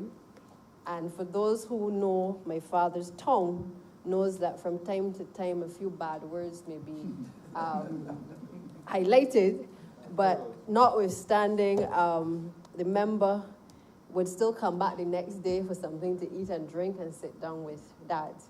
And that has been the individual that I have known for the greater part of my life, a man who has remained humble, true to the people of his constituency, true to his roots and where he has come from, a man who is a grassroots man at heart, but a Barbadian and a proud Barbados Labour Party member.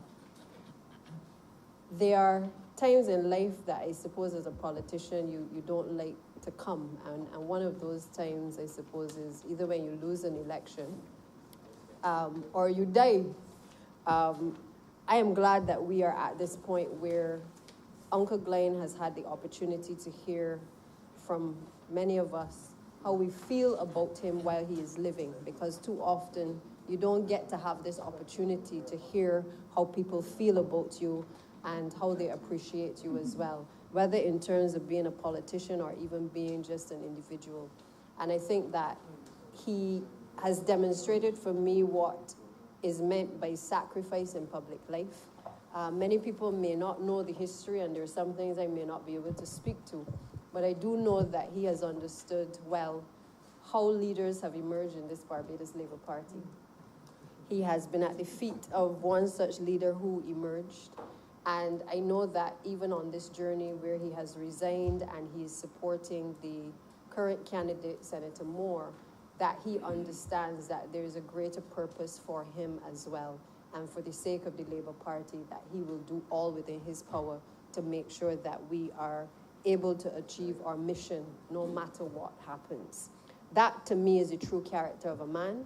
I recall as well when we won the election and he was asked whether he was going to cross the floor, and he said resoundingly, no. He was not offered a position or a ministry at the time. He was asked, would he leave the Barbados Labour Party? Would he cross the floor? And again, he said no. And I think that has been testimony to the type of person that he is, that no matter what happens, he is a die-hard Labour Party man and will forever be a die-hard Labour Party man. For that, I say thank you to the honourable member, to his family, because for me, I know how it is being a child of a politician, where the politician is often not at home and giving their all to the constituency and to the people of Barbados. And I know it could not have been easy for any of his children to have had him away from them, and certainly his extended family for the amount of time that he was. He was busy making lots of family to look after him in his old age. But I am grateful that they have given him to us, and that he is going on now to another journey where yet again he can represent this country and represent Barbados proudly. Canada is, as has been said before, is no stranger to him. I know that the people there really do love him and really respect him as well. He's done a lot in Canada.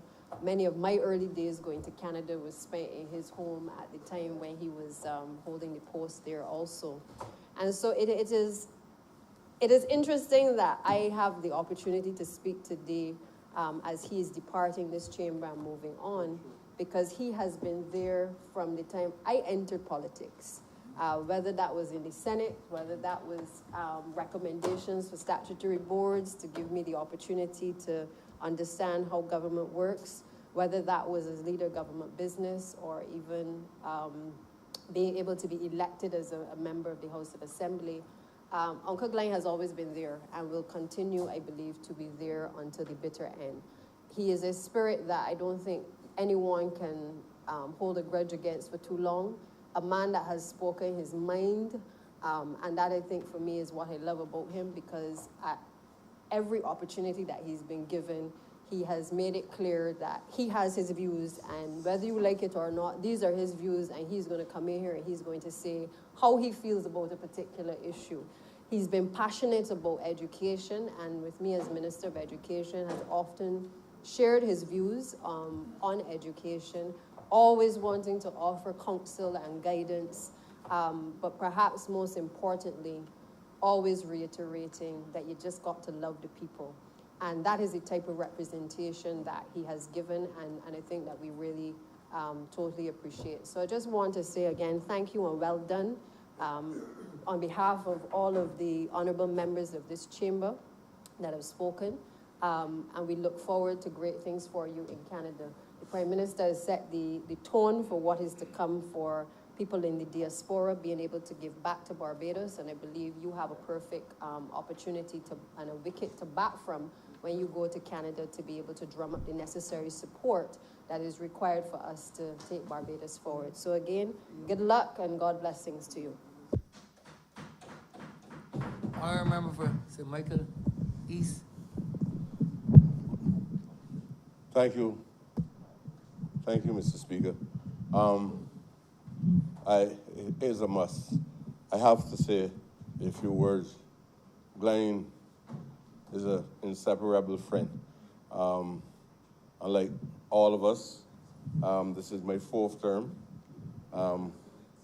as a member of this House, 5 before that in the Senate. But all along, Glenn Clark has always been my buddy. But it means more than that to me. I feel honored when I see a village boy like Glenn emerge to become a parliamentarian. There are very few of us sometimes that come up through the ranks from the village to become part and parcel of what is called a political class, which I really don't know what that is. But that is some concoction that a few people want you to believe that there's some special class of people called a political class. You are a village boy, and now you are a parliamentarian.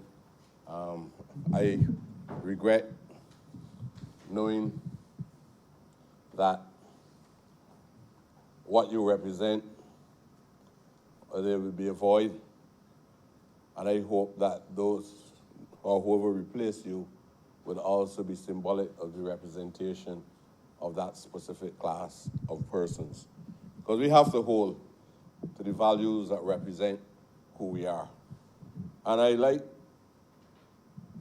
the things that you've said over the years. I always describe you to my colleagues in the Pan-Africanist group as a crazy Pan-Africanist. Whatever that's supposed to be.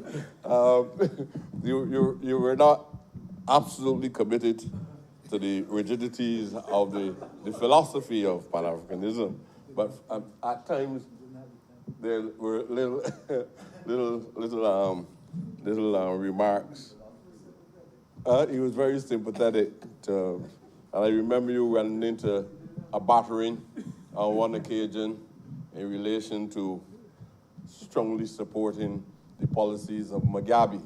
And for quite a while in the House Assembly, I would hear the members of the House Assembly referring to you as Mugabe in a very disparaging manner. Well, I admired you very much for what you were saying. So I knew that you had some credible groundings in those circumstances. But Glenn must be respected because as a boy from the village, Glenn also set about to explore the frontiers of knowledge before he became a parliamentarian. Glenn was a teacher. Obviously, Glenn went on to the University of the West Indies as an outstanding student in the area of colonial history and elements of economics and so on. And Glenn has used that in helping to shape the kind of individual he has been. What I admire about him a lot, I know the person said that he had a way of getting things done, and he was more of a conventionalist. So when people was keeping a very close look on him because they believe this is how structures and systems run in today's world, Glenn would always produce a community center somewhere. And when you ask, he was, I don't know how to describe you, Glenn, but Glenn would produce a community center somewhere, and nobody ever had any discussions about the community center. But the checks and balances were in place, but the community center would be there. I always describe him over those years, while we were in here, as a special magician who was able to transform a rural community into urban. I always say he urbanized a rural community because most persons would tell you the sugar belt of Barbados, which is St. George. Glenn transformed that over the years into almost like a city center. And I remember one of his colleagues who was representative in close proximity to where he represented, asking me how could I speak in that manner about this Glenn Clark, because he had done so much work within that constituency that other people felt that he had done the work to the disadvantage of them. And they felt at the time we should not say so, say credible things about Glenn, but the evidence is clear, Glenn. Your work, you've always represent your people in St. George, but if you go to Charrow Bridge and you see the transformation of the physical structures in Charrow Bridge, and as the Honorable Prime Minister said before, if you saw it then and now you see it, you would be able to see the mirror of the work that Glenn Clark did inside that community. Glenn Clark went up the hill, and then Glenn Clark put up the police station, the court. He went up a little further, he ended up with a market. Then Glenn Clark turned and went to Flat Rock, and you see a housing development emerge on Mushroom, because, and then there's a network of roads across St. George. So Glenn sometimes was not in the ministry, but a project that would normally be executed from within a specific ministry would mushroom inside the constituency that Glenn represented. And how Glenn get a sports center and all these things in St. George, and nobody know, but Glenn would get the job done. I believe that credit should be given to him for being a visionary. Some people may not want to put it as that, but he was able to get around all the administrative encumbrances sometimes that stop people from moving as swiftly as they ought to. Fully supportive of the view as well that Glenn was an amicable individual. It is an amicable individual. And honest with you, totally devoid of almost emotion. Even in recent times when I was facing all different forms of, I can't say that. I can't say that. All the different challenges, Glenn in a very passive way. When I get to my house over here, Glenn was here. And then when I see Glenn would say, man, listen, man, you can't operate with that kind of contempt. The voice of reason. The voice of reason. Yes, he was able to resolve things. He said you can't operate with all of that contempt in your heart because of these challenges. When you come into the political world, these things happen. He said, allow love to prevail. Let us resolve these things, man. These things are not beyond you. And he would probably expand it to say, look, countries went through wars, you know?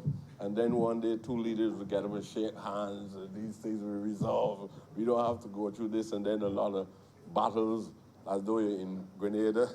It is Bernard Cord versus Morris Bishop, or you have the battles going ahead between Trotsky and Lenin in the Soviet Union, and Glenn would say, I can imagine Glenn Clark talking to me, and I fire up. I totally irrational sometimes about these things, and Glenn Clark, this pacifist can hold me down, console me, and actually tell me, look, this is the way forward. Do A, B, C, and D. And these are special endowments. Look, you don't get trained at the university for that. I don't even know if you get trained at home for that, but I would like to believe that if your parents has imparted something to you. But this is a special endowment. All of us don't possess those specific qualities, right? And if you don't know that about yourself, I tell you that now about you, right? That you have those special endowments, that you, even when people are ruffled and circumstances in your calm, cordial manner, you can bring them down to feel a sense of comfort. And you're unique in those circumstances. And so you're not just a politician, but I think you're a human being. And I think that is fundamental, that you have to be a human being. And I don't believe that politicians must try to do something more aggressive, more militant, sometimes almost more anti-human, in order to prove that they know how power must be controlled. I think Glenn, personally, as a friend, I sorry at this point that I wouldn't be able to have a conversation with you. I hope that I don't have to face. I don't know. I really respect him, probably a lot more than any of you could fully appreciate, especially within the last month or so. And what I'm saying, that's what I'm saying to you is that, Glenn, sometimes it takes a man like you being in the right place at the right time. Never underestimate the importance of a person who is endowed with those riches that lots of persons in here do not possess. Trust me. The honorable leader of the opposition would suggest to me that he's hoping that there will be someone like you who you have actually passed on something to, right? Or somebody else who will replace you, who, when these difficulties occur, normally I would expect an elder. I have great respect for the African model of the importance of the elder as a person of wisdom and a person of experience. And you bring those two collectives together, and those people can resolve many problems. I also fully appreciate, and the Honorable Prime Minister don't mind to go off track sometimes, that I'm a man strongly believing in Ubuntu faith. And I believe that love is fundamental, right? I strongly believe that, and we're not talking about love as how some people would distort the definition of love, and you gave a lot of love in life, right? But I'm not talking about love in the manner in which it was distorted. I'm talking about I am because you are, right? I am because you are. And to me, you are a brother. When I come to St. George, I look for a Glenn Clark. I look for Dwight Sullivan. And I know that you remember that speech I gave, it was so special to the people in St. George. Some people felt it was not as special as it ought to be. But the reality is, when I knock on any door in St. George, and I speak to any black man or black woman in that house, I feel as though I'm speaking to Glenn Clark. So every household in St. George can feel a sense of confidence that they were well represented.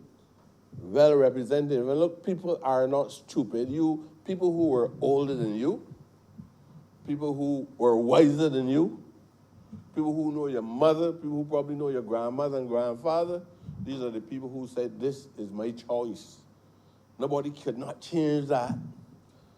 So the people of St. George, as a result of their honoring you at every election that you went before them, tells you exactly how they felt about you. I am telling you that I also feel the same way about you as a brother. It is going to be, I'm going to be very conscious of your absence from these chambers.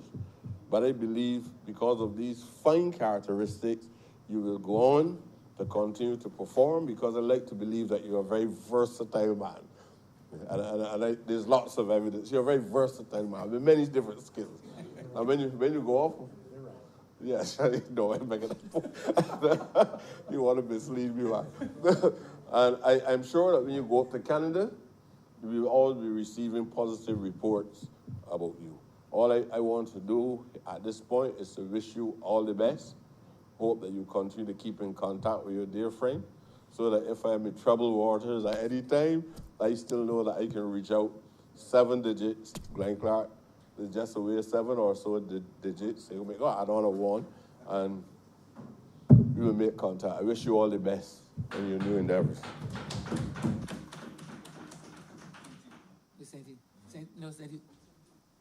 Our member for St. Thomas. Thank you very much, Mr. Speaker. I just want to add my brief comments to my colleague and friend, His Honor, the former Deputy Speaker of this Honorable Chamber, and to indicate that I would have known him for quite some decades now, him being in the teaching system for a long time and then entering the political arena. I've always admired his cool, calm, and collective demeanor. Despite whatever is happening, I don't see him get angry for a joke over all those years. I really envy him because I'm totally the opposite. And I believe having to work with him has caused me to temper a bit as well.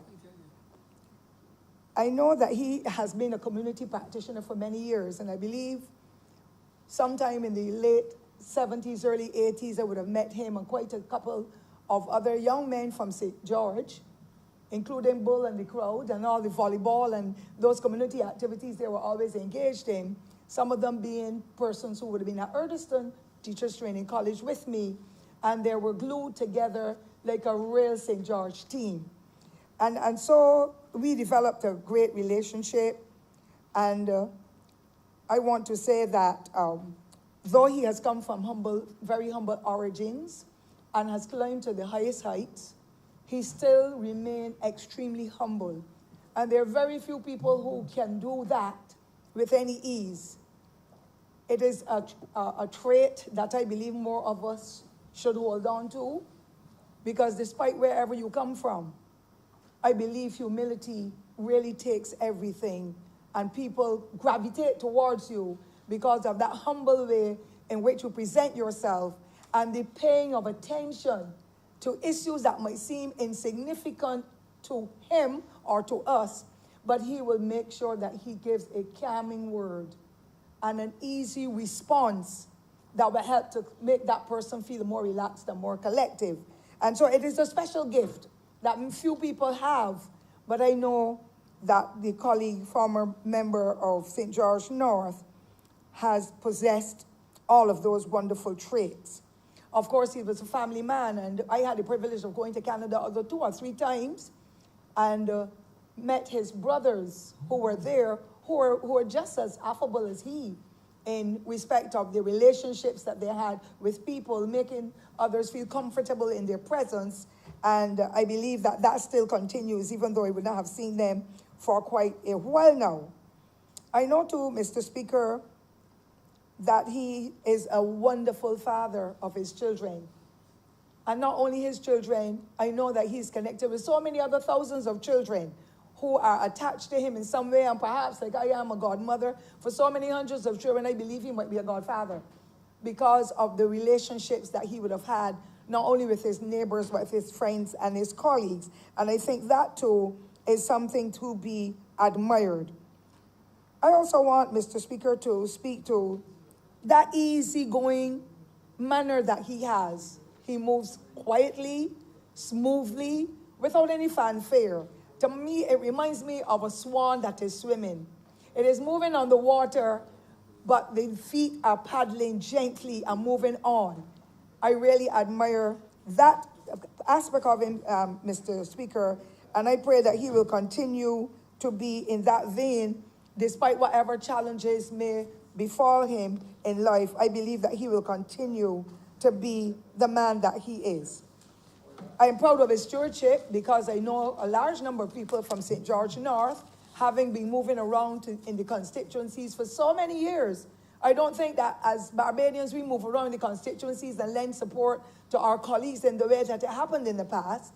And of course, I would have met quite a large number of his constituents who have spoken extremely highly of him. You know, sometimes, Mr. Speaker, people say wonderful things to you in your presence. But as soon as you turn your back, Gallus Bates, we call them. But I've never heard anybody speak in any unkind manner of the honorable member. And I pray that he will continue to be able to follow in that vein. When it comes to contention, when the fires are blazing, he will be there trying to put water on it gently. All right, leave it, ignore it. It doesn't matter. Leave that now, it is unimportant. That is the kind of personality he is, that I believe the world shall have more like him. That is the only way, sir, that you know people like me will get controlled.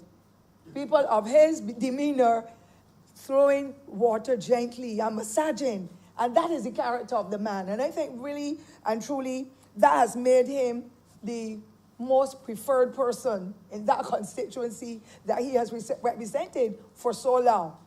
I also want, as I come to a close, Mr. Speaker, to indicate that when his constituents go to him, and constituents from across all of Barbados, he tries to treat to their needs discreetly, but make sure that something positive comes out of it. Even if he has to call another colleague to say, do you know so-and-so, the person came here today, these are the issues, help along the individual. And I have been able to try to see how I can maneuver to help them as well. And I think that is laudable, because sometimes people come from all over Barbados because they know that you will listen. And he is a great listener.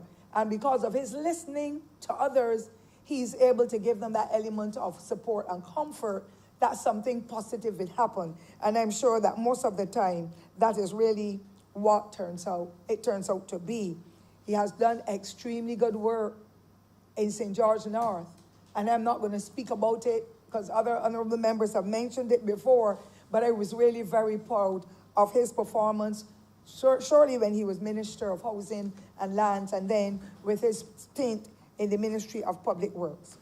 I want, as I close, to say, Mr. Speaker, that this occasion is extremely touching and moving for all of us, and we are all believers. Give people the kudos when they are living. We're going to give our colleague the kudos, meaning the flowers, the roses, that he can smell them now, because it has become a Barbadian thing that people do extremely ordinary things to be able to make others happy. Ordinary people doing extraordinary things, and hardly anybody says anything good. But you know, as soon as something goes wrong, the slightest thing that goes wrong with you, everybody tries to find something to tear down, to pull down, to drag down one's character. I am glad that our colleague is going out with his name and his character intact, because in politics, it is very, very difficult.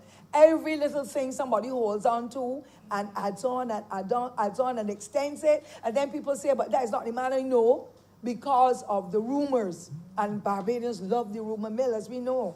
And the technology is not doing any good for us sometimes anyhow. But I know that my colleague will continue to keep his calm demeanor and to do the best he can again in Canada to be able to bring the name of Barbados to the good level that it has been, and even to help it to go higher. And so I want to extend all God's wishes to him, all God's blessings in his new engagement, and pray that he will continue to go to church when he's there too. There's no vote to be caught there, but at least he'll be resonating with the residents in the various communities across Ottawa, and I'm sure that that will help to cement him in his time when he's remembering the wonderful people of St. George North, with whom he would have spent many, many years going to church, having entertainment sessions, doing sporting sessions, all forms of activity with them. I pray that he will continue to be focusing on Almighty God. I know that he will be sorely missed, but I'm happy that he has been able to make that indelible mark in St. George North and in Barbados. And I pray that he will continue to have great health and strength as he goes to further his contribution to this wonderful country, Barbados.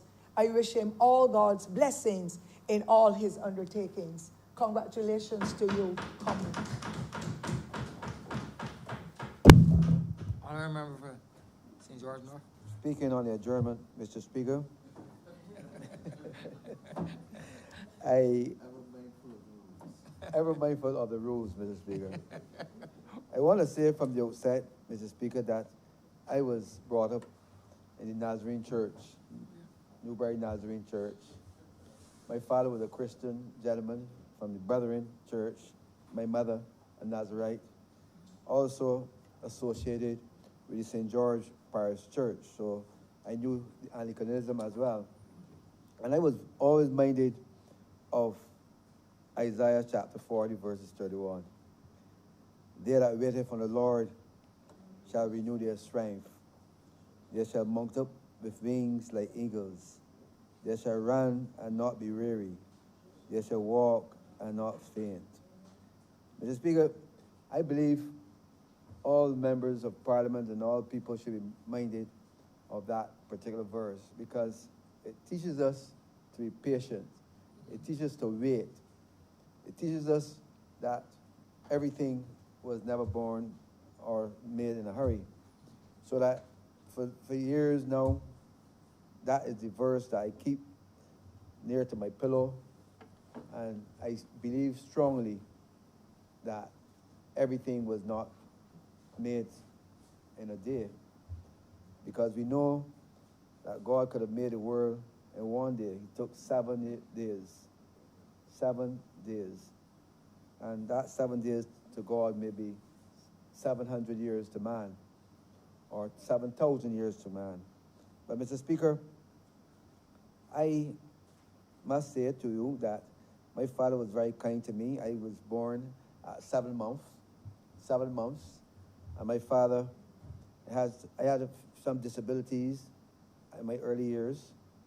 You know, he would put me on his lap many days when the others go to sleep, and he would be there talking to me, and I listened very carefully. I grew to listen.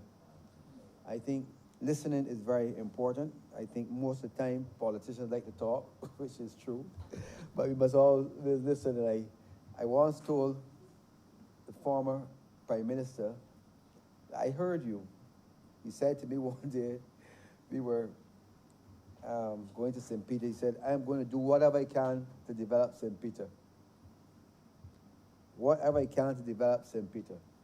Now, listening. And I said to myself, okay, I heard you. And I took his words. And I said, I represent St. George. I'm going to do whatever I can to represent and to do and help the people of St. George. I didn't say any word to him. When he gave me the ministry, I did exactly that. But of course, he was the Minister of Finance, and he supplied all the needs. Whenever he said he did not know, I think he knew, but he did not want to bother me. And that was the nature of the Prime Minister. But from the outset, I always had good favor with leaders. I never had problems with leaders, from Tom Adams right down to the present Prime Minister. I had good relationship. I had good relationships with members of the Democratic Labour Party too, as well. In fact, former Prime Minister Fundell Stewart called me almost 2 weeks ago when this matter was announced, and said to me, it's the greatest thing ever happened. And he was very supportive. Mr. Speaker, I want to say too that my children, they're here. My family are around, they're listening. Most of them are listening, either here or abroad. And they're very supportive of what we are doing here. And I want to say to them, thanks for their help. Thanks to the people of St. George North who have been electing me over and over again. Many of the people across the diaspora. I have a friend in Georgia, Dr. Clement Allen, who will come back every year to help me. And most of the other persons, whether they support the B or D, they will come to support my campaign in terms of helping me to canvass and asking for support, because in this day of technology, people do not have to travel. And I want to thank all those persons living abroad throughout the world who would send messages to their family to support me over the years. I want to thank also former parliamentarians and colleagues, Nigel Barr, who brought me to politics. Nigel Barr would have helped us, and of course the Prime Minister knows the days spent by Nigel Barr when we were youngsters trying to get into politics. Nigel Barr was very helpful in terms of helping us to write. There was a time when I used to write on the other side, Prime Minister, and when we were opposition, and I always said to a young parliamentarian, write, read. And for years, I wrote the column myself and Prime Minister and Nigel Barr, and occasionally Bishop, yes. We had a number of young persons, Ronald Toppin, a number of young people who wrote that column, and that is one of the things that I think young parliamentarians need to do, people who get into politics. But we have inspiration from Nigel Barr, and I will want to see him before we leave. Also, Jack Hodel and Lindsey Bolden. Lindsey Bolden was a tower of strength to me in those days. In fact, Mr. Speaker, Lindsey Bolden gave me all of his equipment, and he was a man with a lot of equipment in those days. When he first entered politics in 1991, he gave me all of his equipment. And of course, my friend, my dear friend, Deli Bradshaw, my good friend, my buddy, he fought for me like I was his son. He fought for me when we were at school. When he went to federal, he taught me history. But we always had that relationship. And I want to say thanks to him because I remember when we entered the race in 1991, he fought for my election as my nomination. It was very close to me. And it is through his voice that we won that nomination unopposed. So it was from 1991 then we had that relationship. Also, I had special relationship with leaders. The leaders of the party, of the Barbesdale party, was very helpful to me. Sir Henry Ford. I admired him because he writes verbatim. He writes and writes and writes and writes. Everything he writes. I think I learned that from him. So Henry Ford writes everything, every sentence he writes. I learned that from him. He once said to me that I was using something like how he used his pencil. I remember that for sure. I said to him, I didn't say much, but he said he knew he's going to pass that on to me. Bernard St. John was also my friend and colleague. Bernard St. John, I admired him because of his brilliance. Bernard St. John. And of course, PM Arthur, who once said to me he was going to treat me like Ruth and Naomi. And we became friends. In fact, I must say for the first time that I actually had a key to Ilara Court, that we were so close. And he gave me all his ties. Every trip that when Arthur traveled abroad, wherever, he liked ties, and he would bring a bunch of ties for me. I wish I have ties that he gave that I have never opened, bags of ties, I don't know. He liked ties, and that's what he used to bring. So he shared that love with me. And of course, I had the same privilege with Prime Minister Tom Adams as well. Tom Adams was very close to me in those days. When I was there in Canada, he visited me, and I remember that trip. We went to the CN Tower. I still remember the trip to the CN Tower, and then we spent a lot of valuable times in Toronto during those years. Also, to the persons on the other side, David Thompson and his children found us in recent times. And of course, my relationship also with our Prime Minister Motley is one of love. And she's like a special sister. I know that she will do well because she has a special vision for Barbados, and I would want the parliamentary grew, to be inspired by what she does. I have always said that we have good leaders in the Barbados Labour Party, and I'm sure that she is following the path set and blazed by Sir Grantley.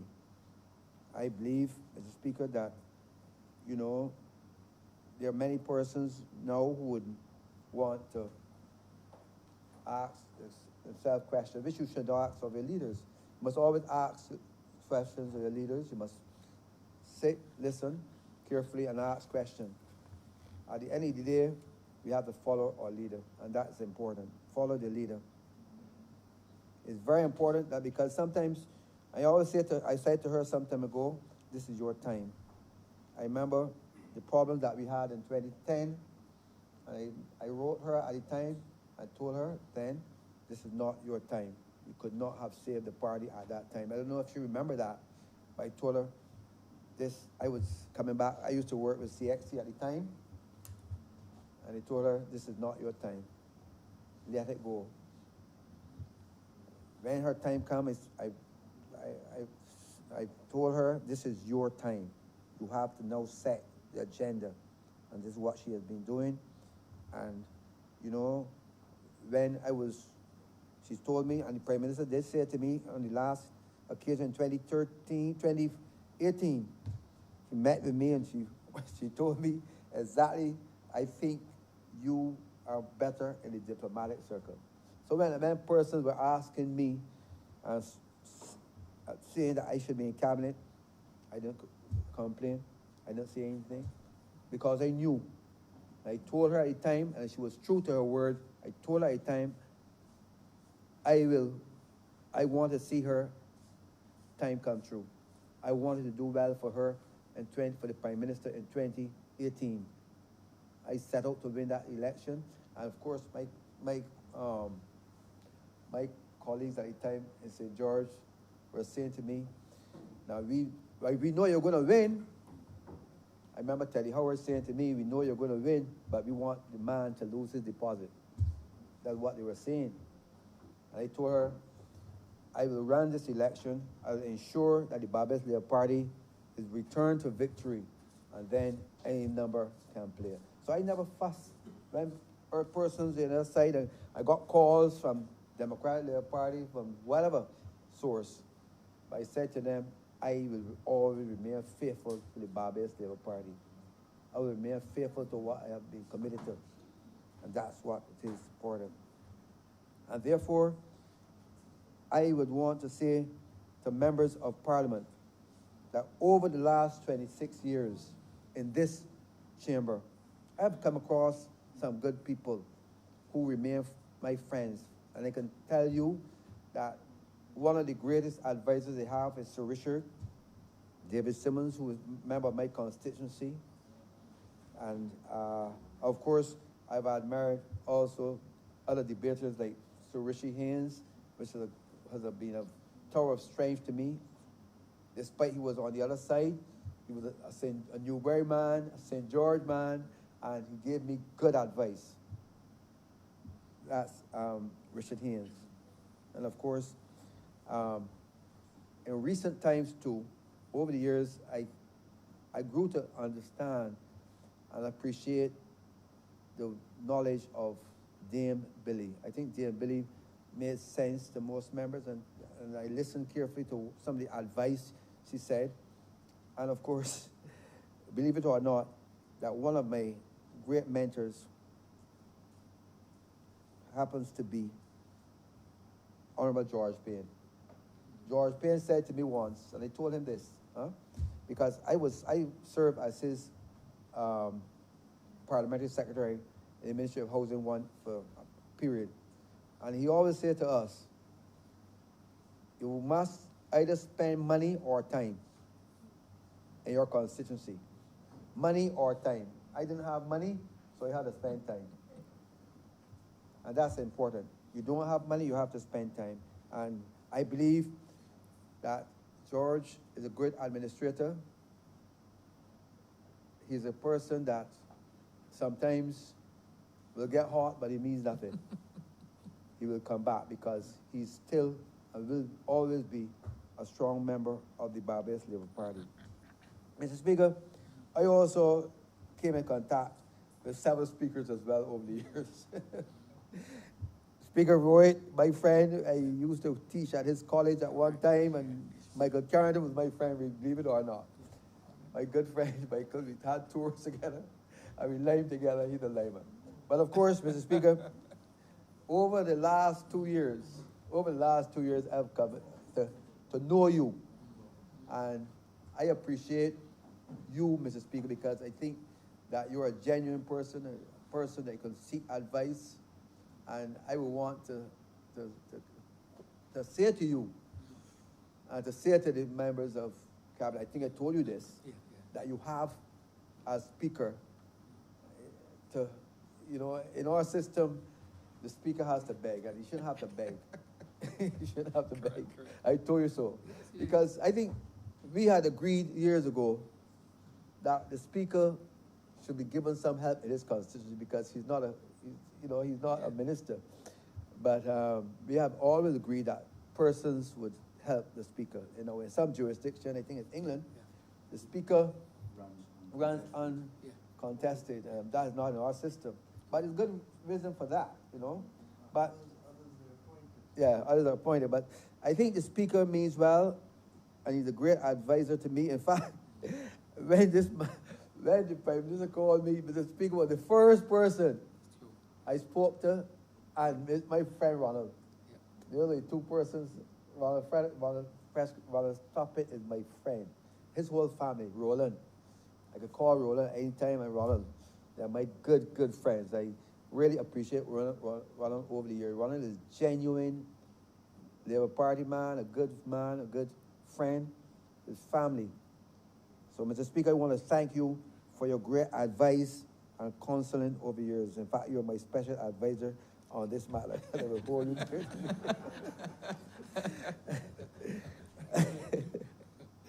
So that I believe, Mr. Speaker, that we have in this present Parliament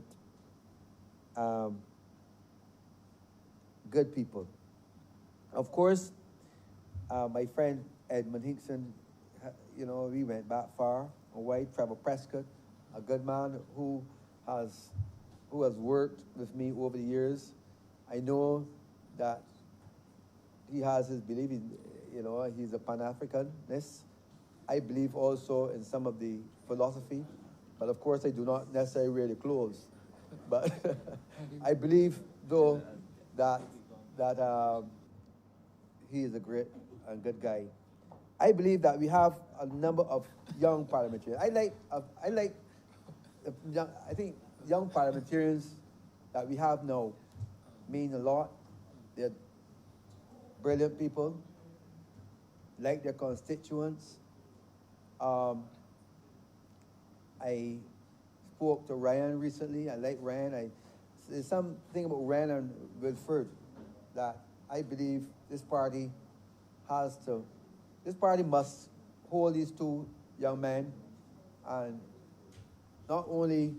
I remember the clerk was reminding you, even though it might be your swan song, that the privilege that I am giving you, I'm giving you privilege. Right. I'm giving you even beyond absolute privilege. Even though this chamber, in this chamber you have absolute, I'm actually even giving you absolute privilege.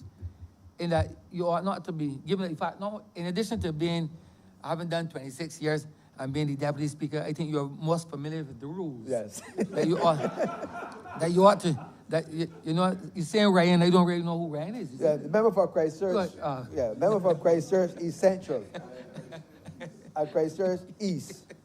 Christchurch East Central, Christchurch East. I think that these two members are well educated, bright, and they mean well for their constituencies, and we want to see them in Parliament for a long time.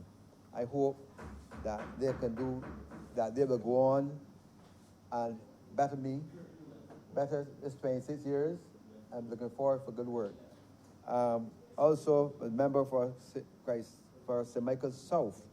Member for St. Michael South, I think that he has a lot to offer. In fact, I believe all these youngsters, all these young parliamentarians can do well in their constituency if they follow the simple advice that they must wait on the Lord, they must do the things that are important, and that at the end of the day, listening, waiting, and of course they will be as inspired by the work of other persons who have gone by before them. I also want to say, Mr. Speaker, to my great niece, Santia, sorry, the member for St. Michael Sophie. St. Michael Sophie's. In her, I once said to her father, I will not leave Parliament until she climbed the step with me. And she will go, in those days, she will go left and not right. In those days, I said to her father this, and I have seen it all. I know that she is now a seasoned senior member of the cabinet, member of this party, and I want to wish her the very best in the years to come. I want to say too, I want to also single out my friend William, who is the member for Christchurch East, Christchurch West, William, Mr. Christchurch West, who is now trying his best to grapple with the housing program. We will work together to see how we can develop a program to fast-track housing. And of course, my friend and colleague, member for St. Joseph, he has been around for a long, long time, and he and his family has been extremely helpful to the Barbers Labour Party, and we hope that, I know recently his mother lost her husband, and you lost a father. I know that in recent times he has been more closer to the family, and I want to wish him the very best in the years to come. Also, my friend and who have known the member for St. Thomas, I must say that to her, she has been a tower of strength. In fact, there was a time when we were the only young persons in the Barbers Labour Party at the time, and she we are moving on in age, and I know that God will give you strength to carry on over the next couple of years, and I want to wish you all the best. I want to say to all members that we in the Barbers Labour Party, we have a good future, but we have to play the game safely. We have to do the things that are necessary to uplift our constituents. We have to do the things to uplift Barbados. And I want to say to members that we have only one leader. Let's rally behind her. Let's do the things that will inspire her and help her to go forward as we go forward with her. Mr. Speaker, I too will want to salute the clerk Pedro Eastman, who has been my friend for over 20 years. I met him 20 years. I'm sure that he has developed from strength to strength, and he is well respected throughout the Commonwealth. And I want to thank him for all the things that he has done to help me along the way. And of course, to the staff, ancillary staff, and the marshals and reporters, the clerical officers working within the Parliament, my special friend Carol and Ruth, and of course my darling girl Rose. I will miss these people who have been very helpful to me, and all the other staff members who are too numerous to mention at this time. I want to say to them, keep doing the work. I must say that Mr. Speaker, that I know things are tight with the government at this time, but I believe that the clerical staff, and we need to look at how we can better their condition of service. I learned only a couple of weeks ago that the condition of service is not what the Barbers Labour Party would want at this point in time for clerical, for junior staff and maids and so on. I would hope that over time, the Prime Minister in her wisdom could look at how we can better the conditions for work at Parliament. I also want to say finally, Mr. Speaker, that, you know, I have to say this. I must say this before I leave, that, you know, there's many persons who feel that parliamentarians feel that our mission and what we do here, that we have great reward, that things are so good, that parliamentarians have all types of benefits. Parliamentarians do not have benefits. And I want to tell the public that, you know, parliamentarians don't have medical insurance. Parliamentarians don't have the benefits that other people have. Parliamentarians, there only one parliamentarian I know. There's only one parliamentarian I know, and he left after one term. We get a constituency allowance. I have never spent my constituency allowance on me. The money that we get as constituency allowance, I spend all in the constituency. Plus more. But the average man out there feels that we are so better off.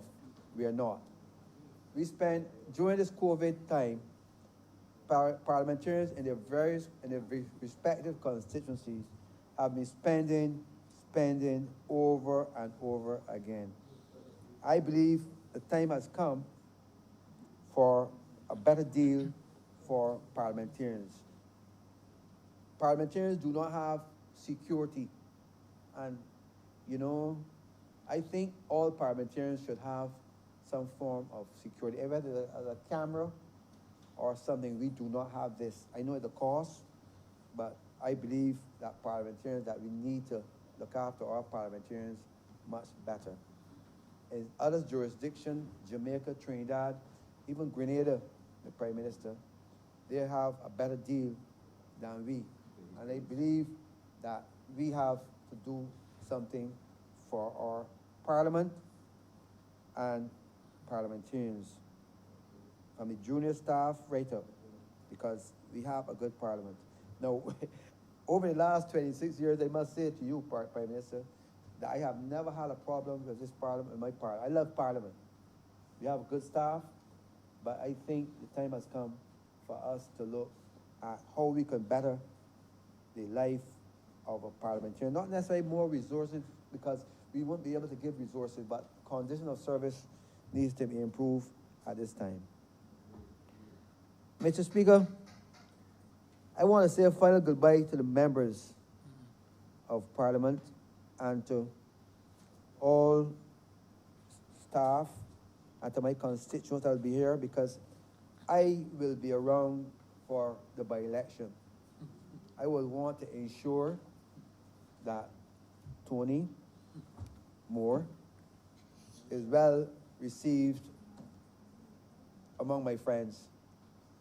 I know that some of them are concerned. Only this morning, at half past 7, my son told me a car is outside, somebody want you. Person was blowing, I went outside, a big them. And I recognized him. He said to me, I voted for you over the years. I said, well, I want you to vote for Tony.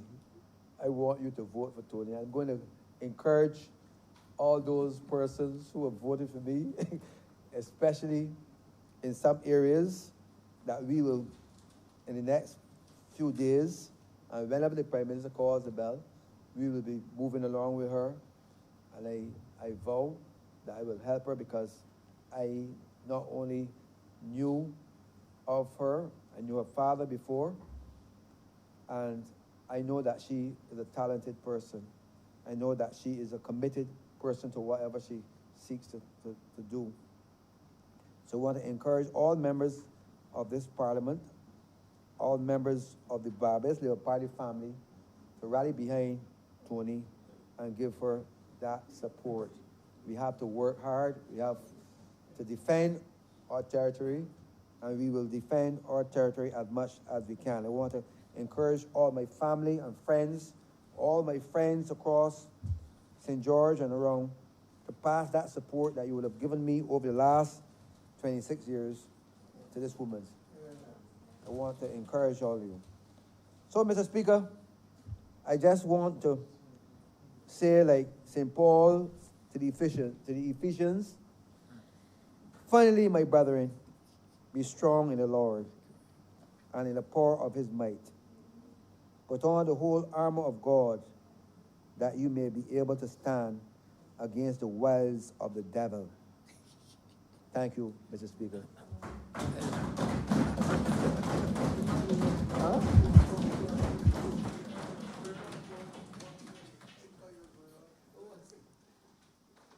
Honorable members, just want to close this resolution, close this tribute to you, so that I have to speak on the adjournment also.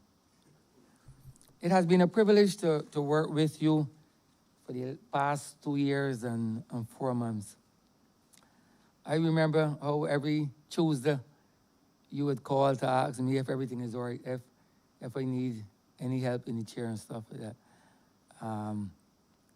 Normally, I'm sure that some deputy speakers wouldn't do that, so I want to thank you for that.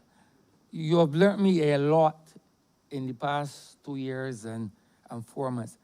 I think a lot of young parliamentarians don't know that much about you. I have learned a lot from you in the past 2 years and 4 months. I do not know where you find your resources from.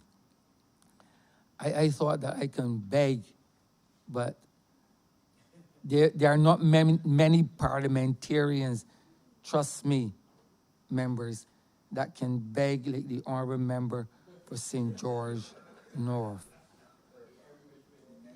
In many ways, he finds resources from areas that you wouldn't believe that he can. I don't know how his hands stretch. I do not know, but business people are very receptive to the honorable member for St. George North.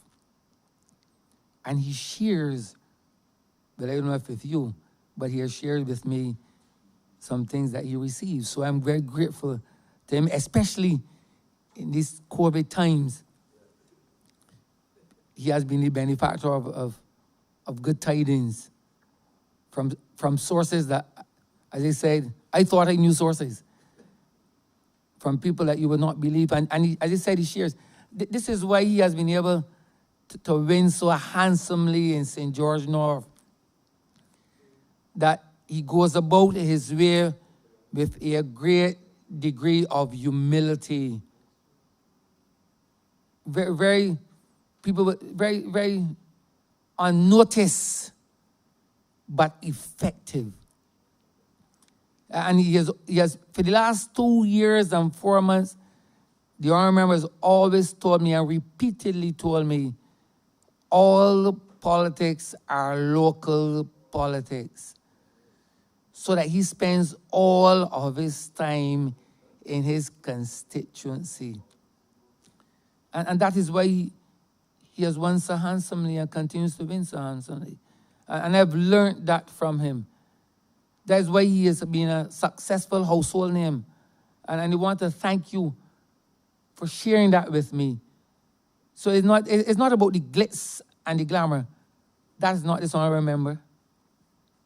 It is about service. And he has done yeoman service to St. George North for 26 unbroken years.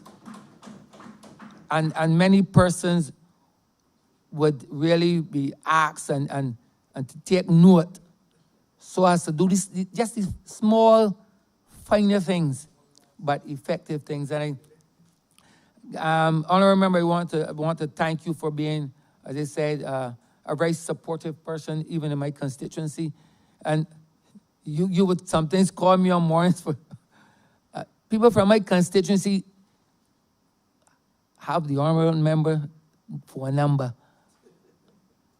All kind of people from my constituency would call this honorable member, and he would call me and say, but you know, John Bong asked me for something.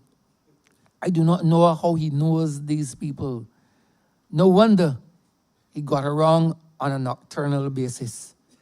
I think that is reflective of how he has graced the length and breadth, not only of St. George North, but of all constituencies, rural as well as urban, so that his name is a household name as a politician in more ways than one.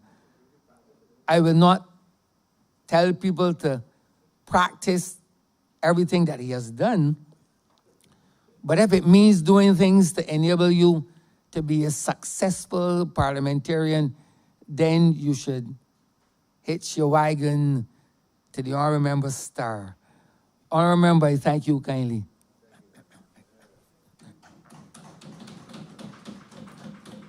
I think it's just a matter of the adjournment.